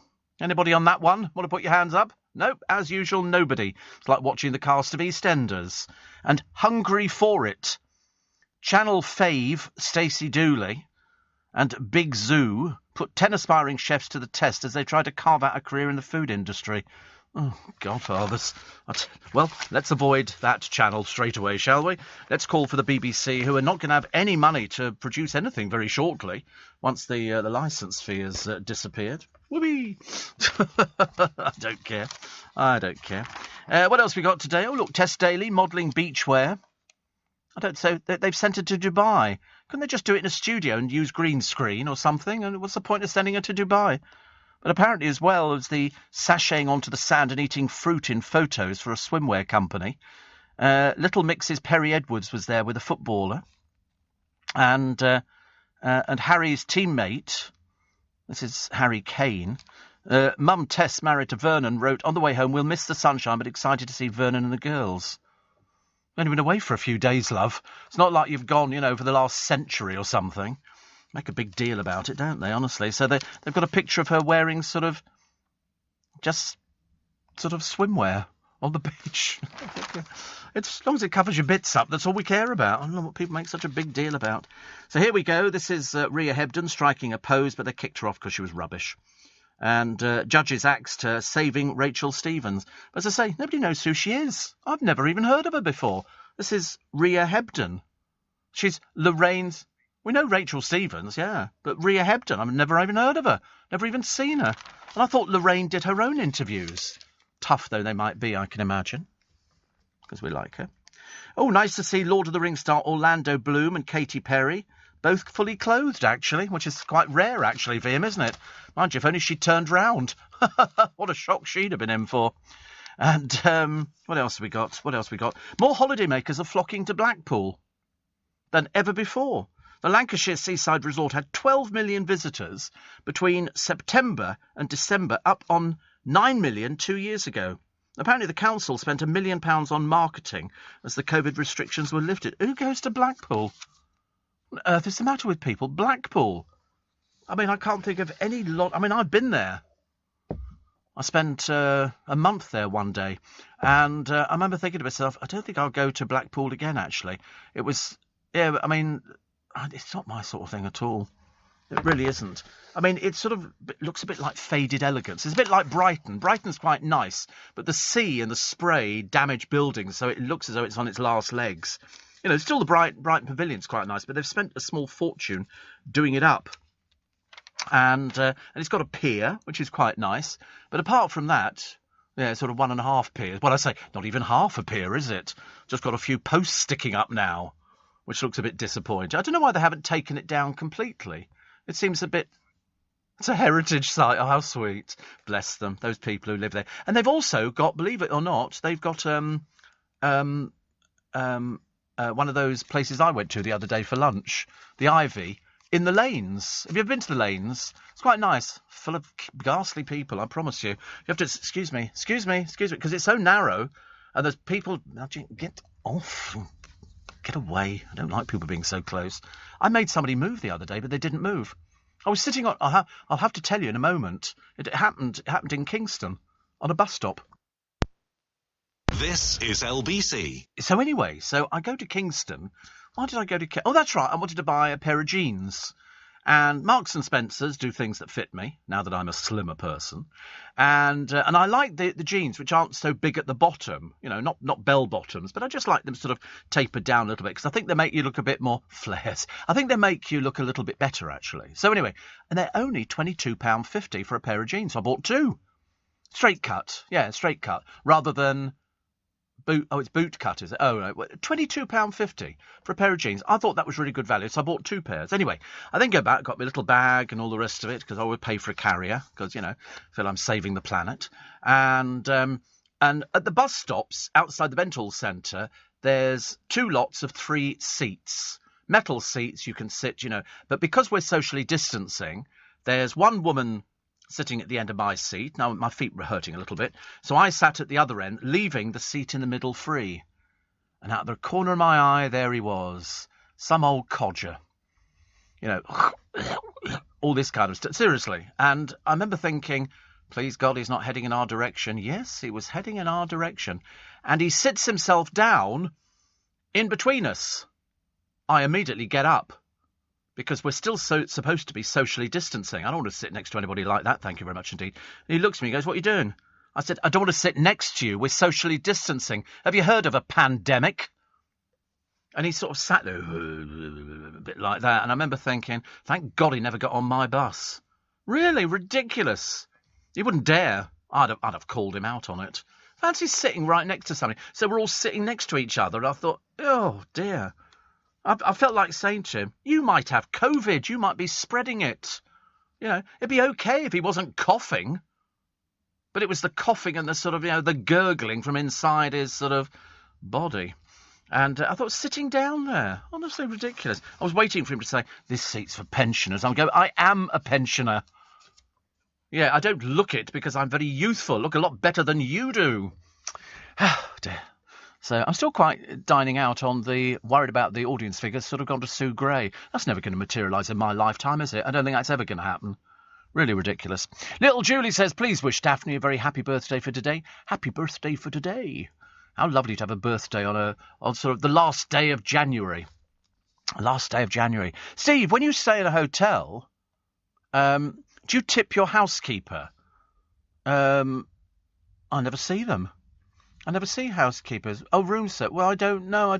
You do when you're abroad, but we don't do it in this country. We do it abroad. You might leave a little bit at the end. Yeah, I would leave a little bit at the end. But then you'd be worried somebody else would come in and take somebody else's money, wouldn't you? And because on the last day you go, I must leave some money for so-and-so, and then the person who turns up to change your sheets is completely a different person. And you think, but you haven't looked after me all week. You know. So that's why. If everybody left £1 or 50p, it would put a smile on a housekeeper's face. Yeah, they'd also be on about sort of 700 quid a day, I should imagine, wouldn't they? Housekeeper. We don't. 1,400 rooms. We don't do tipping of housekeepers. You tip a waitress. I've never had any idea why we tip hairdressers. Why do we tip hairdressers? Why do we tip taxi drivers? And yet when you book your car in the morning, you don't tip them. How much do you tip hairdressers? Well, say on a £10 haircut, £1, £2, never any more than £2. But yeah, because hairdressers vary. All I'm having is a number 1 all over. Makes it sound like somebody's weed on your head, doesn't it? I'm so sorry. If you're not used to going to the hairdressers, that's what it is. Hello, Steve. In for another number 1. Zip. That's extra, I think. But anyway, no, I would normally tip on that. But I mean, how much are you supposed to tip? I don't know. I don't know. I really don't know. It depends on what it is. But why do we tip taxi drivers? And yet we don't tip, like Addison Lee or Ubers or things like that. You don't think about that, do you? Or bus drivers. You don't get off the bus and go, and there's a shilling for you, my man. You enjoy yourself. Yeah, you don't tip people in the supermarkets, do you? And yet you don't go at the end of it and 50p for yourself, miss. You don't do that at all. Why do we tip for that? You tip for a hairdresser. I don't know, because they've made a good job of it, because they can't really make a bad job. What are the things you tip? Well, it's mainly restaurants. You don't tip the person in the garage, do you, for turning on your petrol pump? Because you've had to do it yourself. But there's loads of places you don't tip. I don't know why. It's odd that. I can never understand how that sort of works out. Yeah, I mean, if you go to a nightclub in London, say, for example, you go to Stringfellows or places like that, they will have somebody who's called the toilet attendant. And as you go in there, he will hand you a towel, a little hand towel. After you've washed your hands, you wipe your hands with the hand towel, have a squirt of his aftershave, put £1 in his little box. I can remember talking to the bloke who was there. In fact, you will find that the people who work outside of hotels, the ones that go, taxi, sir, they go like that. Oi, over here. And the taxi pulls up. People always tip that man. They can make £1,000 a day. Don't you ever believe it if they say they can't. In Vegas, they make even more because every person coming out of the showroom wants a taxi. There'll be a queue and you tip $1. It's standard, $1. Over here, use the toilet in Stringfellows, as was. The bloke there could make £600 a night. And all he's doing is he's giving you a little towel. You wash your hands. You do that. Somebody who takes your cases to the room, you tip. In fact, they wait for the tip. Somebody who, you tip all these different people. I mean, you could be broke by the end of your lifetime. I would like to leave you some money, but unfortunately I tipped everybody. It's a lot. But the bloke in Stringfellows used to they used to buy it. So the next person would say, I'll give you 2,000 quid, and he would buy all your bottles of aftershave so people can have a squirt of aftershave. Use a little towel. The moment you walked out the toilet, he shook it out, folded it out, and put it back on his pile again. You thought it was going in to be washed. Think again. Never happened. Anthony says the Co-op wanted £8 for one single screw-in light bulb. Yes, some of those are quite expensive, though. Screw-in light bulbs, very expensive. Very expensive. Can you recommend a nice restaurant in London, nothing fancy? I only know fancy places, Tilly. The only places I know, I'm afraid. I want to take my 17-year-old son to something different from Hard Rock Cafe or Chinatown.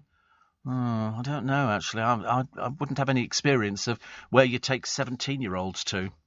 I mean, to be honest with you, it depends. Depends what they're into, I suppose. I mean, I would have suggested originally the Hard Rock Cafe, but then I would, because that's sort of for younger people. The Ivy might be, for a 17-year-old, I don't think the Ivy is very, very suitable. I think you need to be in your early 20s for the Ivy. Joe Allen's at 17, I would think so. You need to book for it, which is better. I've been eating there since God created the Garden of Gethsemane, and that'd be quite good. I don't know where else you'd send people to. See, 17's a funny age, isn't it, really? That's why I was suggesting Joe Allen's, because it sort of covers everything. They've got lots of...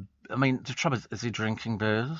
Does he do booze? I mean, some people are quite fussy at 17. You don't want to take somebody to somewhere and then they go, I don't like this. I mean, I think Joe Allen's is quite lively. Quite lively. Mind you, I thought the Ivy Cafe was quite lively the other day, and the Ivy in general is quite lively. But it's not cheap, and it's for a certain age group. I mean, I looked around yesterday. I didn't see any really young people in there at all, and I'm very observant, very observant. So I don't know, actually. I think Joe Allen's... I mean, there are loads of chains in London, aren't there? Loads of chains, but it depends what you're looking to spend. And as I say, if he's 17, he's not supposed to be boozing. But, most 17-year-olds seem to drink nowadays anyway, don't they? So that would be my recommend. Where would you recommend, Joe? Where would you send people? Here we go, local pub. Oh, Alison says the Rainforest Cafe. For a 17-year-old?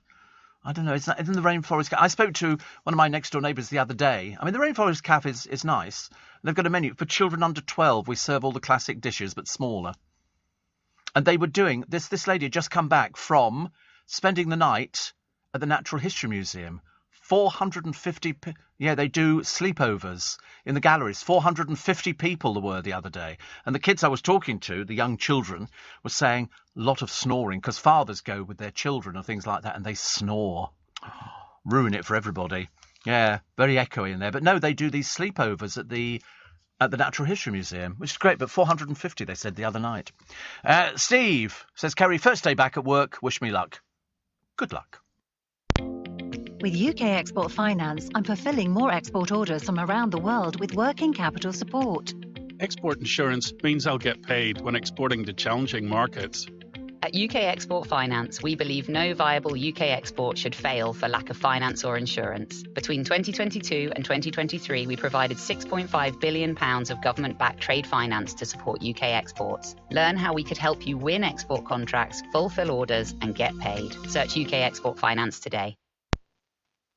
Steve says, Beverly, I tipped my hairdresser £25 on a £250 colour. Woo! £25. Blimey. That seems a bit excessive.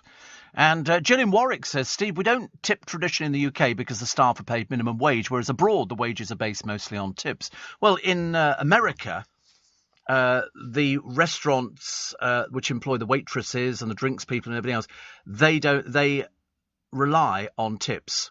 You don't tip, they don't make any money. And so that's what happens out there. There used to be a guy years and years ago, and he was anti-tipping. And what he would do, he would go out to restaurants. He was American, and he had little cards printed. And at the end of the meal, he'd pay the bill, but he didn't tip. He would leave a card saying, listen, I think your service has been really good.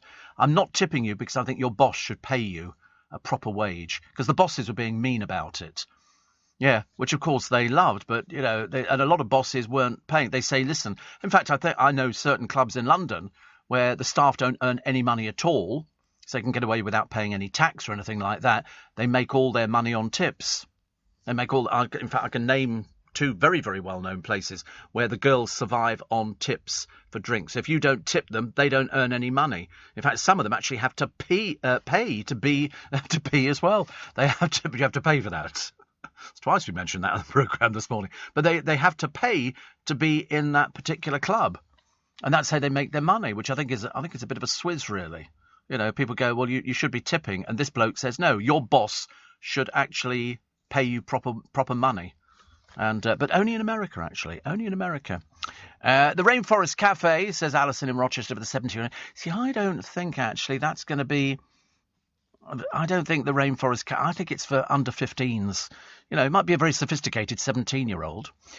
Steve, take the 17-year-old to the Wolsey, says Kim. Oh, no, I didn't like the Wolsey at all.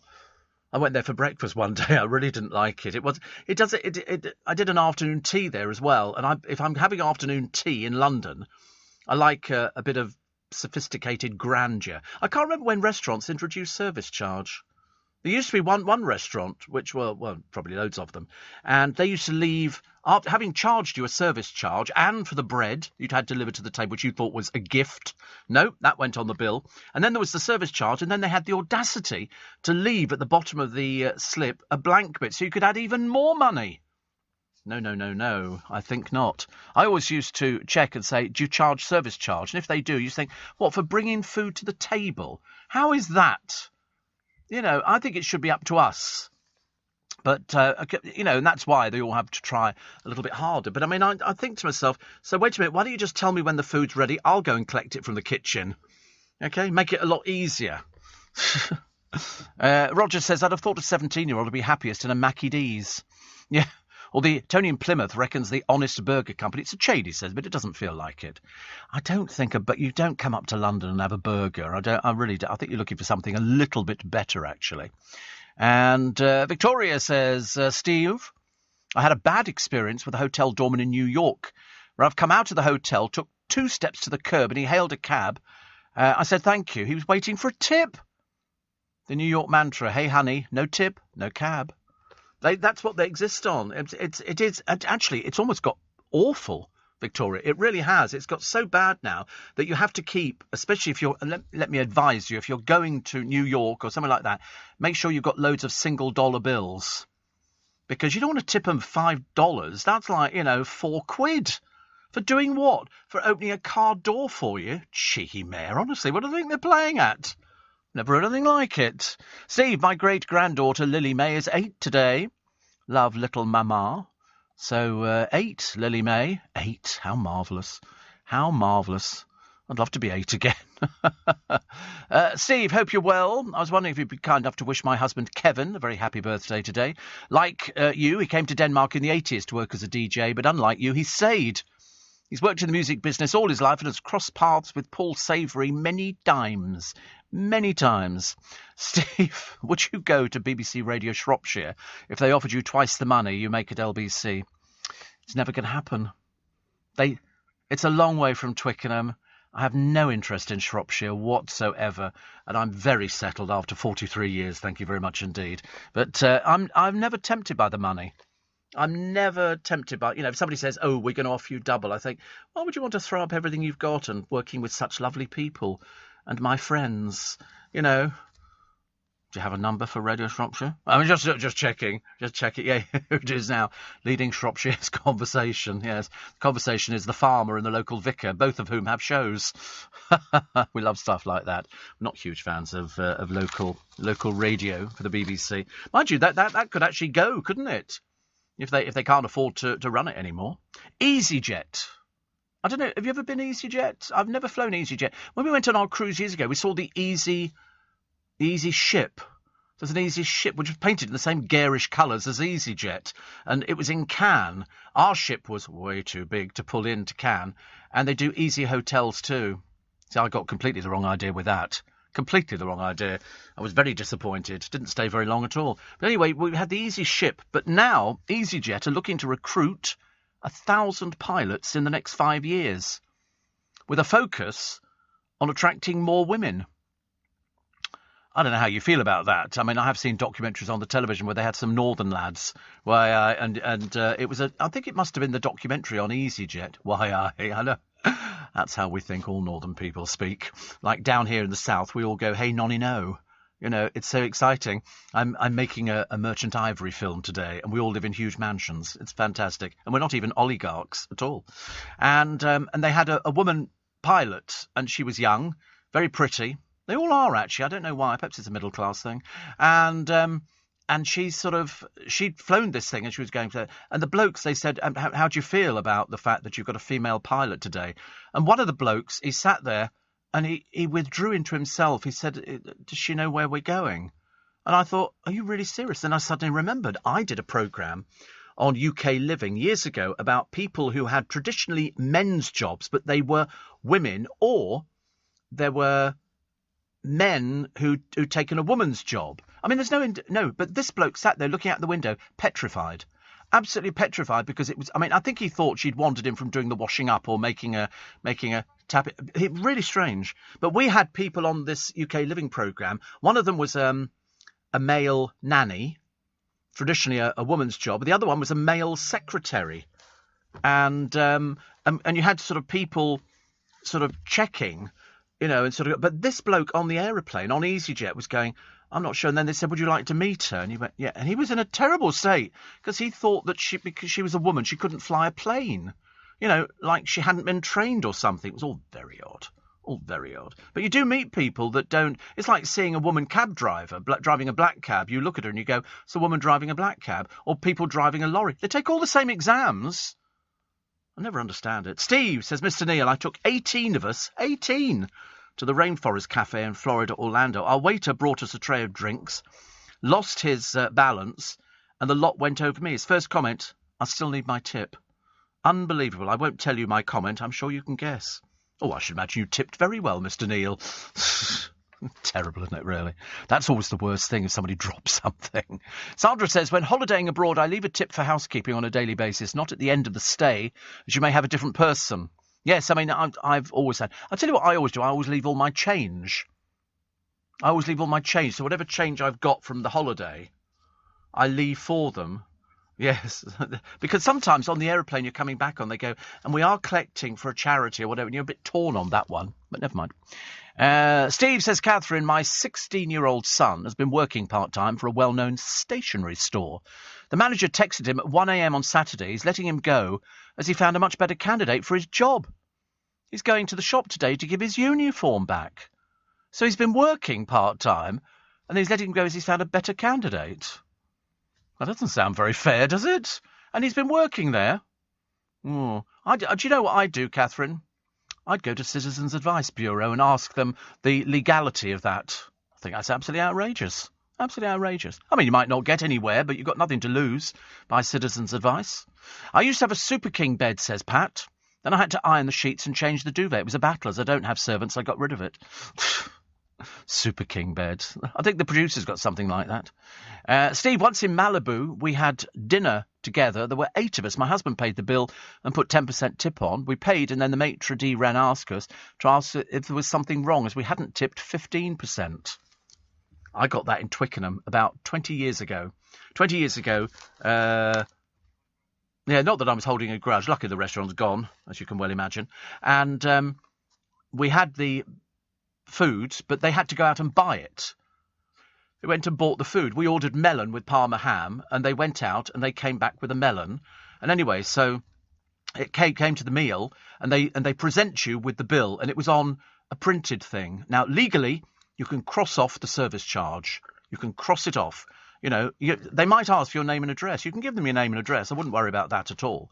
But I didn't tip. The manager came after and said, excuse me, he said, you didn't leave a tip. I said, there was no service. I said, if there'd been service, you'd have got a tip. I'm not paying for rubbish. Luckily, the restaurant closed within the next month. Happy days. To keep my business ahead of the game, I knew I needed some fresh ideas, and fast. That's why I decided to host a young person on a T-level industry placement. My student has already brought loads of new skills into the workplace. Plus, we're getting first pick of new talent coming into the construction industry right here in the Northwest. It's been a total win-win. Go next level with T-Levels. Search Skills Revolution. Steve, I'm a 17-year-old. I recommend Wing Wing near St Pancras. It's apparently chicken. I think we could do a bit better for a 17-year-old, can't we, than a piece of chicken? I mean, that's not exactly the most exciting thing in the world. Karina says, my husband bought a Super King bed, but it didn't fit in our bedroom. Oh, right. What, is it sort of chicken in... Oh, right. Crispy halloumi burger. I don't think you can send a 17-year-old to a place like this. This is for kids. This is for kids for a night out, isn't it? I mean, yeah. I think if you're taking your son out who's 17, you're not going to be sitting in Wing Wing, I don't think. What do they do for puddings? They do nice puddings. It looks crispy. Oh, right. Strawberry creme bad nuts. Salted... Sorry? Bow nuts? What's bow? Oh, right, bow nuts. Banana caramel bow nuts. Pineapple coconut sounds a bit cute, doesn't it? I quite like the sound of that one. It's only £2.50. Yeah, so see you down Wing Wing. Have we got one round here? Really? Oh, might have to try that next time I'm in town. I wonder if Corey's eaten there. He must have done, hasn't he? £2.50 for pineapple coconut. That sounds quite nice, actually. What else? Oh, Nutella Mars bar, strawberry granola, and an ice cream cone. Oh, it looks all right, doesn't it? Yeah. And the chicken's sort of crispy chicken, is it? Oh, right. They do little drumsticks. Signature drumstick meal. So you can have 8 pieces of drumstick. Well, that's a good idea. See, I wish they said that in KFC. Because I always ask for the drumstick, but they look quite nice, don't they? 9 pieces, 20. That includes regular fries and soda. See, so 6 pieces is £16.50. That seems quite a lot, because in KFC it's like $7.99. And I know that because I only had it the other week. So that seems a lot, but it does come with regular fries and a soda. But if you say, I don't want regular fries and a soda, can you just sort of have the... No, you can't, can you? You have to have I don't want the regular fries. But I like the idea of... See, 9 pieces, £22.50. Which seems quite a lot. So what time's it open from? 11 o'clock. What's the point of that? We finish at 7 in the morning, for goodness sake. They always do that, don't they? It's so annoying. So annoying. Look, Prince Andrew driving out with Sarah Ferguson, who seems to be shrinking. She looks as though she's shrunk in the seat, or perhaps she's trying to hide, I should imagine. Prince Charles has wished 1.4 billion Chinese people a happy new lunar year. Oh, that's nice. I've never heard of them doing that before. It's the year of the tiger, isn't it? Yeah. And the 73-year-old heir has developed a close relationship with China's President Xi Jinping and is using it to try and persuade him to curb the country's carbon emissions. I'm sorry, I have to laugh, actually, when you think Charles talking about carbon emissions. You think, he's a 70-year-old man. Do you think he knows what carbon emissions are? Paul McCartney has said he finds it emotional listening to a song he wrote of him talking to John after the Beatles broke up. So we like Paul McCartney. He's a nice person. Also, motorways of misery revealed. 8 motorways are so gridlocked, the average speed in some parts is 50 miles an hour. I just hate it when they go, we're doing speed checks, between this distance and that. And you think, but I've never seen anybody working on the motorway, which is a bit naff. Obviously going too fast. Love it. Duck and waffle for a 17-year-old, says Jules. And Martin says, I remember I drove Jim Davidson, the TV studio, gave me an envelope and said, have a drink on me. I was the old teabag gag. That's been used a million times, and I don't believe that Jim Davidson has ever done anything like that in his entire life. It's far too mean. PJ says, were you a bit of a mischievous Just William at school? Burning it down, I don't think really counts, does it? No, of course I wasn't mischievous. Who was mischievous at school? I mean, I quite liked school. Sort of. I mean, I wasn't sort of wild about it, but no. And we found a Jaguar in a barn. I mean, literally, it's been in there since 1965. 50 years. It's a car. As opposed to what? What, like a wild animal? What are you on this morning? Have you had Ready Brek again? I've told you about that. Don't eat posh breakfast food. Anyway, 50 years it's been sitting in there. It could be worth £150,000. They'll probably put it onto that Bangers and Cash programme. Have you ever seen that? I like that. I like the people on there. I think they're good. Also, how a nut roast nudge could turn meat lovers into veggies. And Harry and Meghan won't hand back the Spotify millions over this anti-vax podcast, but they want them to change something. I don't think that's very likely. I really don't. Plus, plans to give a real thank you party to the Queen will be unveiled today. This is for the special day. I wonder what they're going to do. Platinum Jubilee. I mean, I don't know what we want, actually. I mean, we can have something in the Mall or something. I don't know. Something like that would be quite nice, wouldn't it? Extra bank holiday. Well, that's a fat lot of use, that is. Who wants an extra bank holiday? Doesn't make any difference to us, does it? We just like the work so much. Also, free snacks back on BA flights. I didn't know they'd stopped them. I used to quite like the free snacks, you know, which are like a sandwich. Hello, like a sandwich. They always do that. Hello. It's like an ice cream. Nuts. Salted. You know, anything like that. You know, go, oh, can I have a cheese and pickle? Haven't got cheese and pickle. Ham. Like ham and sandwich. They're very good. But I didn't know that they actually taken them away. They actually took away COVID. Oh, right. I never thought about that, actually. Which is lovely. And what happens to all the clothes that you send back? You know, if you've ordered something and you go, oh, I'll send it back. Do you know it goes to a huge warehouse in Glasgow with a team of sniffers, some steam cleaners and rip stitchers race against the time to get it back on sale again. So they take it in, they sniff it to see whether it's had something sprayed on it or anything like that. Then they get it ready, they stitch it all back together. There's a 2-page spread in the Daily Mail today on acres and acres of clothing that's been sent back by people who've obviously quite clearly worn it. And that's what they sniff it for, to see if you've used deodorant or something like that. Because a lot of people cheat. They buy something, they wear it, then they go, oh, it doesn't suit. They send it back to get their money back. So that's why it has to be washed and checked and everything else, which is quite nice, isn't it? I've got to go. I've just realised, honestly.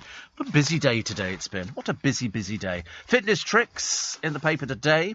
And I'm going to go and read my my Libus Furniture books from Paul Collier. So thank you very much indeed. Thank you to you for your company. Good morning, everybody. Nice to have your company. It's Steve Allen's Early Breakfast. It's Tuesday. It's the 1st of March. And traditionally, we go pinch and a punch for the first day of the month and no returns. I don't know why we do that. I can't remember what it was, actually. And then you have to say white rabbits and you don't walk under a ladder and all the rest of it. But to be honest with you, things couldn't possibly be worse. So when they say if you don't do this, things could be worse, you ask yourself the question, how much worse could they be? Looking through the past, apparently, can ease your pain. How that works, I've got no idea. Also, gardening can help you live longer. Who wants to get outside in gardening in this weather? The peace talks end in deadlock. We've got to keep persevering with it. And it's Shrove Tuesday, so I'll tell you in a minute why it's called Shrove Tuesday and why we eat pancakes. And everybody likes it. Everybody likes it. And Dawn says, I've downloaded your podcast from your show. Well worth it. And I'll remind you of how you get hold of that podcast a little bit later on to raise some money. David in Sunderland says, I hope Putin's listening to you, Steve. You might be able to talk some sense into him. I think what we'll have to do, I think the only way round this, and I thought about this long and hard, is to make sure that the little bloke doesn't lose face. Because if he loses face, he's going to persist with this. And there's going to be more bodies. You will see the pictures in the paper today of a 9-year-old girl who was murdered by Russian soldiers in a car with her parents. I mean, I can't even imagine things like that. I just hope it was quick and you know, because that's the only way. I wouldn't want them to suffer. But she was in the back of an ambulance and they didn't save her. And so the papers have basically said he's not a tough guy, Putin. He's a coward who kills little children. Because having lied to you and told you that, you know, they weren't going to be targeting civilians, that's exactly what they were. I mean, 16 children have been killed, 45 injured in this conflict. This pink-haired girl, Paulina, believed they think to be around 10 or 11, was shot dead. It's understood she was travelling in a car with her family, trying to escape the capital. Who in their right mind can possibly shoot a little girl? You could see she was a child. Who in their right mind could ever point a rifle and kill somebody? I mean, the final images of her lying dead in hospital, you know, is basically a defining image of the human cost to Putin's war in the Ukraine. To be honest with you, I hope he goes straight to hell and burns for all eternity. It's as simple as that. I don't care what you do. I understand what war is. I quite understand that, you know, you've got a megalomaniac like him who's got everybody in the entire universe anti him. Even his oligarchs, the ones who brown nose up to Putin, are now saying, you're making a big mistake. Big, big mistake. Stop it now and get out whilst you've got some face to save. Because, very shortly, there won't be any face to save. The people of Russia at the moment are queuing up for cash points, which have got no money in. They could only take out £2 a day anyway. There's no shops open. They can't get anything. There's very limited supplies of stuff going in. And there's loads of different organisations and individuals who are trying to get clothes together and paracetamol. They need stuff like that. Why the hospitals would run short of it, I've got no idea. But they need paracetamol. Water they need as well. They need bottles of water. And I was looking at a Polish centre the other day, and they've been inundated with people donating children's clothes especially. Because these people who are fleeing, they've had to literally take what they could grab to get out as quick as possible. Like that little girl, Paulina. Her and her family were trying to get out, and they were caught by the Russian soldiers who pumped bullets into the car. And to be honest with you, I hope when they catch these people, they string them up. I seriously cannot believe or understand with all mentality why you'd want to target a family, having been told specifically don't target civilians. They bombed schools.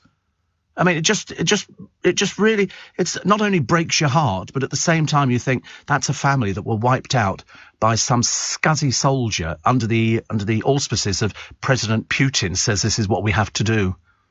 And I think it's wrong. I think it's completely wrong. But I said that yesterday. If you want to hear a rant, get yesterday's programme and download it. What have we got for you this morning? What have we got? Well, apart from Shrove Tuesday, it comes from, I didn't realise, it comes from the word shrive, which means to give absolution after hearing confession. So very appropriate for Mr. Putin. I suggest you get your arse back into church as quick as possible, matey, and start apologising. So it's the day when people went to confession to prepare themselves for Lent, which begins on the following day, tomorrow, which is Ash Wednesday.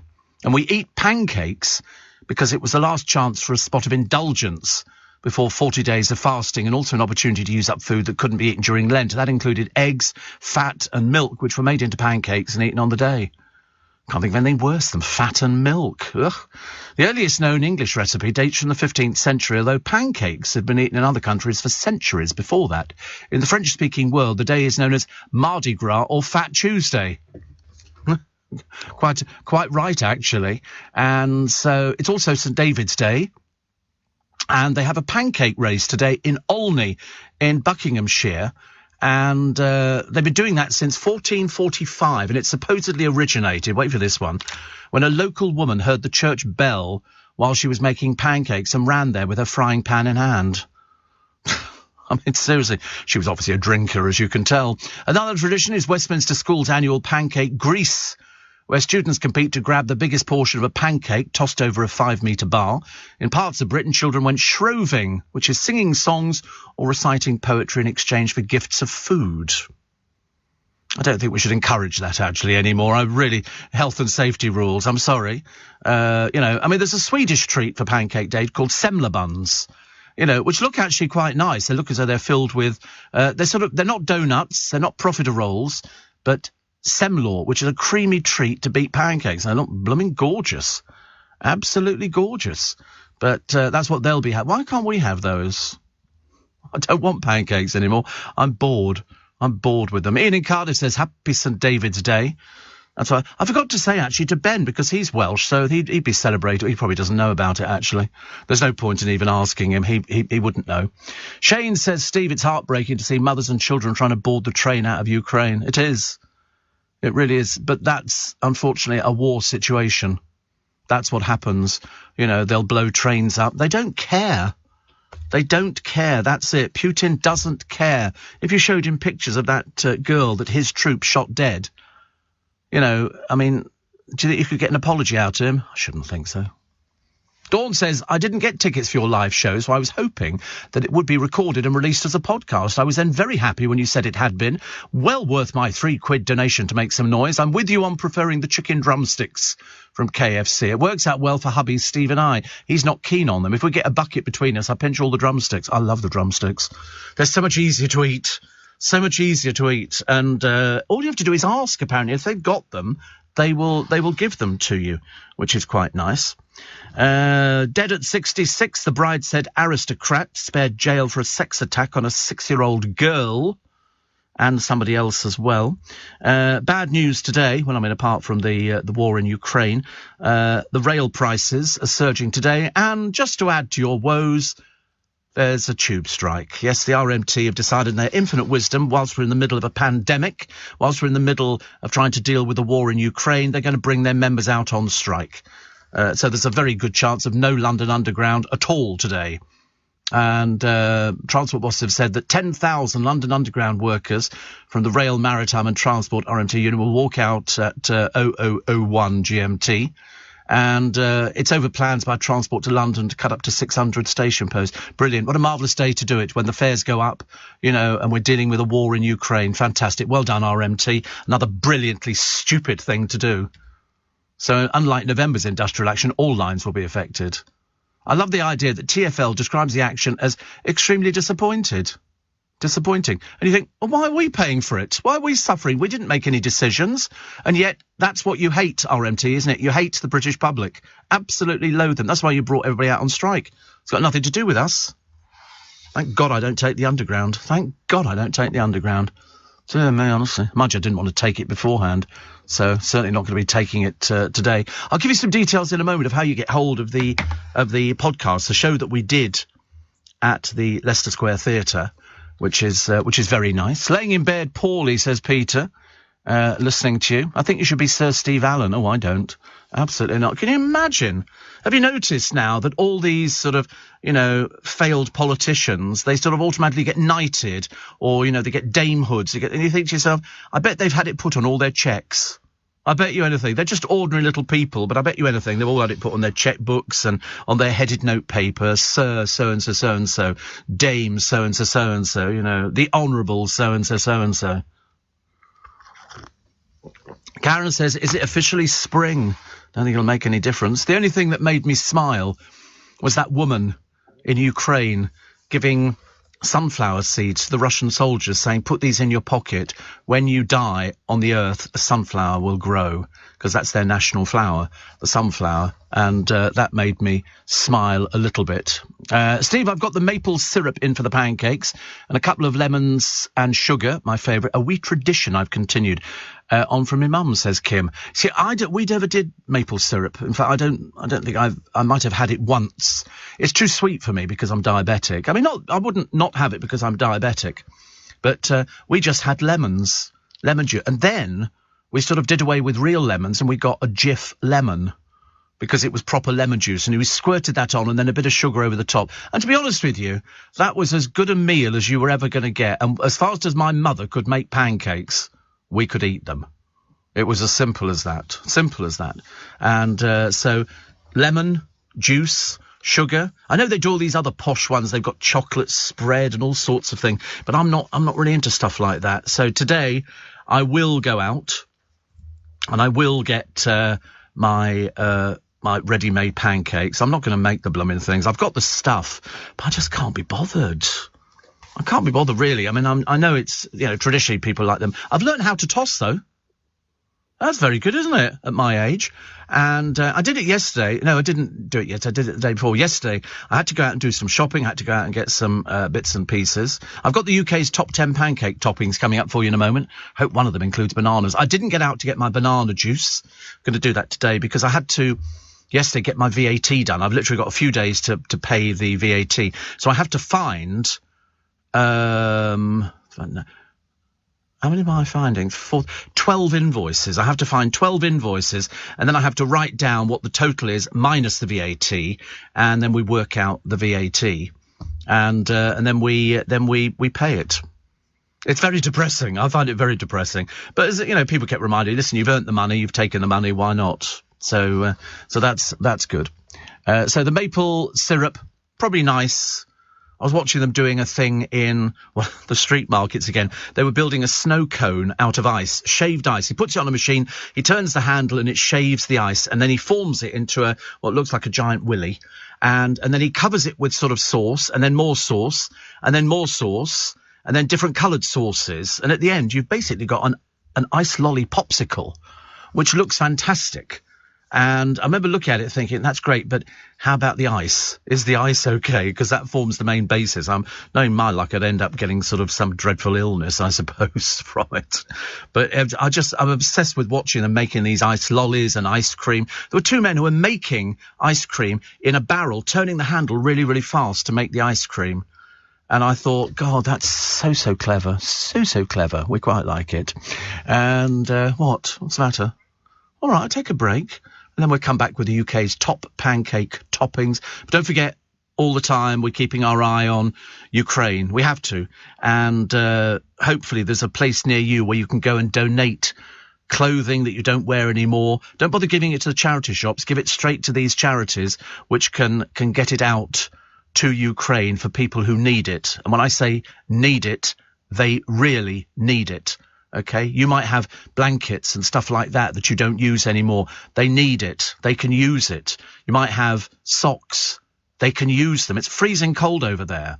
You know, children's clothes. They want children's clothes. They want paracetamol. I know you can only buy 2 packets of paracetamol.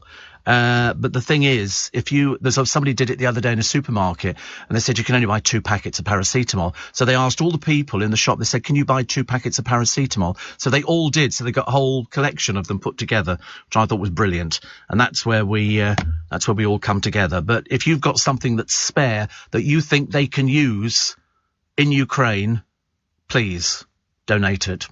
17 minutes past 4. This is LBC with Steve Allen. Morning, nice to be company. It's Steve Allen's Early Breakfast. I trust you are well and okay. So now you know, if you do gardening, you live longer. That's what they've said. You do gardening, you live longer. The bombs and the rockets raining down on a defiant city, and by God, they are being defiant. Anything that Putin thought he could get away with, he's having to literally move in mob-handed, because that's what he is. He's a big coward. He hides. He's in his little bunker. He don't go out anywhere. Don't go out anywhere at all. So the top 10 pancake toppings. Now you know why we have Shrove Tuesday. Used to be Shrive. Okay. Number 10. Banana. Like banana. But you've got to slice it real thin. It's got to be real thin, the banana, to go on it, which is lovely. Chocolate sauce. Number 9. That's okay, but I mean, it's not good for your internal organs and everything else. Jam, number 8. I tried some cherry compote. That was quite nice. It was a bit watery, though. I needed something a bit thicker. 7 is just cream. Does that just go a little bit sort of wishy-washy, do you think? I would think so. Squirty. Oh, squirty cream. Oh, squirty. I mean, you might do away with the pancakes. Just lie down, turn the tube upside down and squirt straight into your mouth. Number 6 is honey. I do like honey, but I haven't had it for years. I'm too frightened to have it. Too frightened. Golden syrup. My mother used to have golden syrup and that black syrup, that dark syrup as well. Treacle, yeah, like a treacle thing. It was all syrup. And it came in metal tins, and it was always by Tate & Lyle's or Lyle's or something like that. Chocolate spread number 4, which is basically the same as chocolate sauce, isn't it? Chocolate spread. Maple syrup number 3. Number 2, this is your pancake toppings, just sugar. Just sugar. And number 1, lemon. Lemon. Which is all you need. I think that's all you need. I think, if you like putting a little bit of sugar on there, which is great. Most pancakes in the UK seem to be all created on the week of Pancake Day. 37% only eating them one day a year. 1 in 4, however, will whip up some every few months because they've got a machine they advertise on the television. Have you seen it? Where this woman's got this thing and it's cord free and it heats up and all the rest of it. Then you can lift it up and you dip it into the batter mix, turn it over and it cooks the pancake for you. And I thought, yeah, but how many times a week do we have pancakes? Not very often. I mean, in the spirit of Pancake Day, 85% of you intend to cook pancakes. 64% of you will make them from scratch. But you don't need to.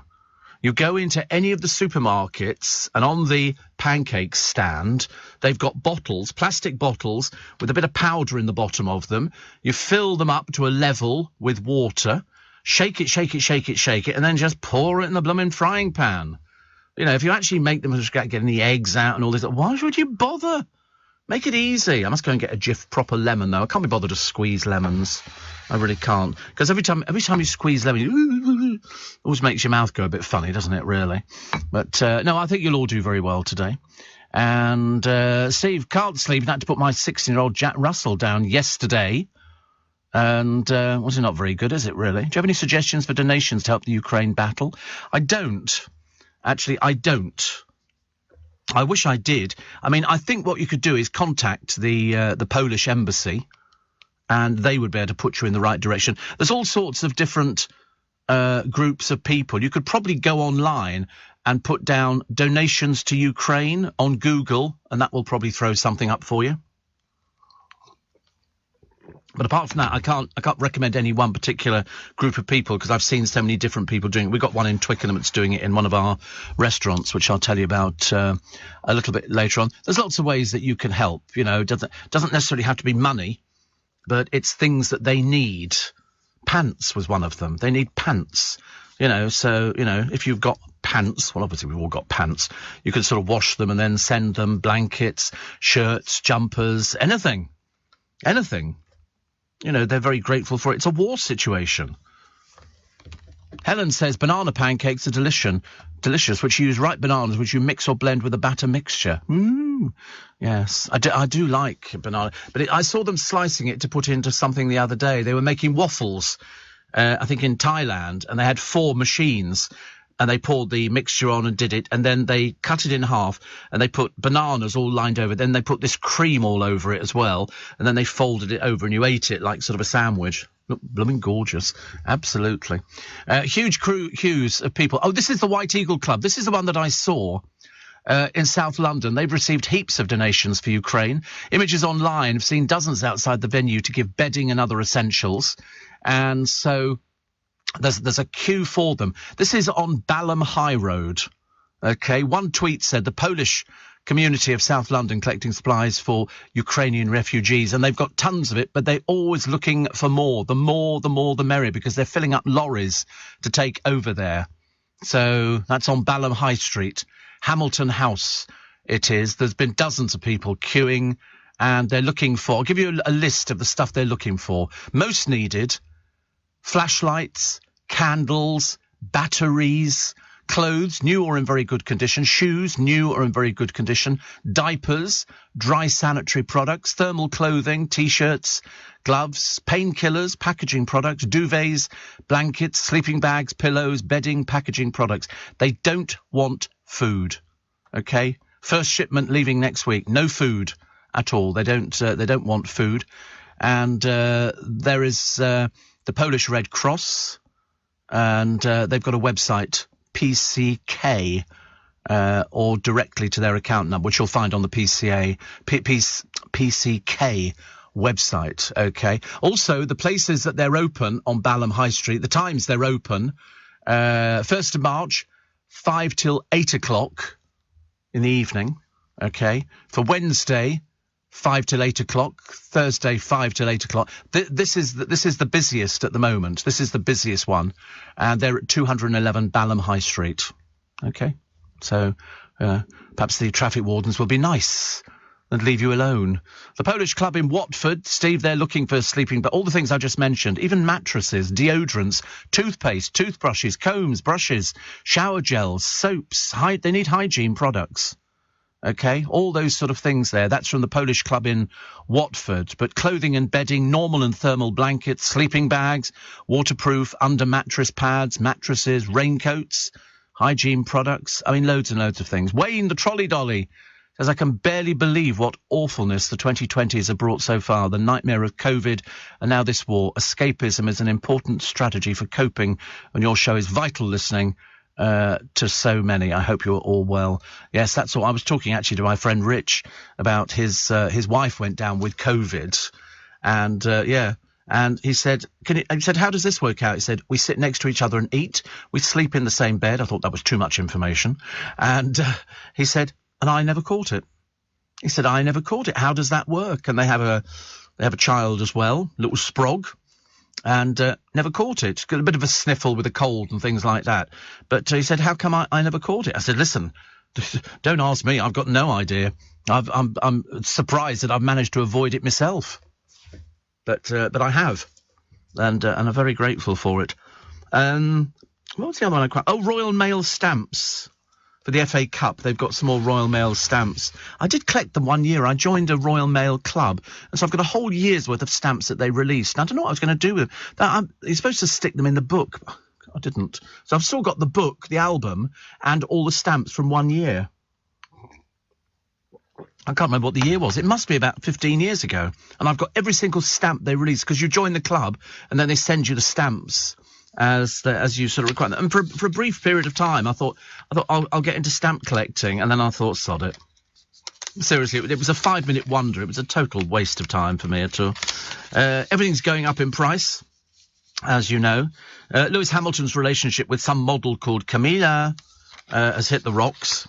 Mind you, to be honest with you, I thought he was backpedaling anyway. It was like they've known each other for years and years and years, and she's been staying with him in his ranch. Hope to God she's been advising him on what clothes to wear. He's got the most peculiar dress sense. Former Doctor Who Christopher Eccleston says working class actors get a raw deal. No, they don't. There's loads of opportunity for sort of people what can't talk proper. You know, they love stuff like that. Mel C says the Spice Girls were average. Finally, somebody with an ounce of truth coming out. Yes, they were average. Very, very average. I was told it was auto-tuned, the concerts. You know what auto-tune is? It's a computer program. And if for example, me and the producer and Dominic and Adam and everybody else and Andy were all singing together, it can harmonise us and make us sound as though we're all singing in tune. Dum dum dum dum dum dum dum dum dum, and it pictures you, Mr. Starman, bring me a dream, make him the cutest that he's ever been, and it would auto tune you. So of course they all thought they could sing. It turned out they couldn't really, but it doesn't matter. It doesn't matter. It's the music business. You know, they managed to assemble One Direction. You know, and they didn't do too badly, did they? I thought they did quite well. Dan Walker says he's got no plans to quit BBC Breakfast. Can't imagine who put that idea into his head. But he said he's going to be staying there for a while. And Jim Broadbent says he's recognised more for his Only Fools role than his award. He got an Oscar. And he played a bent DCI, didn't he, who comes back to haunt Dell. Slater, my God, it's Slater. It was very good, actually, very good. Although he also said that Only Fools and Horses could never get made today. It was so un-PC. I mean, it really was. I always remember my favourite one was Uncle Albert in the pub, and there's a girl sitting there. She's obviously a refugee or something like that, and they've deduced she comes from Germany. And so Dell's there, and he says to Uncle Albert, "You speak a bit of German, don't you?" And so Uncle Albert goes, "Yeah." He said, "Well, talk to her." And so he looks at her and he goes, "What is your name?" Exit Uncle Albert. It turns out she spoke English anyway, but just one of those moments that will live on. 4:31. LBC. With UK Export Finance, I'm fulfilling more export orders from around the world with working capital support. Export insurance means I'll get paid when exporting to challenging markets. At UK Export Finance, we believe no viable UK export should fail for lack of finance or insurance. Between 2022 and 2023, we provided £6.5 billion of government-backed trade finance to support UK exports. Learn how we could help you win export contracts, fulfill orders, and get paid. Search UK Export Finance today. Steve Allen on LBC. I'm trying to find a name. Actually. Oh, it's Maddie. Remember Maddie? Sorry, I'm trying to remember a name. And Maddie is the name I was looking for. I keep getting confused. I keep thinking it's Melanie, and I put it into the computer, and of course it doesn't come back with anything, which is a bit of a shame. So, more of your texts and emails. Thank you for your service. You make me smile. Only daughter and I are very happy this morning. She got her first choice for the secondary school she'll be attending in September. Oh, I hated school. I was not one of those great people at school. I mean, I was very good at reading out loud, as you can imagine, but I mean, whether that served me well in my quest to find employment, I do not know. But I was at school. What was I good at? I wasn't good at maths.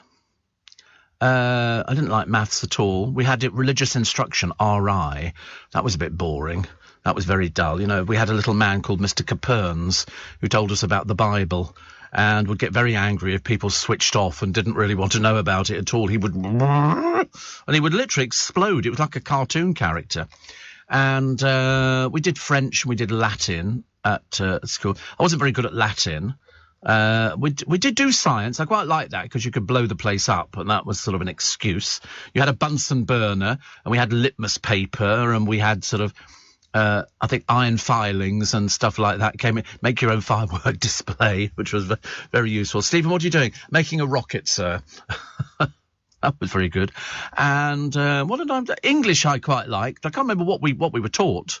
All I know is whenever they had anybody who they wanted to read out loud, I got the job, because none of the others could read out loud. So that was my pièce de résistance. I could read out loud. It's a bit like somebody appearing on television now, being able to read an auto cue. Only I was doing it when I was sort of, 10, 11, 12. Stephen will now stand up and read for you. So I did. Which is from the Bible, which was very good, very nice indeed. And I liked singing hymns. I was very good at singing hymns. And I liked a bit of sport, which was okay. I liked it when it rained because we didn't have to go outside. We just played in the gymnasium, and that was always good fun. We used to play pirates, which we'd bring out all the equipment. The ropes were out and the boxes to jump over and mats on the floor and everything else, and one person was it, and they would have to go around, touch somebody. There was a lot of touching going on in my school. Touch somebody, and then there were two of them trying to chase you and things like that. And, of course, I used to fail miserably because I'd climb a rope, and all they had to do was climb the rope behind me, and there was a limit to how high you could go. We used to have a slightly sadistic sportsmaster, because boys of our age, when we were sort of the 14s and the 15s, you didn't want to go into the showers with nothing on. So people used to wear their swimming trunks. And the master would stand by the showers going, back, take your swimming trunks off. Apparently it was a hygiene thing. I can't remember. They do it in swimming pools, I think in France. You can't wear your swimming trunks in the showers because of hygiene. And so you had to go in with nothing on. And by God, I tell you, if you have to do that when you're 14, 15, you get round it in about 2 seconds. Phew, done. Back in there, grab the towel. At the same time. No hanging around there, I tell you. Steve, how do you relax? Says Louis, when you're not working. I've read 6 books recently to escape COVID and Putin. I used to read the papers, but I find the news so depressing. How do I relax? I don't really relax. Because I don't consider I get hyped up, so I don't need to relax. I'm not bothered about relaxing. What's relaxing? Relaxing is sort of, I'm relaxed now. I'm relaxed now. I don't sort of get home and go, oh, very stressed, very stressed. I'm not one of these sort of prima donna people who appear on television going, oh, it's so stressful. And you go, yeah, I know. Having somebody do your makeup and hair must be an absolute nightmare. But some people, of course, try and present on television, and they must go home very stressed because they can't present. And I spot them a mile off, people who you think what you're doing is you're pretending to present. You've got to be believable, because you have to impart stuff over to us. It's like what was I watching the other day? Oh, they used the same woman from Welsh Wales. She won a car and something else on the one of the competitions on Loose Women. But she'd also featured earlier on. Josie Lawrence went to interview her, and she was sitting in a car, and she was sort of there, and she'd won this car. And then they sent Jeff Brazier up to talk to her as well. And then he was flirting with her, and she gave him a lift back to the station. And what were Loose Women talking about? Oh, they put Arge on again. Oh, God, if ever there was a dull interview, that would be it. It was, because he's doing this programme on the television, and then he relapsed, apparently, and they went back. And then Ruth said to him, the worst thing you can ever hear on a programme, you're welcome back any time. And I thought, no, he's an adult. Let him grow up, for God's sake. Otherwise, he'll spend his entire life relying on everybody else. He can't manage anything for himself. It's ridiculous. The moment she said Arge, I thought, I've got to watch it. Just out of curiosity, just to sort of really, if you want to bang yourself on the head with a frying pan, that would be the programme to do it to. And it was just awful. It was just awful. Carol McGiffin's on form at the moment, so that's always good. She's fun, isn't she? She can do all sorts of things. Kate says, I was always picked to read out loud. I remember being one of the daughters in an Inspector Calls book. Ooh, it's posh, isn't it? I didn't mind reading out loud. I was very happy. I'm a very good reader. In fact, I'm an exceptionally fast reader. I can read something, but you wouldn't know I was reading it. You'd think I was saying it. Yes, I mean, I'm reading all of this. This is a script that I'm working to on the programme, but you'd never know. Never know. That's the art of it. The art to make it sound almost believable. Neil Diamond, Sweet Caroline, has sold his complete back catalogue. I mean, he's very ill. I think he's got Alzheimer's, hasn't he, at the moment? They were saying, in case he goes back in the studio, he's got like 100 tracks ready to go. Well, I don't think he's ever going to go back in the studio. I'd be very, very surprised. He's got Parkinson's. But I was a big fan of Neil Diamond. Big fan. He played Australia. I got really annoyed with the crowd because he plays Australia. This is some years ago. It's out on DVD. And the idiot element in the crowd are throwing little paper coils like that, and they go for about 20 or 30 feet, and he's covered in them, and he's got them on his guitar, and he has to try and carry on playing the guitar and remove them. They were so stupid over there. Thick audience. How many records has he sold? Oh, God, millions, I would think. 35 million? 130 million. God. I loved all his stuff. Pack up the babies and grab the old ladies, and everyone knows Brother Love shows. I liked his one, which was called Hot August Night. They did Hot August Night 2, and he plays part of it at Madison Square Garden. It's the DVD Neil Diamond Live at Madison Square Garden. He's had 10 number one singles in the American charts, none in the UK, surprisingly. He wrote I'm a Believer, which the Monkees recorded and had tremendous success with. That was one of his. But it was the Sweet Caroline, good times never seem so good. Warner Chappell Music. A lot of people have been selling to them. Sting sold his catalogue to Universal earlier this month. Aerosmith agreed a deal to bring their back catalogue to UMG. Warner Chappell Music acquired the publishing rights of Bowie's back catalogue in a deal said to be worth hundreds of millions of pounds, because that's for future earnings and everything else. It gives them the cash. What they're going to do with it, I've got no idea. I should imagine Neil Diamond must have loads of money sitting in the bank. As long as it's not a Russian bank, he's okay. Dreadful times we're living through, Steve, says Lindsay in Cornwall. Going to have a little break from it all today to celebrate our 47th wedding anniversary. 47th, honestly, that's fantastic, isn't it? I'm very impressed. Adrian says, very true, you are relaxed at work. That's why you come across the radio so natural and superb. Creep. Nothing worse, is there? No, I mean, I don't get, I get excited about work, about certain things that I've done. Once I'm in the groove, as it were, I roll with it. I really do. But I like sort of getting excited about certain things, but I don't get over stressed at work about anything at all. I really don't, because if it doesn't work, it doesn't work, and there's nothing I can do about it because I'm not in control of it. I don't drive the programme. I don't sort of plot the course of anything. We have no idea what we're going to be doing on the programme. Believe you me, we have no idea. Producer, of course, Nervous Wreck, and is on tablets. What can we do? And, Steve, I can't believe you didn't rate the Spice Girls. I thought they were great. Yeah, well, the Spice Girls didn't rate the Spice Girls. Mel C says they were average. That's what she said. And Steve, having an anxious, sleepless night with all this terror going on in Ukraine. Thankfully, we have you. Always tell us it is, but manage to bring some light relief too. I think you have to. I'm not saying we go out going, ha, ha, ha, ha, ha, because I don't think it is ha, ha, ha, ha, ha. I think it's very sad times, and I've expressed before my depression about what the people of Ukraine are going through, and I just find it absolutely heartbreaking, mainly because I think on odd occasions, it's a very odd thing to think, I think I'm so glad my parents aren't alive to have to go through this, because they'd be getting on quite a bit, actually. My mum would probably be in her 90s by now, and it's a case of, COVID, and now all these different bits and pieces. Mum and dad they were just ordinary people. I know everybody says that all the time. My parents were very ordinary. And I was watching the, is it Four in a Bed the other day? Oh, they all hated each other. Oh, it was fantastic. I loved it.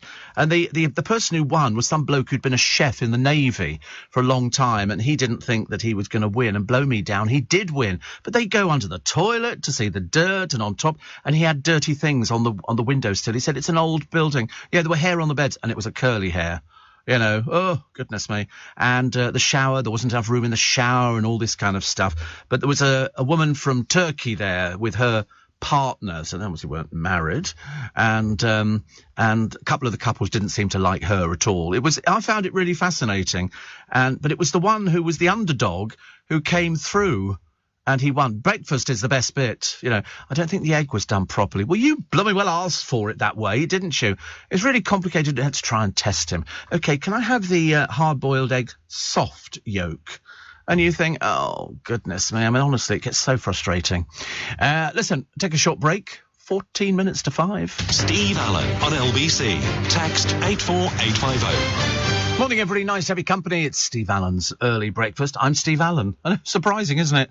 Even I can't believe it sometimes. I go home and then people sort of talk about Steve Allen. I start referring to myself in third party, which obviously is a sign of madness, I should imagine. Now, lots of you have been asking how you can listen back to the live show that we did at the Leicester Square Theatre a couple of weeks ago. Now, if you couldn't make the show in person or you just want to relive it, we've turned the whole thing into a special podcast. You can enjoy it at any time you like. All you need to do is text the word Steve, S-T-E-V-E, and send it to 84850. So Steve, S-T-E-V-E, and send it to 84850.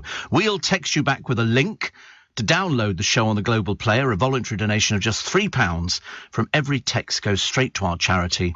Make some noise. Standard network rates apply. You need to be 18 or over. Terms and conditions at lbc.co.uk. And if you'd like to purchase the podcast from outside of the UK, visit lbc.co.uk to find out more. But for everybody in this country, if you want to get hold of it, it's Steve, S-T-E-V-E, and send it to 84850. We then send you back that link, and a voluntary donation of £3 from every text goes straight to the charities. Make some noise, and hopefully we can raise a lot more money. Nicola says, I love Neil Diamond. I've seen him a few times. He's simply the best in concert. And I remember the showers at school. Hated it. It must have been worse for women. Must have been worse for girls. It was bad enough for the boys. God, we hated it. And there was no way that you could get out of having a shower. Some of the boys tried, and they go, oh, sorry, sir, I didn't bring a towel with me today. Well, don't worry, we've got a spare one, bins minor. Here it is. There you go. Take your clothes off, get in the shower. Leave the towel here. God, it was awful. Steve, I never thought, says Dale, I'd be so struck with anger and also feel so depressed with what the Ukrainian people are going through. I'm constantly looking at the news feeds, but I have to stop as I'm upset by it. Thank you for lightening up the morning. Well, I don't think we're lightening up the morning. I think we're just sort of, trying to make sure that we know exactly what's going on over there, and if there is a breakthrough, dear God, I mean, we'd all be praying for that, wouldn't we? Are you a fan of Peaky Blinders? Never seen it. Never seen it. Not a clue. I know what it's about, but I've never seen it. You mentioned black treacle in a tin. I've got a tin in my cupboard I use for fruitcakes. I make my pancakes from scratch and have lemon and sugar on them. I used to make my children pancakes regularly, Steve, for breakfast before school. Got them off to a tea, prepared and cooked in 10 minutes. Their favourite were Dutch pancakes, icing sugar sprinkled on top. Icing sugar was sort of almost like taking normal sugar and grinding it down. My mother used to use icing sugar, and you're quite right, actually. On the black treacle, my mother used to use it for cakes because she made cakes, and so she'd put it in there. Dutch baby pancakes, look at that. Whee! So that's got icing sugar over the top of it by the look of it. The alternative name is a German pancake, and so a Dutch baby, that's what they call them, is similar to a large Yorkshire pudding.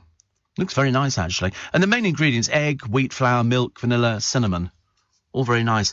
And there used to be all these restaurants. In fact, there's one actually called My Old Dutch in High Holborn. Opens at 11:30 today. Dine in, take away or delivery. But pancakes go cold really quickly. But you should see them making waffles in the street markets. You must watch them doing waffles. Go and have a go at doing waffles at the street market in, I think it's either in Thailand or it could be somewhere else. And I remember sort of watching it the other day, actually, because I've got this obsession with food. And he's got four machines, and he was literally lifting up the lid, squirting this. No, it's not the top one. No, not that one. Not that one. No. Waffles. Try India. Oh, there you go. There. That waffle. There, the top one. The top one. Oh, it's not the one I was watching, but this is the man here. And they just make waffles. People are fascinated by pancakes and waffles. I don't know why, actually. But this man makes them for a living. But he's only doing piddly little waffles. He's got a little waffle maker. He puts the stuff on and stirs it all round. It goes on as a ball kind of thing, like a little pancake. And then he brings the lid down, and then they obviously count to 10 or something. Then this thing sort of pops out. Then he puts different sauces on them, and chocolate and cinnamon and honey and nice things like that. Don't they just look gorgeous? I like the bigger ones, though. Have I ever had donuts on the pier? They've got a little machine which sort of goes... and you get a bag of them for about £1, don't you? 10 for £1. Really hot. They're nice, actually. But see, I haven't had those for ages because they're always dipped in sugar. In fact, they fall into sugar. Jenny says, your show is always fabulous, but you've also kept me sane the last 5 days. By far the best presenter on LBC. Ian Dale is second best. Oh, thank God for that. Oh, I can't wait to tell him. In fact, I think I'll send him a text now. By the way, Ian. Yeah, we call him now. Love on the Rocks. I love that one. Love on the Rocks. Ain't no surprise. Neil Diamond had a great thing, but if you saw him working Madison Square Garden, this huge crowd, and yet it was so intimate. And the backing band, apparently he's a taskmaster. Well, he was a taskmaster. And, they were really disciplined. The same backing singers he'd had for years. And the boys had to sort of play their trumpets and everything else, but do it in, all synchronised. It was all good stuff, actually. Very good stuff. I watch that every so often if ever I feel like, a little bit of a lift. I don't really need a lift very often, but, occasionally. So the rail prices are going up today, isn't everything? I got a letter from the, it was a text from the gas people. It's going up, by the way, and we just thought we'd let you know now. I'm having the boiler taken out. I've decided I'm going to kick him where it hurts. Fare rises to rise this week, facing the biggest jump in ticket prices since 2013. And so the cap on fare rise will increase on Tuesday, meaning ticket prices could go up by as much as 3.8%. I suspect they will. So it means that the annual season, wait for this one, the annual season ticket between Brighton and London will go up £194 to £5,302, and a year-round ticket between Liverpool and Manchester goes up by £105 to £2,865. Who can afford that? £5,302, and that doesn't even guarantee you a seat. It doesn't even guarantee you a seat. You have to sort of, you can't do that. £5,302 from that dump that's called Brighton all the way up to London, and not even a seat, because apparently buying a ticket doesn't guarantee the seat. I sat in first class yesterday because they always go, if it's sort of doing a local journey, like, from Water... I've just realised, actually, the producer was right. The bus is going to be heaving this morning, aren't they? Because there's no tubes. We have to take all those reprobates who sort of, get on the blooming tube train every morning in their combat gear. There's loads of people, people like the producer. He's got to find another way home, but, Mark says, can you say hello to the team at GB Rail Freight? Hello to GB Rail Freight. There we go. Jenny was in Farringdon, by the way. I completely forgot to mention it. And James Haskell, whoever he is. Who's James Haskell? Anybody, something to do with rugby or something like that? Who is he, though? He's not the one married to Princess Anne's daughter, is he? Or is that somebody else? No, can't remember. James Haskell, I'm sure he must be somebody rivetingly exciting. Who is he? Oh, that's Chloe Madeley's other half. Chloe Madeley. You remember about Chloe Madeley, don't you? He's confessed to running a porn racket. When he was at school, this bloke gave him loads of magazines, and he would take them to school and say, do you want to buy porn? And he would sell them for a couple of quid a magazine, or £1 if you wanted to rent it. Riveting. That's the extent of his life so far. My favourite Neil Diamond song, says Eddie, was Morningside. Don't ring a bell with me. Don't ring a bell. I don't know anything about Morningside. Morningside. I know morning has broken like the first morning. But Morningside. Morningside... The old man died and no one cried. They simply turned away. And when he died, he left a table made of nails and pride. And with his hands, he carved these words inside: for my children. Morning light, morning bright, I spent the night with dreams that make you weep. Morning time, wash away the sadness from these eyes of mine. For I recall the words the old man signed: for my children. Morningside, an old man died and no one cried. He surely died alone. And truth is sad. For not a child would claim the gift he had. The words he carved became his epitaph: for my children. Beautifully read, do you think so? I thought that was amazing, actually. It's very cheery little bit. I think it's suicidal now, honestly. But I don't remember that song. I don't remember it at all. In fact, even reading the words, it didn't mean anything. I thought the words were great. Great, so thank you for that. So we'll take more of that. So gardening helps you live longer. I don't know, I suppose because you're doing exercise. Don't you think that's, bending down, standing up, bending down, standing up, planting? Mike says, I remember when My Old Dutch used to be in St Christopher's Place off Oxford Street. Must have been over 40 years ago. Yeah, we used to have one in Richmond, I think. But I don't think it was called My Old Dutch. I think it was the Tennessee Pancake House. There used to be one at the top of King's Road in World's End. And that was a Tennessee Pancake House. You could not only get sweet pancakes with ice cream and bananas and everything else, yum, yum, yum, but they would do savoury pancakes. Can't wait to have them this morning, but I need my banana juice as well. Bad reviews for Batman. I mean, it should have got more than 3. They said 3 hours, too long. They want something a little bit shorter. An Everton fan is in the papers today admitting a Villa bottle attack. These stupid people exist. He's been banned, as you can well imagine. Petrol hits 151 a litre. And Joan Collins throws an A-list party. Biggins does a speech. And because they've been friends for years and years and years. In fact, I went to a party once and Biggins introduced me to Joan Collins. He said, Joan, this is a very good friend of mine. This is Steve Allen. Very gracious Biggins. Like Biggins a lot. And she was charmed. And it was very exciting. That was me. I don't know what she said. I can't remember. But I just remember thinking she's very small. She's very tiny. But, no, I think she's celebrating God knows how many years married, about 300, I think, or something like that. And everybody very happy. They were all there. The good and the great, but I was busy. Sort of checking out my new card from the bank. Whoopee, very exciting. And what else we got? Russia seeing the currency value crash. It's going to get worse. We'll take the news at 5 next here on LBC.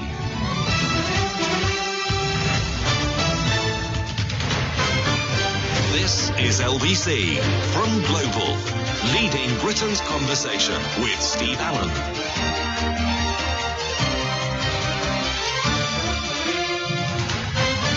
Can you imagine all the journalists getting up this morning going, where are we today? It's the first thing you do when you wake up now. First thing you do, and you go, what's happened overnight in Kyiv and all the other towns across Ukraine? How near are we to Vlad pulling out and going, OK, I've made my point. I said before, the one thing we can hope is that he could sort of leave without losing face. But unfortunately, Putin sent henchmen to peace talks yesterday whilst unleashing a rocket blitz which massacred scores of innocents. And there's a 10-year-old little girl, pink hair, front page of many of the papers this morning. And they tried to save her life, and they couldn't. Her name was Polina, and that's all I can tell you about her. Her and her mum and dad were massacred in a car by troops operating under the auspices of Putin. So far, 16 children have been killed by Putin. So much for the don't worry, we're not going to be targeting civilians. I think you're a liar. And you look at the sky lighting up with the rocket blasts and everything else. And it's so sad, isn't it, when a sort of child, they've got pictures, medics trying to save another girl, a little girl, age 6, and failing. And that's all I can tell you. And as somebody said here, Putin carries on the blitz as the two sides meet. Call that peace talks. I thought peace talks mean we sort of shelve it for a while and we try and do something. Roman Abramovich is trying to do something. Many of the oligarchs have said basically, you've made a big mistake here. You've made a big mistake that, it's all collapsing. The EU have targeted 70% of Russian 70% of the Russian banking market. They're freezing the assets of Putin's inner circle, no-fly zones for Russian aircraft. Although apparently Dubai seems to be the famous, but you've got to get to Dubai if you want to fly to Russia. They're not going to get you there. Russia have been excluded from SWIFT, which is the international banking system, as you know. Canada have taken sanctions out. New Zealand, Australia, America, the UK, Switzerland, Canada, South Korea, Japan, Taiwan clamped down on exports to Russia, and they're going to coordinate closely with the US. So far, we're not sure what China's doing. Mind you, I don't even think China's sure what China's doing. And there's people queuing at a cash point in St. Petersburg. No money. No money in the cash points. You could only take out £2 each the other day. And Compare the Market are stopping their adverts featuring the Russian meerkat Alexander Orlov from appearing around news bulletins due to the invasion of Ukraine. So if they decide to sort of cancel that, there's going to be a lot of stuffed toys sitting in warehouses, I should imagine. And then you look at what everybody's got. Russia have got nearly 6,000 nuclear warheads. Nearly 6,000. I mean, that's sort of, the United States have got 5,500 I don't suppose it makes too much difference, does it really? And I see that Russia's got 1,500 retired. United States, 1,700 retired. Israel have got 90 nuclear warheads, which is amazing. I mean, ordinary Russian people are already feeling the hit of the sanctions because they can't access their money. They put a stop on it. So people have basically, they can't afford their mortgage repayments. The interest rate's doubled on Monday to 20%. So what's going to happen? They're going to be thrown out on the streets? No, I don't know what they're going to do. People have lost payment methods because the banks have been cut off from Visa and MasterCard, subsequently Apple Pay and Google Pay, and people are scrambling to get US dollars out, leading to scenes of long queues at ATM. It's Putin at fault, not normal Russians. They're the ones who are suffering, and it's only going to get worse. It's going to get much, much, much worse unless Putin, basically has sort of a brain transplant or something, and somebody actually puts some brains between his ears and tells him you've made a big mistake here. A big, big mistake. You're not doing yourself any favours. I don't know why you want to do this, because it's just not working, is it? Just not working. Not for you, not for the people in your homeland. I mean, let's face it, they've arrested over 1,000 people already. In Russia, they've arrested over 1,000 people. Why? Because they dared to complain that the government got it wrong. I mean, over here, we can complain. And let's face it, if this was Russia, the RMT would not be operating. They would only be doing it. Nearly 6,000 people now have been arrested across Russia after the fourth day of anti-war protests. Because I said to you before, you go in, the first time you're arrested, 3 days in prison. Second time, 3 months in prison, and you lose your job and you lose your student status. So basically, you've screwed yourself every which way. Individuals were allowed to stage solo protests, but it's not unheard of for people to be detained for those as well. And sometimes people get detained and they disappear. That's the Russian way of doing it. Heavy fines, destroy. I mean, they don't seem to be wanting to help themselves either. Russians fighting Russians now within Russia. Doesn't make any sense, does it? Sheer stupidity of it. What else we got? Oh, Lewis Hamilton's relationship with a model. It's always models, isn't it? Can't they go out with normal people? Models have got absolutely nothing to talk about. So today I put on a bra and knickers. Riveting, dear. Anything else you did today? No, that was it. I just put on bra and knickers. Okay, right. And did somebody do your hair? Oh, yes, somebody did my hair. Okay, what else? Nothing. I'm a model. Oh, right, okay. So well done. And here is a picture of Camilla Kendra wearing her bra and knickers. And so that goes to prove. And apparently, as long as you look vacant in the camera, you get the job straight away. And then somebody does your hair and you try and look sultry. But then we've all seen these people, when they're not working, and they're not sort of being all done up, and they look completely different. They reckon Lewis is worth quite a bit of money, actually, so he's a good catch for somebody. You'd have thought, actually, because, that he's 37, and she is 28. She'd posted pictures of the inside of his palatial home in Colorado, and I'm sure it must have been... He dated Nicole Scherzinger for 7 years. Did he really? Oh, well. And apparently admitted 3 years after their split he was focused more on driving. So, reputedly worth $190 million. He's also been linked to Kendall Jenner and Rihanna. In fact, he's basically been linked to everybody, barring Steve Allen. So he's been linked to all these people, but it hasn't come to anything. It's gone nowhere. None of these relationships. I think he just likes friendships. Because, I mean, having known this Dominican Republic-born model, Camila, for goodness knows how many years, it's cooled off. They're no longer with each other. She stopped following him on Instagram too. Perhaps she tried to tell him about the ghastly clothes he wears, because he's got the worst dress sense I've ever seen. Mind you, don't expect somebody who puts their foot down on the accelerator of a very fast car to actually have any sense of fashion at all. Excuse me. Oh, I like a nice cup of tea. I spoke to a friend of mine the other day who'd been in hospital for ages. They were having blood tests because they keep getting little slightly dizzy spells and all the rest of it. And I was sending them bits and pieces backwards and forwards, and I said they were having blood tests in hospital. They've been told it's nothing to do with heart or arteries or anything like that, but they won't give them any medication in case they give the wrong medication. So, and I said, have you managed to get a cup of tea? And they went, no.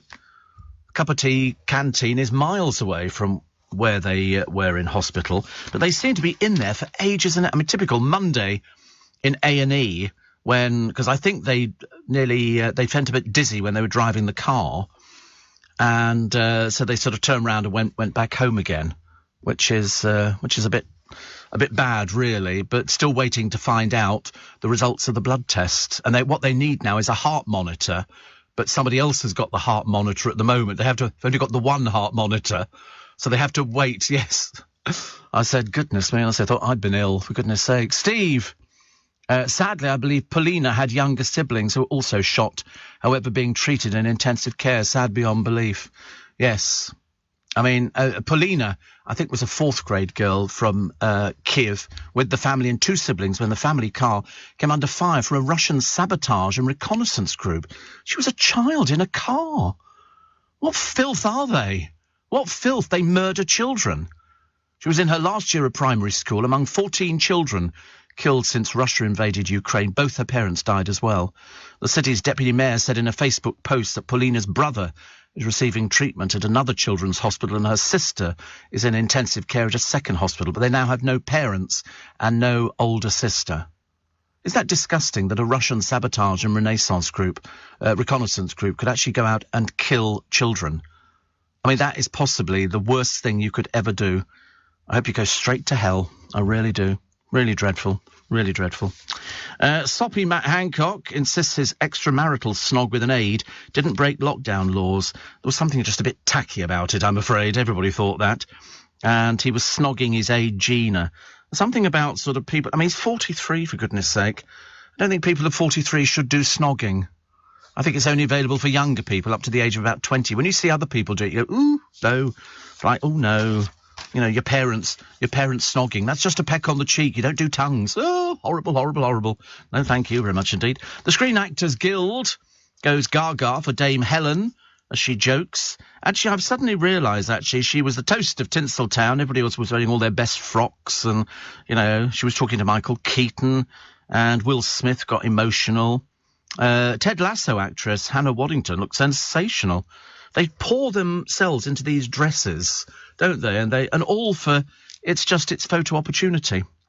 I quite like it. I hate to say the word SAG at my age. It's always SAG for me.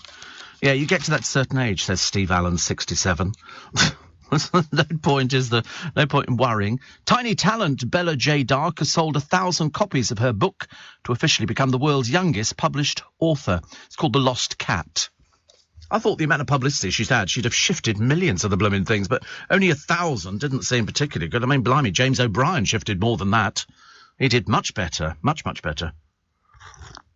I can't resist my tea this morning. I really can't. Honestly, I've gone gaga for it. But I'm definitely going to try and get I've got to get the pancakes today, a Jif lemon, and what else have I got to get? No, I don't get sugar. No, banana juice. That's right. I've got to get the banana juice, and then we should be. What's banana juice? What's it? Do you like banana juice? No. Oh, it's great. I can't wait for it. I've never had it. I'm sure it's delicious. I'm a Steve, 57-year-old Irishman, says Martin from Lisbon, who has memories of the real Belfast in the 70s and subsequent 80s. Watching the fear and terror in the faces of families in a modern European city fills me with despair. God be with them. It fills me with despair as well, especially when you look at children who die. A whole family massacred. There are 2 surviving children, and what hope for the future? What hope? Hopefully a relative will have to take them in. You try explaining to a child you don't have your mummy or your daddy or your big sister anymore. Where are they? They're with God. They're with the angels. And that's the best way you can describe it. Steve Allen on LBC. Text 84850. You might have thought something was going wrong the other day if you were walking through London and you looked at the London Eye. Batman was atop one of the carriages on there. And it was all for the new movie, The Batman. But I suspect it was a stuntman standing on top of this. Can you imagine, though, you're balancing on top of this thing, which does move very, very... Oh, you wouldn't get me up there. Not in a million years. I'd have to make sure... This thing's bolted in, is it? Guaranteed? Is there a wire attached to me, just in case I fall off the thing? But he stood there, clinging on, then what they'll do is they'll airbrush the actual stand out. I mean, there was a Mary Poppins stunt double who rode on top of the London Eye, 135 metres. No, thank you. Not for me. Not for me. And what do we got here? What do we got here? This is a serving Met police officer who was caught soliciting a prostitute. But he was off duty. So if you're off duty, does that still mean that you can't do anything like that? PC Tristan Downing was arrested during a police op seeking to find those who exploit sex workers. Oh, interesting. Actually, I've got another story about police officers coming up in a moment. He admitted soliciting for the purpose of obtaining sexual services. He was fined 450 quid. It was a very expensive afternoon. And £130 costs. He's been placed on restricted duties and will face misconduct proceedings. Commander Andy Carter says we expect the highest standards. This officer's actions fell way below these expectations. Twice at Twickenham railway station, yesterday and once the other week, I get off the train at Twickenham because mainly they were doing some work on the bridge. And I thought, I'll be forever, I can't be bothered. And so I get up and there's police officers all over the place. And so me being very curious, I'm not standing outside in the freezing cold. I'm going to watch what goes on. And so the first one the other week was probably involving about 15, 20 police officers. Some were British Transport Police, and they were up in the big entrance hall to Twickenham's new super-duper station. No escalator, thank you very much indeed, we ran out of money. And they then bring out the sniffer dog. And what's the sniffer dog doing? Drugs. That's what he's doing. It's a drug dog. In the morning. Oh, it's best time to get them. Well, believe you me, in 5 minutes they pulled 5 people. 5 people. And so basically the dog would sort of wander around and like that. You know what the dogs are? I mean, the dogs are high as kites. And they're there. And they pulled 5 people in the 5 minutes I was watching. And I'm fascinated by this. Because I was waiting. I was prepared for one of the police officers to come up to me and go, sorry, can we help you? And I go, no. I'm just staying inside because it's very cold outside and I'm waiting for a friend. And it's got nothing to do with you. And 2 police officers pulled a woman as they were going away. They said to her, the dog indicated that do you have anything on you?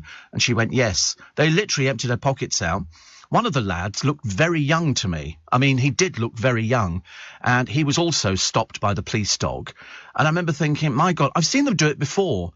And they bring vans in and they will arrest people if they've got... Because if you are somebody who smokes drugs or does drugs, the police dog can smell it on you because they're very, very sensitive. They use them for about 15, 20 minutes, then they have to swap the dogs, they have to give them a rest. So they all had drugs. I was amazed. Anyway, then yesterday, get off the train, amble up the stairs, clinging onto the rail at the same time. It's like climbing Everest for me. And I get to the top and wait a minute, there's another load of police officers. I wonder what they're doing. Twickenham, I tell you, the hotspot capital. This one's come in. They didn't have a dog. They had a plastic box, which they took out of a case, and they assembled it into an archway. You know where you walk through and it goes beep, beep, beep, beep, beep at the airport? One of those. Only it was plastic, and they couldn't stop it beeping. In the end, I got a bit bored with it, actually. But what they were doing, presumably, is looking for weapons. That's what they'd be looking for. And I began to think, actually, if they said to me, oh, hello, Steve, would you like to go through the arch? I was beginning to think what could set off on my person the alarms on this thing. And I thought, loads of things I've got. Loads of things. Really loads of things. But that's twice they've done it. It's obviously terribly popular. Perhaps it keeps them busy. And yet, strangely enough, the morning before last, we came past Twickenham Police Station. There must have been 15 cars outside with their blue lights on and vans and an ambulance. Now, whether they were doing an exercise, I don't know. Whether the police are preparing for something and the ambulances are preparing for something, I've got no idea. We didn't stop to find out. But very interesting, isn't it? Hotbed, I tell you. And I'm fascinated. I can sit down and watch these sort of things all the time. The drugs. I think it would be probably cannabis. I would think it would be cannabis. I mean, I don't know if dogs sniff out cocaine. I really couldn't tell you that. I've got no idea. But cannabis, I should imagine, probably affects them quite badly. Dogs sit there in the corner and go, whoo, can't do this again. But they only use them for about 15 minutes, then they rest them, because otherwise it's too much strain on them, I think. Their nose gets a bit, used to the smell. And they do say, as you keep coming up the stairs, don't worry about the dog. And the moment you see somebody coming up the stairs, and they always look like it, don't they? And the dog walks around, then it sits in front of them. That's when you know you've been nicked. That's you. And they're moving around all over the place at the moment, so you never know where they're going to turn up next. I shall have to be very careful. No more smoking sugar for me. Steve, have you tried the giant tangerines in Tesco? Didn't know there was such a thing. A giant oh, bless you. A giant tangerine. Well, are they the only thing I go for nowadays? Easy peelers. I go for easy peel because they're nice and they're good for you. But I'm not supposed to have too many nardicots, I have. And but I didn't know giant makes them sound like footballs, doesn't it? Really, that's what I always think. We can't find them online actually, so there you go. And somebody says, didn't you once do a show from the London Eye? No, I did an interview on the London Eye. I did. And why do you always say Steve Allen 67? Is it a quote? Yeah, that's why I'm quoting it. Steve Allen 67. Oh, blimey, honestly. Jonathan says, no tube Tuesday or Thursday. Do you think they'll suspend the congestion charge and ULEZ to help businesses and the public? Don't be so silly. What, the mayor? Are you kidding? Good Lord above. He's hit on something. And, Steve, I've just listened to Morningside with Neil Diamond. Beautiful song. Well, I thought the words were excellent. I think the words were absolutely excellent. I didn't know about Thursday Thursday as well. Oh, why don't you just stop working completely, loves? Don't bother going to work today. It's a bit chilly out there. You might get pneumonia. It's dreadfully, dreadfully difficult. As I say, imagine if there's been anywhere else. There's a stack of vintage porn magazines flogged off, it says, effortlessly moving from the RMT, for thousands of pounds. The second-hand top-shelf haul, some featuring Sun Page 3 legends, sparked enormous interest. Single businessman Tim Beddoes, 63, was delighted to get a whopping £4,000 for 132 of his saucy publications dating back to the 1950s. Things including Men Only, Fiesta, Parade and Club International. Wow, and a signed picture of Page 3 beauty Linda Lusardi. Well, that's not difficult to get hold of. She must have signed millions, I should imagine. But Linda's picture fetched more than £100. And so the stigma has gone. You can still buy those top-shelf magazines, for those people who don't have the internet. Because the moment the internet came along, things changed dramatically. No more did you have to go into the corner shop and go... Big Breasts Weekly. There goes. Yeah, I believe that's what it might have been called. Yeah, and David. No, it wasn't David, was it? It was man who owns the football club, David Sullivan. He had all the top shelf magazines. There must have been loads of them. Mary Millington was one of his favourite girls, who unfortunately took her own life. She was lovely. She appeared in a couple of films, Playbirds and Come Play With Me. Not that I remember anything about it. It's just that it made all the newspapers, those top-shelf magazines, which you can still get for some people who obviously like those kind of things. But vintage top-shelf magazines apparently have a bit of kudos that goes along with them. So, I don't personally see it myself, but cast your mind back to when you'd have to stand on tiptoe to reach anything, and then they stopped it mainly because the internet came along, and the internet changed everything. Because there was so much free pornography which was available to just about everybody. Apparently they tell me somebody mentioned it once in passing in a pub, and .com, and they used to sort of say, you can get all this sort of free stuff on the internet. And I remember, well, whatever, but do they do banana juice? That's the main thing. I was reading a thing the other day, actually, about Michael Sundin, the only Blue Peter presenter who didn't A, last that long, and B, died, they think, of an AIDS-related illness. He was a trampolinist. I don't think Blue Peter had ever seen the like of Michael Sundin, ever. He was, you'll see pictures of him online. Very good-looking boy. Wasn't the world's best presenter, but he seemed really nice. And then it turned out that he'd been to gay nights at Heaven and all sorts of things. He only did 77 episodes. And then he died, 85. And I remember seeing him on there because they used to put all sorts of people on Blue Peter, but it was sacrosanct. Do you know Biddy Baxter, the matriarch, is still going? She's still going. I wrote to her once. I wanted to go down and interview one member, and she said, come down and talk to so-and-so. I'm a big fan of Night Extra, which was the programme I was doing at the time. Michael Sundin, though, died in 1989, aged just 28. Just 28. It was very sad indeed. Compare the Market, says Jonathan, have pulled their Meerkat campaigns only around news bulletins. I believe, around news bulletins, because Sergei and Orlov, despite being fictional, come from Russia. Oh, absolutely. I see that completely. And I believe it's the man behind the Edinburgh Festival who stepped down as well, because I think he's Russian and he's refused to apologise for the war in Ukraine. And so they've basically, I think, said, I think you better step down. I think you better step down. He was the Russian conductor. There you go, the Russian conductor, Valery Gergiev. I think, or Georgiev, resigning the Edinburgh Festival post. I mean, it makes sense, actually, because if he couldn't be bothered to apologise for something that was going on, we don't want you here. He'd failed to condemn the invasion. A close friend and supporter of Putin has been under pressure to speak out against the invasion, but has so far not condemned the move. Well, goodbye to you. OK? Don't mess around with us. We're not interested, OK? You know, when it's all over, you can come back crawling and beg. But at the moment, no thank you. No thank you. LBC. Right now, businesses are facing tough choices. Do you cut costs or drive growth? Solve for today or build for tomorrow? Do you satisfy your shareholders or satisfy your customers? Yes. You don't have to choose with the intelligent platform for digital business from ServiceNow. You can say yes to unifying your existing systems and yes to accelerating growth. Visit servicenow.co.uk to see how we can help you put yes to work. The world works with ServiceNow. Steve Allen on LBC. Morning, everybody. Nice to have your company. Welcome to the 1st of March, although, to be honest with you, there's not much to celebrate, is there, really, with all this, you know, having just sort of got over COVID. Well, not got over COVID, but we've still got COVID around, but people gradually seem to be going, I can do this. In fact, I think they did on This Morning yesterday with Philip and Holly saying, we don't need to be separated now.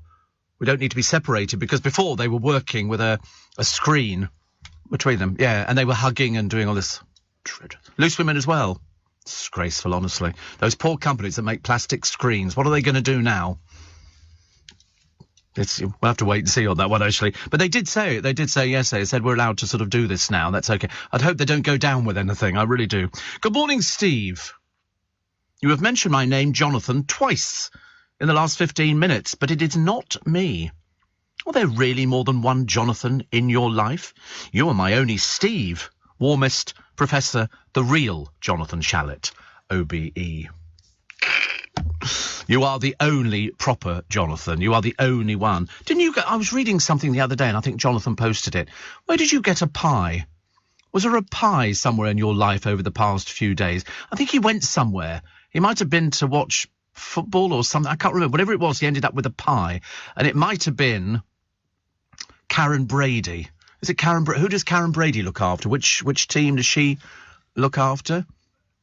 Tottenham Spurs. Yeah, I think she tried to get round Professor Jonathan Shalit with a pie, because he wrote about it. And I remember thinking, that sounds quite nice. I could eat a pie now. I was going to ask you actually, Jonathan, but I shall save the question. Who won? Was it West Ham? Oh, right. I shan't mention it again. Shan't mention it ever again. So, no, you're the only Jonathan. The only Jonathan. He's popping about all over the place at the moment. All I get is things from the gas company going, by the way, your gas bill's going to be going up. It's going to be, 800 at the moment. It's going to be over £1,000 at the end of the year. I'm going to cut out gas, I've decided. Steve, just checking in. I've moved into my new place in Nine Elms. Sad to leave Chelmsford, but loving the new London life. Make sure to give me a wave on the train as you go past. Cameron is now from Nine Elms. Actually, Nine Elms is famous for the market, isn't it? That's where New Covent Garden went to, Nine Elms. I know exactly where it is. I shall not be waving. I don't do waving. I find that very inappropriate. It's one doesn't do it. But always interesting. The ghosts, they say, of Roman soldiers could rise from the ground because of the HS2 digging. They've said that, ghosts... What a load of absolute rubbish. The cock and bull stuff they come up with, these people. I really don't. I don't buy into it at all. Typical Daily Star story. And alien hunters are most likely to see UFOs at 9 p.m. on Saturday in September in the north, because apparently that's when they find these things. I don't know why they've come up with this. I've just got no idea at all, because there's no such things as ghosts. Although actually I've seen some programmes where some of the presenting looks a little bit like ghosts. The peace talks ending in deadlock. I think that our hope at the moment is Roman Abramovich. Or Abramovich. I think he's our hope because he's very good friends with Putin. He's an oligarch. There's many of them, and they're all banding together because they're basically saying, listen, Putin, you've made a big mistake. You know, you shouldn't go down this route, but we've got to find a way of saying it so that he doesn't lose face. We don't want to sort of basically go, nah, because that's not going to work. You've got to make him think as though he's achieved something, but and there is always that threat there. But, you know, he hasn't got many more years left of his life. He's 69 now. It's the stress and the strain. I don't think he's been outside the Kremlin. I think he's basically in a bunker there, because I'm assuming if they've arrested... How many people did we say they'd arrested? 6,000 people in Soviet Russia already. These are people who are demonstrating against the war. They're people who don't want the war. The only person who seems to want it is Putin, and he's even too frightened to go to a peace conference. He's too terrified. He just sits there like some little dictator saying, OK, we'll do this, we bomb, and the rest of it. You know, for somebody who can sanction, and I'm assuming it's all sanctioned by him. I don't think anybody's allowed to do anything in Russia without old Putes knowing about it. He can authorise the killing of children.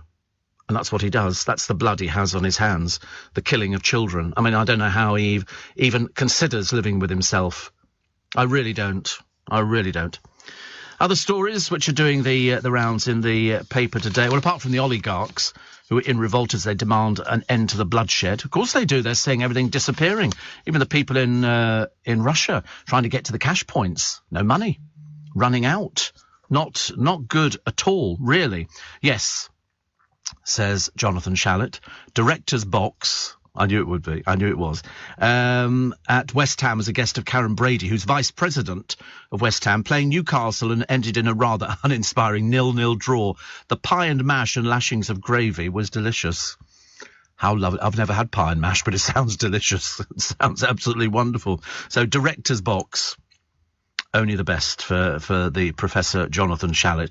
Pie and mash and lashings of gravy. I could eat that now. If somebody turned up with a pie and some mashed potato. Just a steak pie. A steak pie would suit me fine. I'm not really into...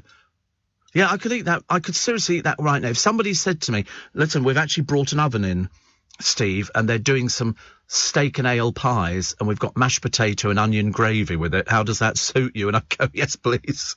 I could eat that right. Why can't you eat that for breakfast? People go, it's when I was watching Four in a Bed and they were doing bacon, eggs, and no. Can I have a meat pie with some mashed potato and gravy? And mashed potato with loads of butter mixed into it as well. It's got to be really... I do it to I know, I'm a fool. I'm doing it to myself every day. And all I'm after today is some pancakes with lemon juice and my banana juice. And that's what I don't want anything else. I really don't. It's very embarrassing. Very embarrassing. So motor insurance going up. When is it never going up? Actually, last year's mine went down, but I bet you this year it goes up again. I've just got a feeling. I don't know why I've not had an accident or anything like that. I've just paid the car tax. That was a quick 600 quid. It didn't go very far, did it at all? The Queen's recovered from COVID, so that's my good news of the day. And she's headed out for a family reunion, apparently one of Andrew's children. Can't have been a very exciting lunch, I wouldn't have thought. 84850 steve@lbc.co.uk. It's interesting that Melanie C is the one who says that the Spice Girls were average. I don't quite know what that means. I don't know if she means, generally speaking, we were average, or singing we were average, because I all used to like they used to go, it's girl power and all this kind of stuff. And I remember thinking, no, you were assembled by a man. You were put together by a man, and they were sort of dictating. I think it was a case of they sort of let people do it, but it's kind of rolled on. They've let people roll it on and go, girl power. You never had boy power. Mainly because it just sounded ridiculous. You know, boy power. You know, we're going to decide what songs we record. No. If Simon Cowell says you record this song, you record that song. He knows. I remember there were two ghastly girls on one of the X Factors who started going to Danny Minogue, "Who are you?" And they were standing there. In the end, one punched the other one in the face. And said to Simon Cowell, you know, "What do you know?" And I thought, well, I mean, you don't have to be that thick and stupid to realise that Simon Cowell's track record is phenomenal. It's phenomenal. He knows what is going to sell. It was exactly the same as, you know, other people who work with Simon when he used to have Psycho. I don't think he's got Psycho anymore. And they had all these people. They knew what was going to be a hit.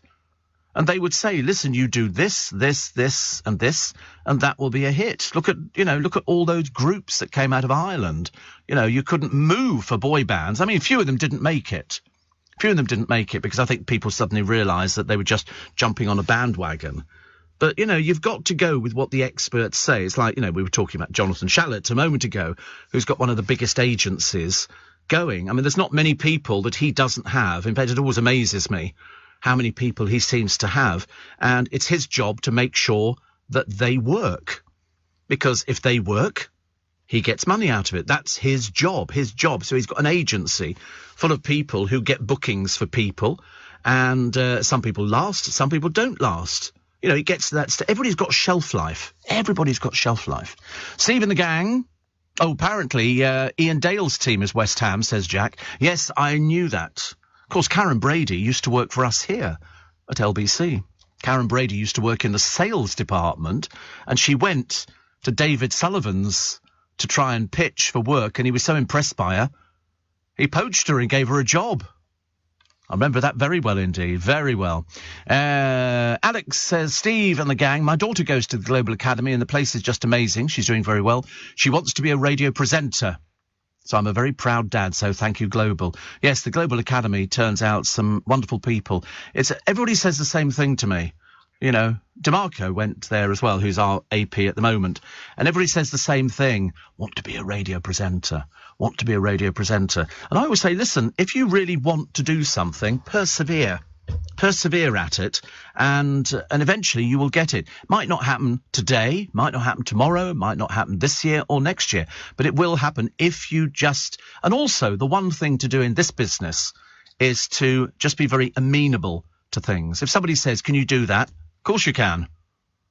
Never say, oh, I don't want to do that. And also, I only want to work on the radio in the morning. You know, I want to have, I'd better go out at night and do all these kind of things. Nope. You'd go anywhere that they want you to go, and you basically work the passage. You work your passage through. It's not a 9-to-5 job. You know, it can pay dividends. It can be very rewarding for doing something that people know you for, and people are very nice. I mean, some people are in it for... I mean, I know loads of people in the radio industry, but I'm not a radio geek. I don't think I'm a radio... Mind you, they might have different opinions on that one, actually. But I'm glad she's doing very, very well, Alex. I think that's very good news. This is LBC with Steve Allen. Interesting, isn't it? Just predicting at the moment, or trying to work out what is going on in Putin's mind. What is going on as he sits at this vast desk, which seems to increase in size every time you see him on the television. And Jonathan Shalit, Professor Jonathan Shalit, says, my predictions on Russia is that Putin will be deposed. Now, I've said that before as well. I think they will get to that stage that all the oligarchs and all the other people are going to go, this is wrong. This is not going to end in a good way. And he'll be deposed by his own generals, says Jonathan. They'll not be happy that their soldiers are being killed in a war that was not necessary.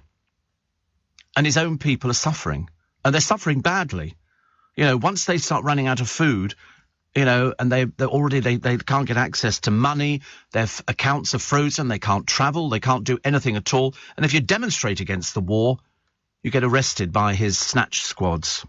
It's also ironic, says Jonathan, that it's taken a war with Russia to unite the world in a way not united for many years. Putin has scored the biggest own goal possible. He's crashed the Russian economy in under a week.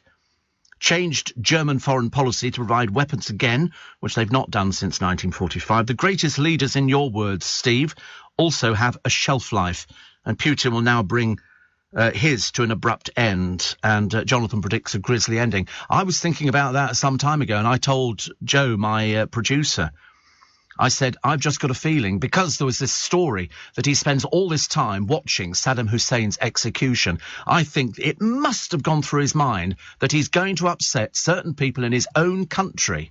He's isolated everybody. He's paranoid. He's almost schizophrenic. He's got no idea what is going on, and he's now got blood on his hands, the blood of children on his hands, and I don't think they're ever going to forgive him for that. It certainly doesn't befit the Russian people, who are suffering in a way that we can't imagine. You think they're suffering in Ukraine? They're suffering in Russia too, and they shouldn't be. But of course the world is united, as Jonathan Shalit will tell you. And they've all rounded on him, and they brought in these economic sanctions. They've closed down the banks. There's no flights in and out. You can't go anywhere on Aeroflot. The Russian oligarchs are going, what's he doing? What's he doing? Where does this end? And the answer is, I think it ends badly for Putin. I think it really does. I think he's so isolated and so, you know, and as we keep saying, and it sounds almost repetitive now, we don't know the state of his mind. I don't think he's got a mind. I think he's single-handedly doing this by himself. I don't think anybody is ever going to change his mind, and I think the only way out for him is to do something which, you know, would solve the problem. Because I should imagine the moment he's taken out of the equation, whether by his own people or his own generals or anything else, that situation changes immediately. Everybody will immediately go, right, now we've got the withdrawal. I mean, his own men look scared of him. You see them when they do the thing, and you can see the look in their face like he's a megalomaniac who's gone mad. And you might have to take him out of the situation. You know, it's happened before. The assassination attempts on Hitler were legendary, the amount of people. In the end, he took his own life. It was his only way out. That was all he had to do. And in Putin's case, who does he talk to? Who are his friends? He's doing it all off his own bat. But unfortunately, because he'd lied to people and he'd said that they weren't going to be harming civilians, they've bombed schools, they've bombed hospitals, and they've killed children. They've literally not children who've been killed accidentally in a bomb attack. They've deliberately shot them dead in a car. It's as simple as that. So if it ends badly for him, he only had himself to blame. And he goes down then in history as scum and filth and somebody who doesn't care about people. I thought we'd got past that. I thought we were sort of, you know, turning into a sort of, you know, a nice world to live in. I know there's always wars that take place and you get people, but I think in this particular case, I think people are going to turn on him. I think his own people are going to turn on him, which they appear to be doing at the moment. And I think it's going to build and build and build until in the end he will see no way out apart from the obvious. 7 minutes to 6 is the time. Other stories in the paper today. I'm nice to see that Lottie Moss is seen for the first time since undergoing a stint in rehab, because she admitted last month she had a cocaine addiction. I'm so glad I never did drugs. It was only one of those things. I can remember years ago, somebody saying, oh, you know, so-and-so does drugs. And you see people doing drugs. And I used to watch certain people on the television. Yes, mainly at Twickenham railway station. And I remember thinking to myself, I got into drink, but never got into drugs apart from something that the chemist would always give me. You know, just keep me a bit quiet, basically, a sedative, I think they called it. But it was just one of those things. I remember seeing people, nightclubs in London were absolutely full of people. A friend of mine went to a well-known nightclub and he said everybody was on, I think the drug of the occasion was ecstasy. He said, and everybody loved everybody. He said, and it was the most peculiar situation. He said, everybody was like, oh, I love you, you're marvellous, all the rest of it. He said, and I'm watching it from the outside, not being involved in it. He said, thinking, do they realise? You know, I can remember going to an award ceremony some years ago. You couldn't get a toilet cubicle for love nor money. All you could hear was and all that. I remember thinking, oh, surely not. But unfortunately, yes. Delhi, West Brom says 1 4 in a bed serve breakfast pies and another Cornish pasties. I could eat a Cornish pasty. I could. No good tempting me. I could eat anything like that. Ron says, Steve, I've sent the £3 and have received the link. Unfortunately, I'm unable to open the link because I'm registered blind and I'm using VoiceOver on an Apple iPhone. Is there a way of playing this? Yes. Don't worry. I shall get somebody, Ron, to get in touch with you later on today and sort it out for you. OK? There's no reason why you should be missing. And so we want you as part of it as well. Blindness is not something that we worry about here. We'll sort it out for you. OK? And Helinka went off the other day on the speedboat. Do you remember I told you about there's this? She was going for a birthday treat on this speedboat on the Thames. And it goes very, very far. Literally, this thing almost skims the top of the water. It's going so fast. You can see it. You can stand there. I mean, I should imagine they all get drenched. But she said, I had a fabulous time on the speed boat yesterday. Just as you said, speed. Woo! What a ride. Yeah, I thought so. I've never been on it. I'm too frightened. I am too frightened to do the Thames Rocket. That's what it's called, is it? I've seen a picture of it, and you look at it and you think, how fast is it going? Very fast. Very, very, very fast. And, that would scare the living daylights out of me. I'm not very good on things like that, but I've started watching on YouTube. I mean, it must be quite nice, because it's literally skimming the top of the water, isn't it? Perhaps we could get the producer on it. Tie him down. And, it looks very good. It's a nice thing to... Listen, if you can find something to do in London that's slightly different for your birthday, it is... I mean, I love London. They always say, if you're tired of London, you're tired of life. And I don't think I'm ever going to get tired of London. There's always something. Even going over Waterloo Bridge, I sit there on the bus every morning and I look at it and I think, Wren built that. There's the Shard. There's this. There's, Waterloo Bridge is the best view to see London. You could take your pictures in the morning. People do. I've seen pictures lining up their cameras. And I always think, you're quite right, it is great. And I want it to stay that way, thank you very much indeed. I don't want it to be different, but you look at this boat. But I've started watching on YouTube tallest roller coasters in the world, where they literally go vertically up the top and then drop your stomach is in your mouth, which is not good. Nigel says Putin is bitter and angry, taking it out on children and innocent people. And the Romans knew how to get rid of tyrants. It won't end well for him. No, it won't. And the more it goes on, the more I can see that happening. I think there's going to be a revolt of people that he thinks are loyal to him. And I think that group of people will grow and grow until it gets to that stage where he's a target. I should imagine he's a target at the moment. People don't want this. His own people don't want it. His own people. 6,000 people have been imprisoned already. They'll have to start building new prisons. They can't even get food or money out of the cash point because of Putin, the man who kills children and doesn't really care. Well, I think I regard you exactly the same as the Ceausescus. Exactly the same, what they did to the country, and when they were put there. I can remember vividly, I can see it in my mind's eye, Mrs. Ceausescu standing there arguing with the guards as they manhandled her outside. Get off me, she's going. She thought she was big and clever. They took her outside and shot her. They didn't waste any time. No point in keeping her in prison.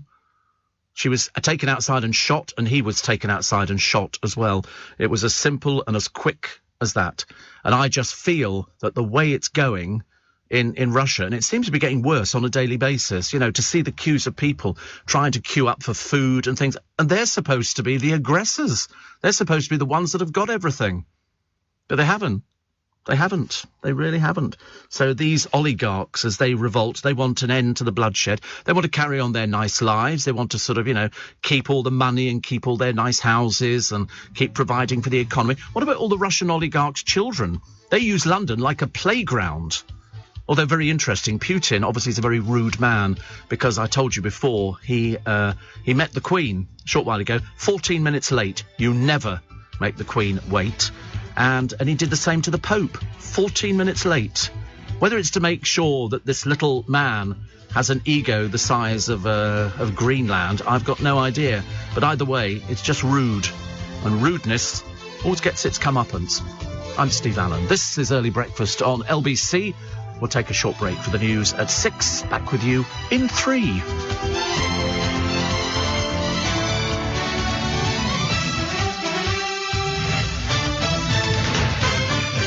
This is LBC from Global, leading Britain's conversation with Steve Allen.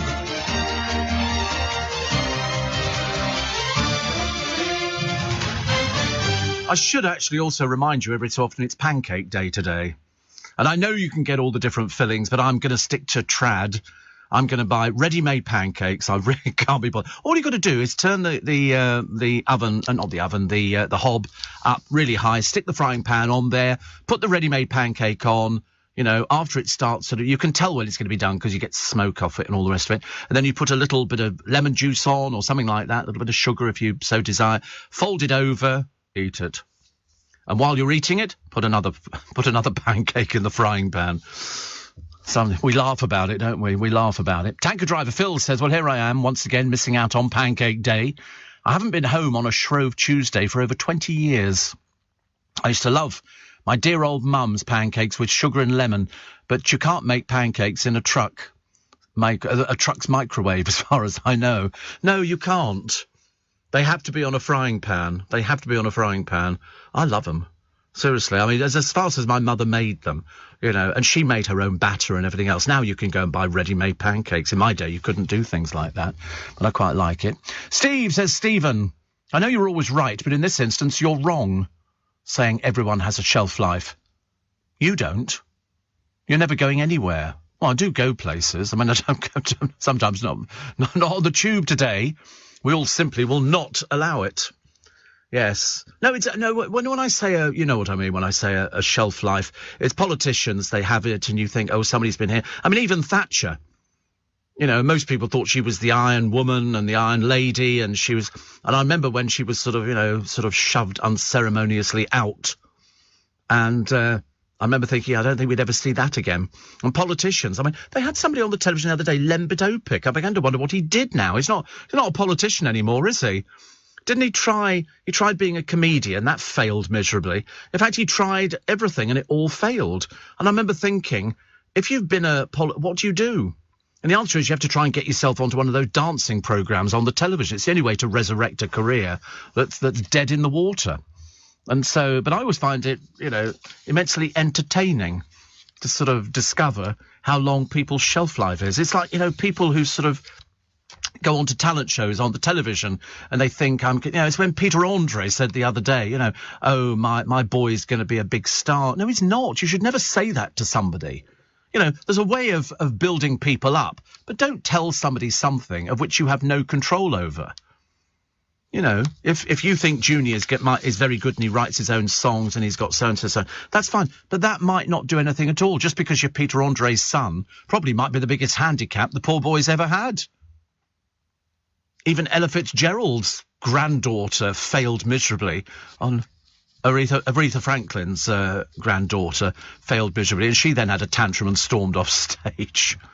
And you think to yourself, that's the way it goes. Steve, ready-made pancakes. No, freshly made, all so simple. Oh, I can't be bothered. No, ready-made pancakes are made for people like me.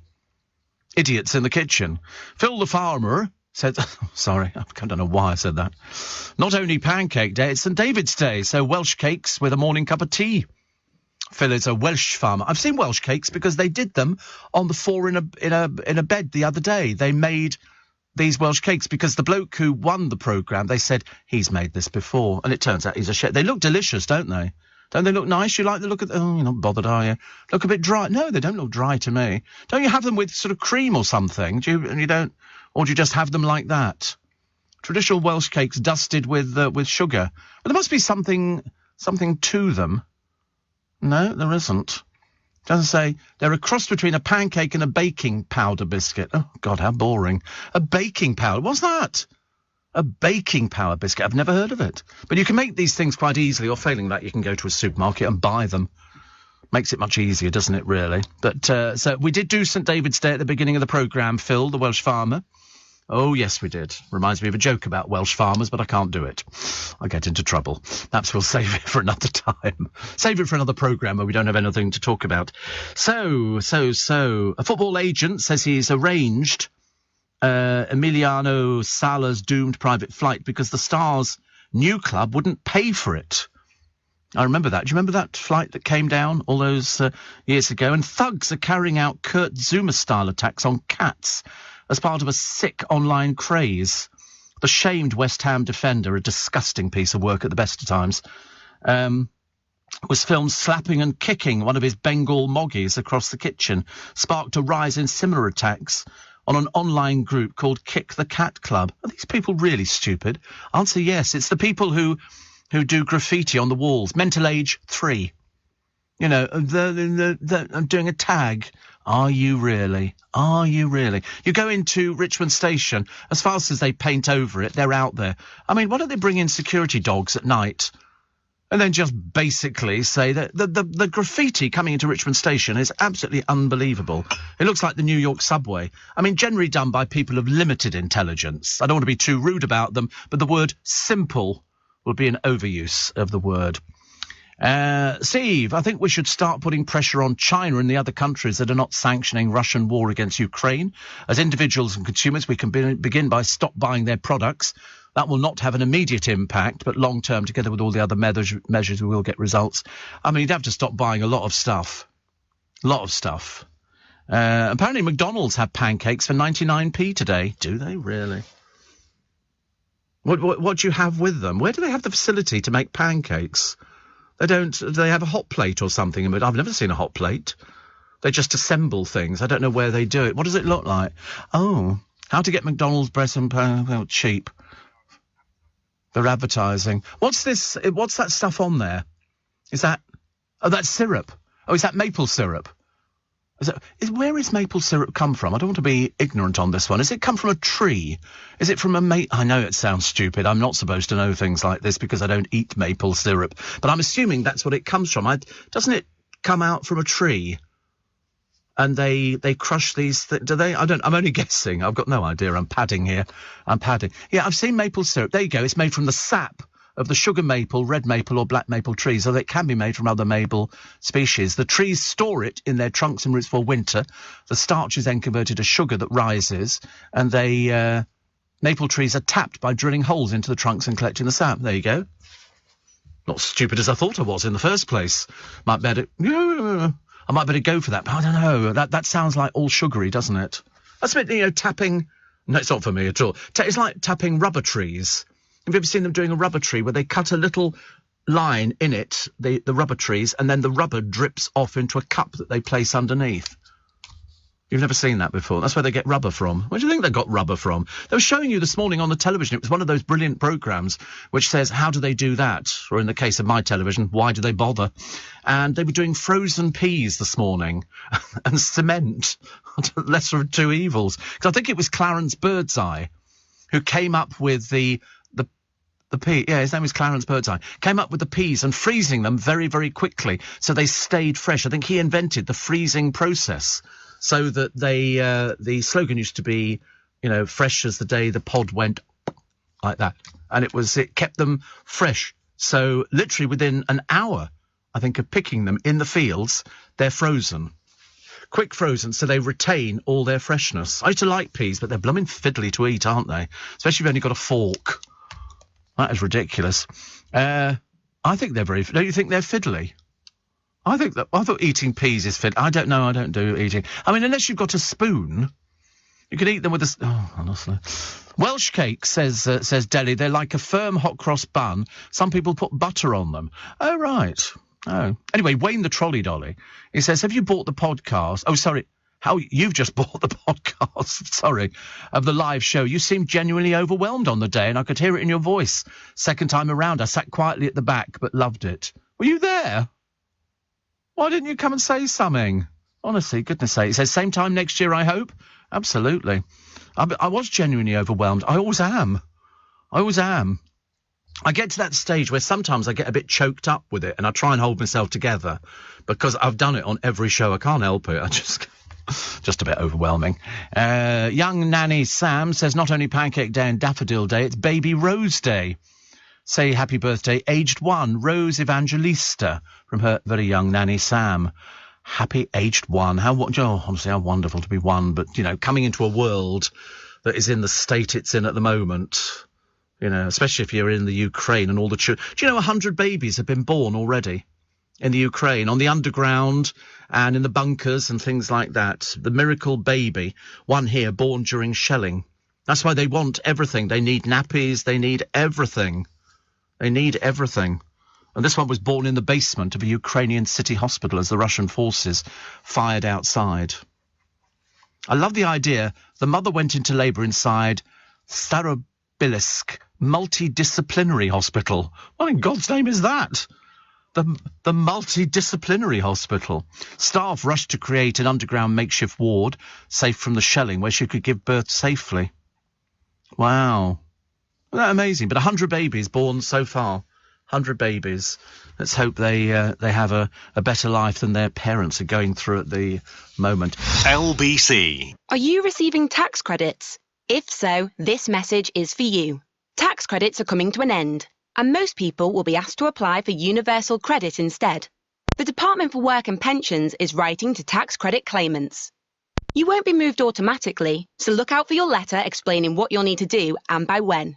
And there's also lots of support to help you make the move. Get ready for your universal credit switchover.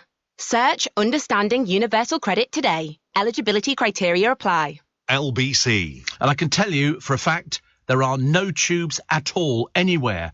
Before, when we've had these strike days, there's been 1 or 2 tubes that have been tootling about. Nothing. Absolutely nothing on all the lines. We've checked all of them this morning. There appears to be nothing running at all. On the Bakerloo, the Central, the Circle, the District, Hammersmith City, Jubilee, reduced service on the Overground, but the rest of it suspended. Northern Park closure, suspended Piccadilly, same for Victoria, same for Waterloo and City.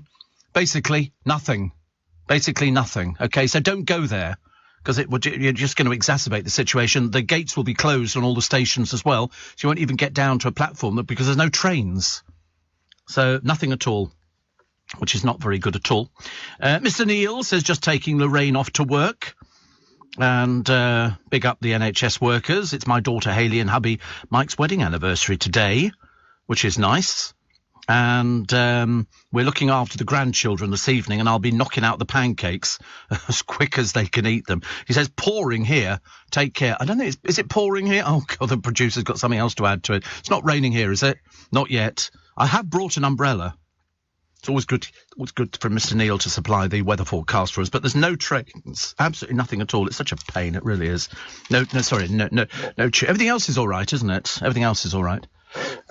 Also, the child victims in the papers today, the ghastly pictures. Somebody says, show this to Putin, says a medic, as a girl of 6 loses her life and she doesn't make it. And Paulina, this little girl, that's all we know. Mum standing outside an ambulance while there's a girl dying inside because Putin kills children. It's as simple as that. You can't put it any worse for him. And Edward Lucas, writing in the Mail today, said, here's how Putin might be toppled, but could the next leader be worse? I mean, unfortunately, the oligarchs are now in revolt. They demand an end to the bloodshed. So far, Putin has said nothing. I think Roman Abramovich has been approached by Ukraine, to say something, but they didn't get anywhere. And I think that Putin will be deposed. I don't think Russians will want to see their country disappearing, which it is at the moment. We've hit their economy in 5 different ways at the moment. They can't get their money out. They can't get out. They've got no food. They've got no nothing at the moment. They need lots and lots of things, which is a shame. 7 weeks' work now just to pay your rail fare, because they're going up 3.8%. I mean, huge amounts of money. And then just to really stick the old oar in, a Labour council was accused of declaring war on motorists yesterday after launching the country's first zero-emission zone in a bid to cut pollution. Oxford City Council will clobber motorists up to 10 quid a day for driving in the city centre between 7 a.m. and 7 p.m. And then in August 25, it goes up to £20. I mean, where do they think people are getting this money from? Are they so stupid? Similar schemes have been introduced in London and Birmingham, but these allow newer cars to avoid charges. In Oxford, only fully electric cars will be exempt. Well, nobody can afford those. It's only for the super elite, though. But that's Oxford for you. Stuck up, isn't it, really? But they say here, hybrids charge £2 and the others £4 a day. Older vehicles hit with a maximum 10 quid. Automatic number plate recognition cameras will enforce the rules.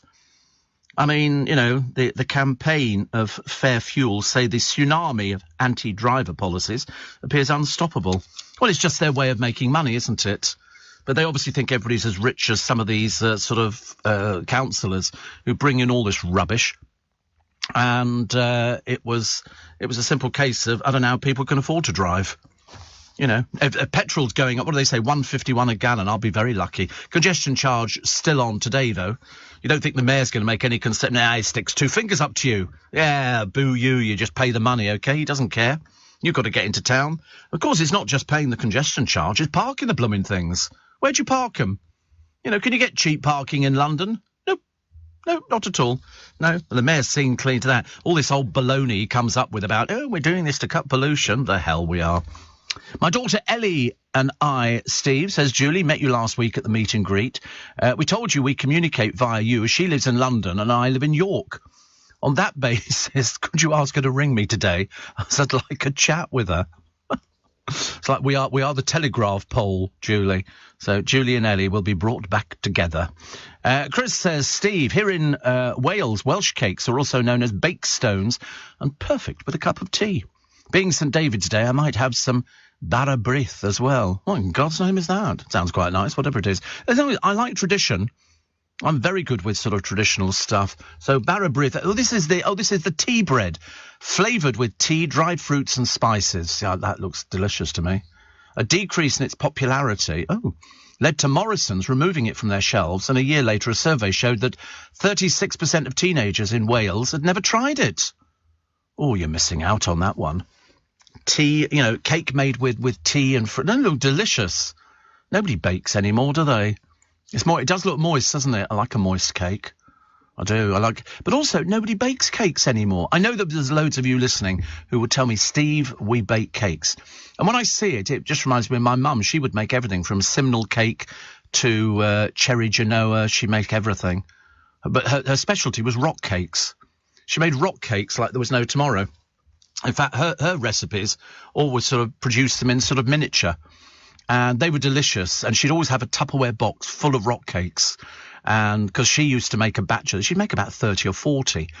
And when we ate them, I can't remember, actually, because I don't think we specifically had a time where we sat down and ate rock cakes. But they were absolutely delicious. And with a cup of tea, very, very nice. Thank you very much indeed. Very nice. Thank you, Mum. I wish I could bake, but I can't. Steve, good morning to you and everyone. I've just woken up. My lateness is due to being in hospital. Oh, typical. Here we go. I've just had my first ever operation, right thyroid and lump removed.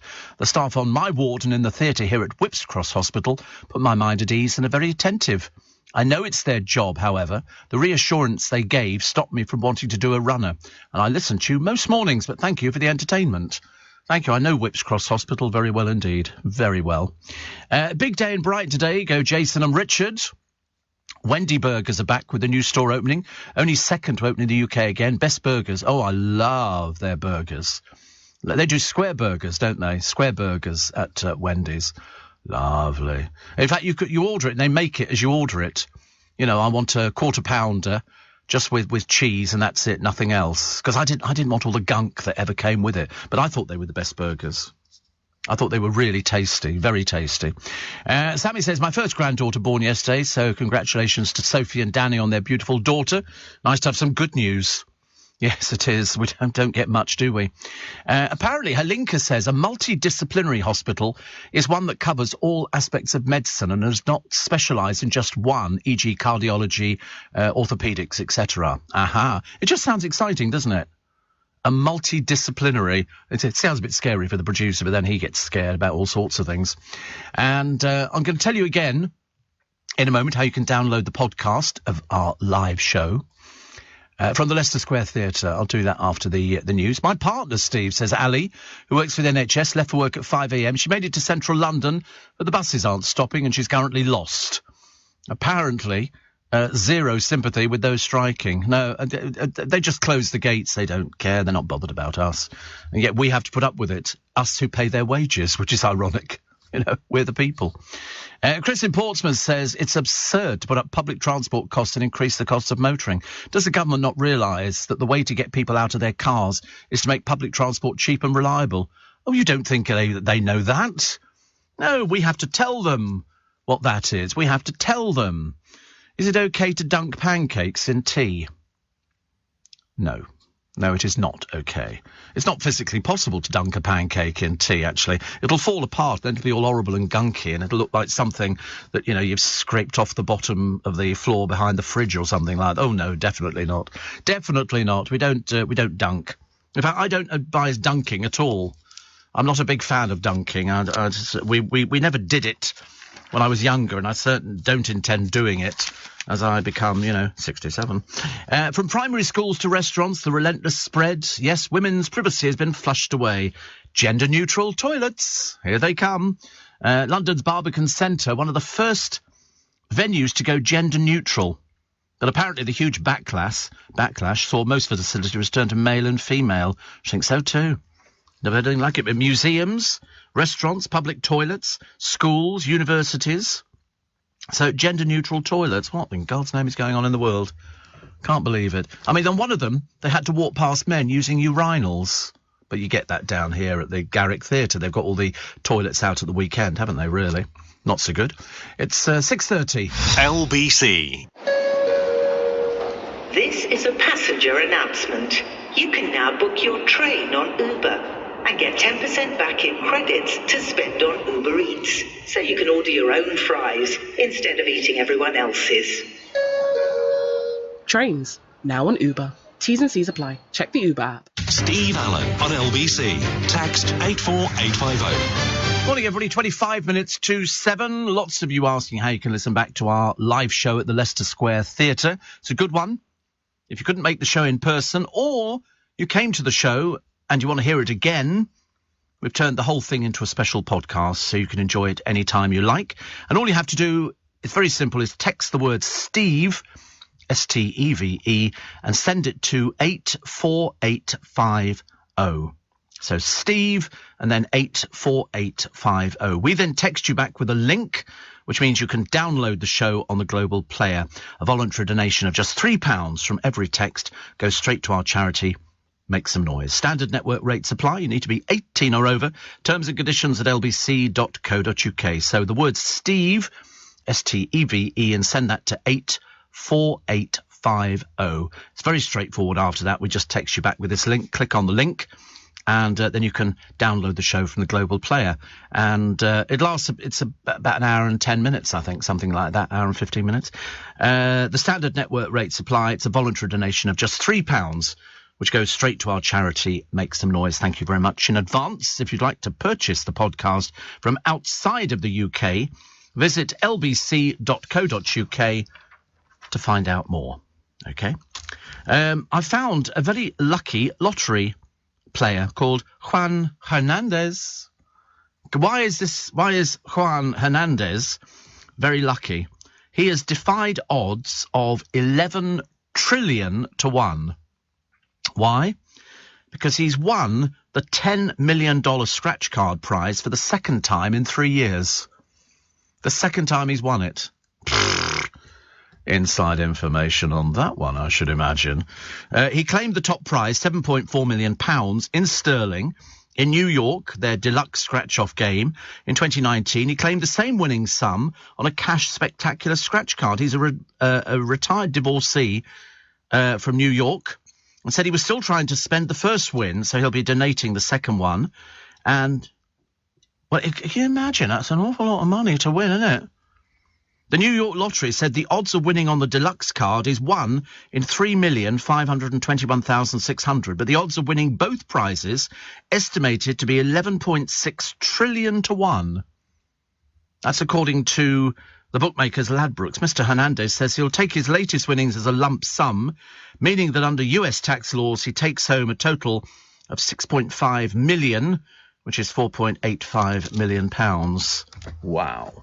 That's not bad, is it? I could be very... Oh, there's a picture of him wearing a mask.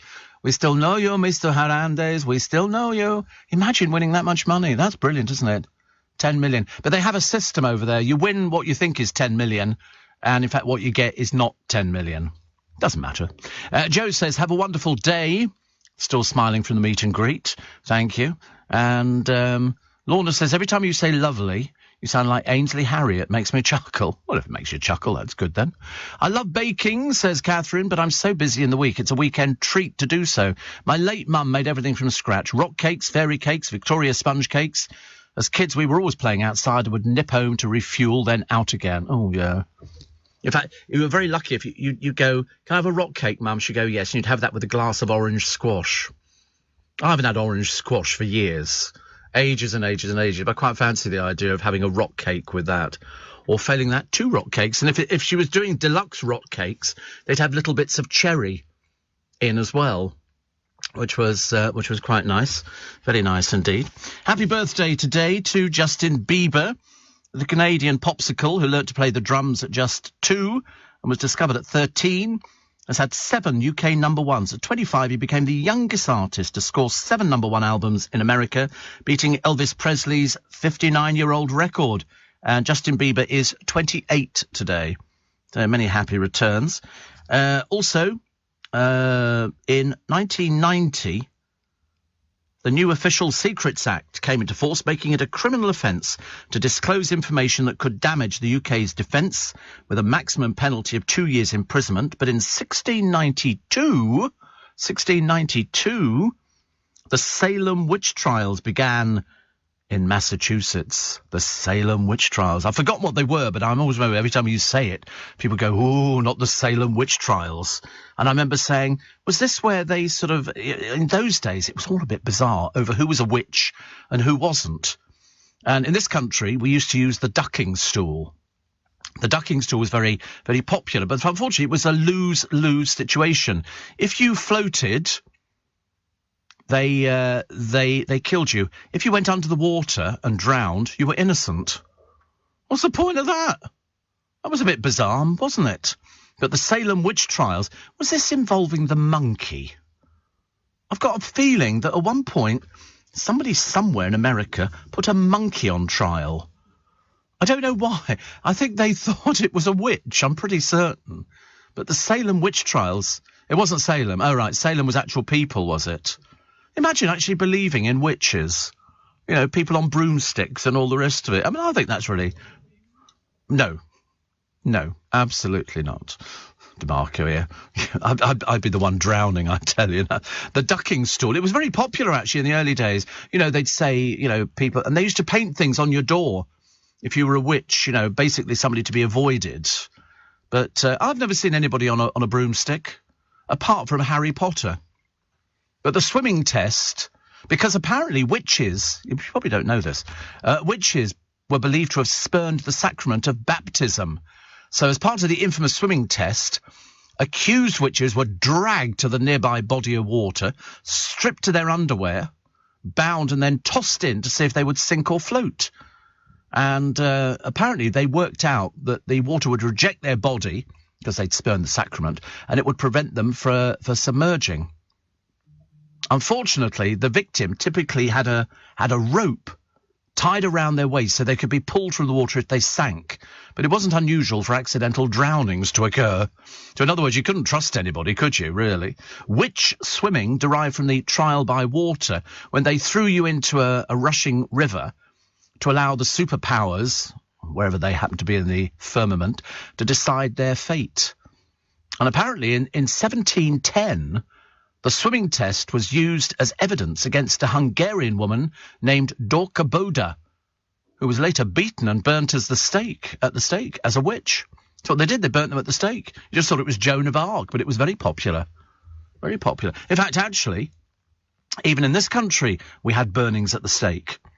Because the king pardoned, Henry VIII pardoned one of his ex-wives because she should have been burnt at the stake, but they decided that they would let her be beheaded. Apparently, that being the favoured thing at the time. The monkey on trial was in Hartlepool, says Sean. I wasn't wrong, was I? Because if memory serves me, this was during the Napoleonic Wars, and I think a French ship, was wrecked off the coast of an old fishing village which was clinging to the northeast coast of England. The only survivor was the ship's mascot, a monkey that was washed ashore. Now, the people of Hartlepool, I seem to remember, had never seen a monkey before. I mean, nor for that matter had they ever set eyes on a Frenchman. Mistakenly, they were listening to its chattering for the language of the enemy. They convicted the monkey of being a French spy and hanged it on the beach. That's how mad they were in Hartlepool in those days. It's a monkey. It's a Frenchman. No, it's a monkey. No. No, they never saw. Well, they didn't know what a monkey was. They'd never seen anything like that. Never seen anything. Mind you, even today in Hartlepool, monkeys avoid the beach like there's no tomorrow. Don't go anywhere near it, do they, at all? And Charlie Girling says, I would have been burnt as a witch. Oh, I'd have lit the fire. My fingers point in different directions. Point in different directions? What does that mean? Point in different directions? Oh, that's very odd. I don't know. It's Charlie Girling. She might be drinking. Might be drinking at this time of the morning. And it was Hartlepool who hanged the monkey, I think. You're absolutely right. It was Hartlepool who hanged the monkey. Because they thought it was a Frenchman, but they hadn't ever seen a Frenchman or a monkey, so they didn't really know what it was. Sue Ann says to Steve Allen, happy birthday to all Pisceans born in March and yours in advance, 17th. Yes, I am a St. Patrick's Day child. I don't think that means anything apart from I was born on St. Patrick's Day. But there's no Irish in me. Leading Britain's conversation. LBC with Steve Allen.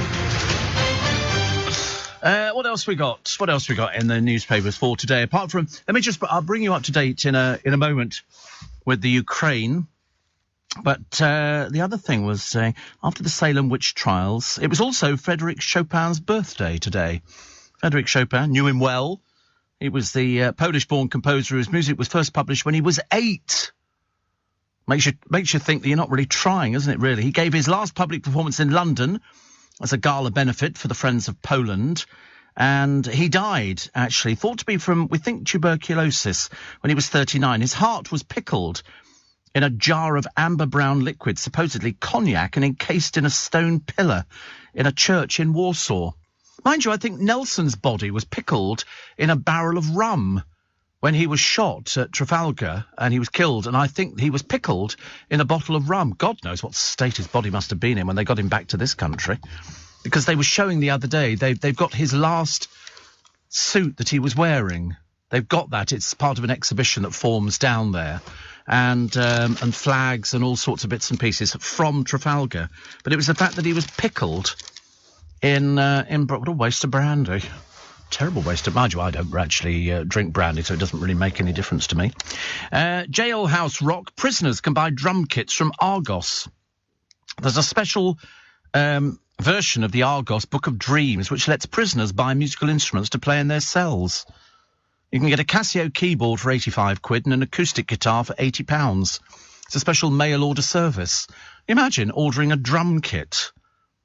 So you can order using money from spending accounts that include wages from prison jobs. Lord above. Beginning to sound like a holiday camp, I think, the rate it's sort of going. And what did she do? This is Being a Billionaire's Daughter is Clearly a Wizard.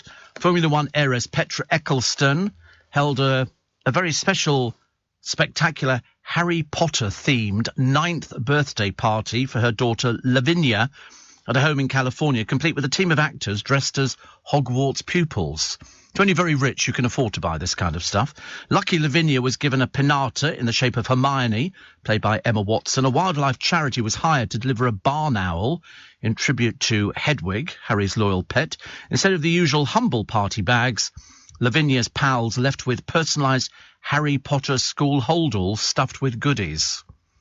to have so much money that you haven't had to do a thing for. It's so marvellous. I do love the way they waste their money. But listen, they can do with it what they want. Makes no difference to me. I couldn't care less. It's just if you can have a party, you know, go on, make them fly on a broomstick. Try that one. See how successful you're going to be. What have we got here? We've got Russians booted out of the World Cup. I mean, basically booted out of just about everything, actually. And the West has Russia by the rubles, as they say. Kremlin criticised last night for blaming Liz Truss for the upping of its nuclear deterrent alert. Excuse me. Honestly, we waited 3 hours, and then along come 2. Google have temporarily disabled some of its map tools, which provide live information about Ukrainian traffic conditions and how busy different places are. Never thought about that. And Ukraine stuck the boot into Vlad by applying to join the EU. The talks between Russia and the Ukraine, you know, where they could actually have a glimmer of hope, ended. Roman Abramovich stepping in to help broker a peace deal.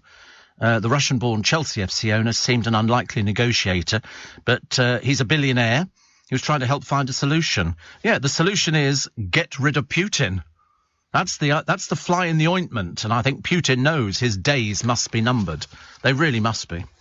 Andrew Garfield has insisted he's got no plans to play Spider-Man again. Spider-Man. Is that Spider-Man? Spider-Man. That's the... isn't it, kind of thing. But the star ruled out reprising the role of Peter Parker's superhero alias. It's all superheroes. There was a funeral the other day in, I think it was America, and they wanted all the mourners to turn up dressed as superheroes. So they all dressed up, which I thought was really sweet. But for the person who wanted it, they weren't there to enjoy it, which I thought was a bit of a shame. Jim Broadbent watched an episode of Only Fools and Horses and was stunned about how non-PC it was. Because Jim Broadbent, he said, I was struck by some of the show's humour. He said it was quite non-PC. Some of it now, it's sort of, ooh, you know. It's 40 years old, so I'm not at all surprised. But he said it was beautifully written. And the characters, John Sullivan, put that all together. He said he still gets recognised by fans of the sitcom because he was that copper, wasn't he? Slater. They met in a pub, didn't they? In the upstairs room or something. Slater comes in, which I thought was very good. Mary in Oxford says, very funny this morning. Makes up for the zero emission zone here. It's bonkers. Yeah, I'd absolutely start staring mad. I love the way that they all think that we're going to produce money from sort of, you know, as if we're magicians. Well, I mean, some of us are. The rail tickets going up. Average homes and motor insurance have rocketed between 9.1% and 4.9%. It's just getting so ridiculous. And youngsters are turning to apocalypse chic after being influenced by The Walking Dead and movies like Mad Max. I don't know why. Trendies are now opting for tough military-style gear and the kind of no-frills outfits worn by the Walking Dead cast and Mel Gibson in the early Mad Max movies. The world's gone completely round the bend, hasn't it? When you look at what people are wearing nowadays. It's like, I still remember, though, years and years ago, we did a big thing on Star Wars in Leicester Square, and we had about 200 stormtroopers out there. It looked fantastic.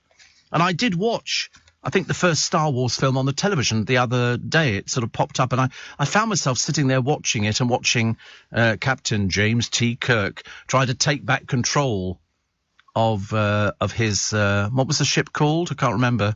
Oh, the Enterprise. And it was all very clever. And I remember thinking, my God, people were just obsessed with this. Absolutely obsessed. They've worked with everybody, from Elton John to Demi Lovato, but Clean Bandit reckon they've peaked with their new collaboration. Grace Chatto of the group said, it's been a long time coming, but we're going to be working with James Arthur. Obviously nobody's told them, but there you go. And what was the other one we had? Oh, a picture of Christine McGuinness posing. I can't work out if it's her hair or pieces stuck in. And then she posed in this dress. Actually, the other one, who was the other one who's just recently said, Rebecca Vardy, she might go to America because she thinks that her career here is finished. To which I was responding with, what career? I wasn't aware it was a career. I just thought it was a court case. I had no idea. They've also got, well, this is interesting. Props expert Mark Hockman unrolling a poster showing all 6 Bond actors for the 2012 Everything or Nothing documentary. They've got 500 posters worth more than £200,000 going up for auction. If you collect, I don't collect film posters, I collect theatre posters. But unfortunately, I've got no more room for any more theatre posters, which is a shame. I've got a lovely set of London Palladium posters from the 1950s in absolutely perfect condition. Absolutely perfect. I've got a huge Les Miserables Chinese film poster. I've got the most odd things, seriously, very odd. And what was the other one that I was doing? Oh, they've got a close-up picture, actually, of the stuntman standing on top of the big wheel thing. Looks very frightening, but he looks like the Batman. I have to say the Batman because that's how they pronounce these. I mean, I don't know. Seriously, I've got no idea. And does Robin feature in this film? I'm not sure whether he does. But listen, that's just about it for this morning. Air raid sirens heard in Kyiv again overnight. Reports of a Russian strike on the outskirts of the city. Boris Johnson's flying to NATO's border with Russia later today after pledging that Vladimir Putin will feel the consequences for his invasion of Ukraine. I think he realises that. FIFA and UEFA have suspended Russian football clubs and national teams from all competitions. 500,000 refugees are on the move, fleeing Ukraine for neighbouring countries.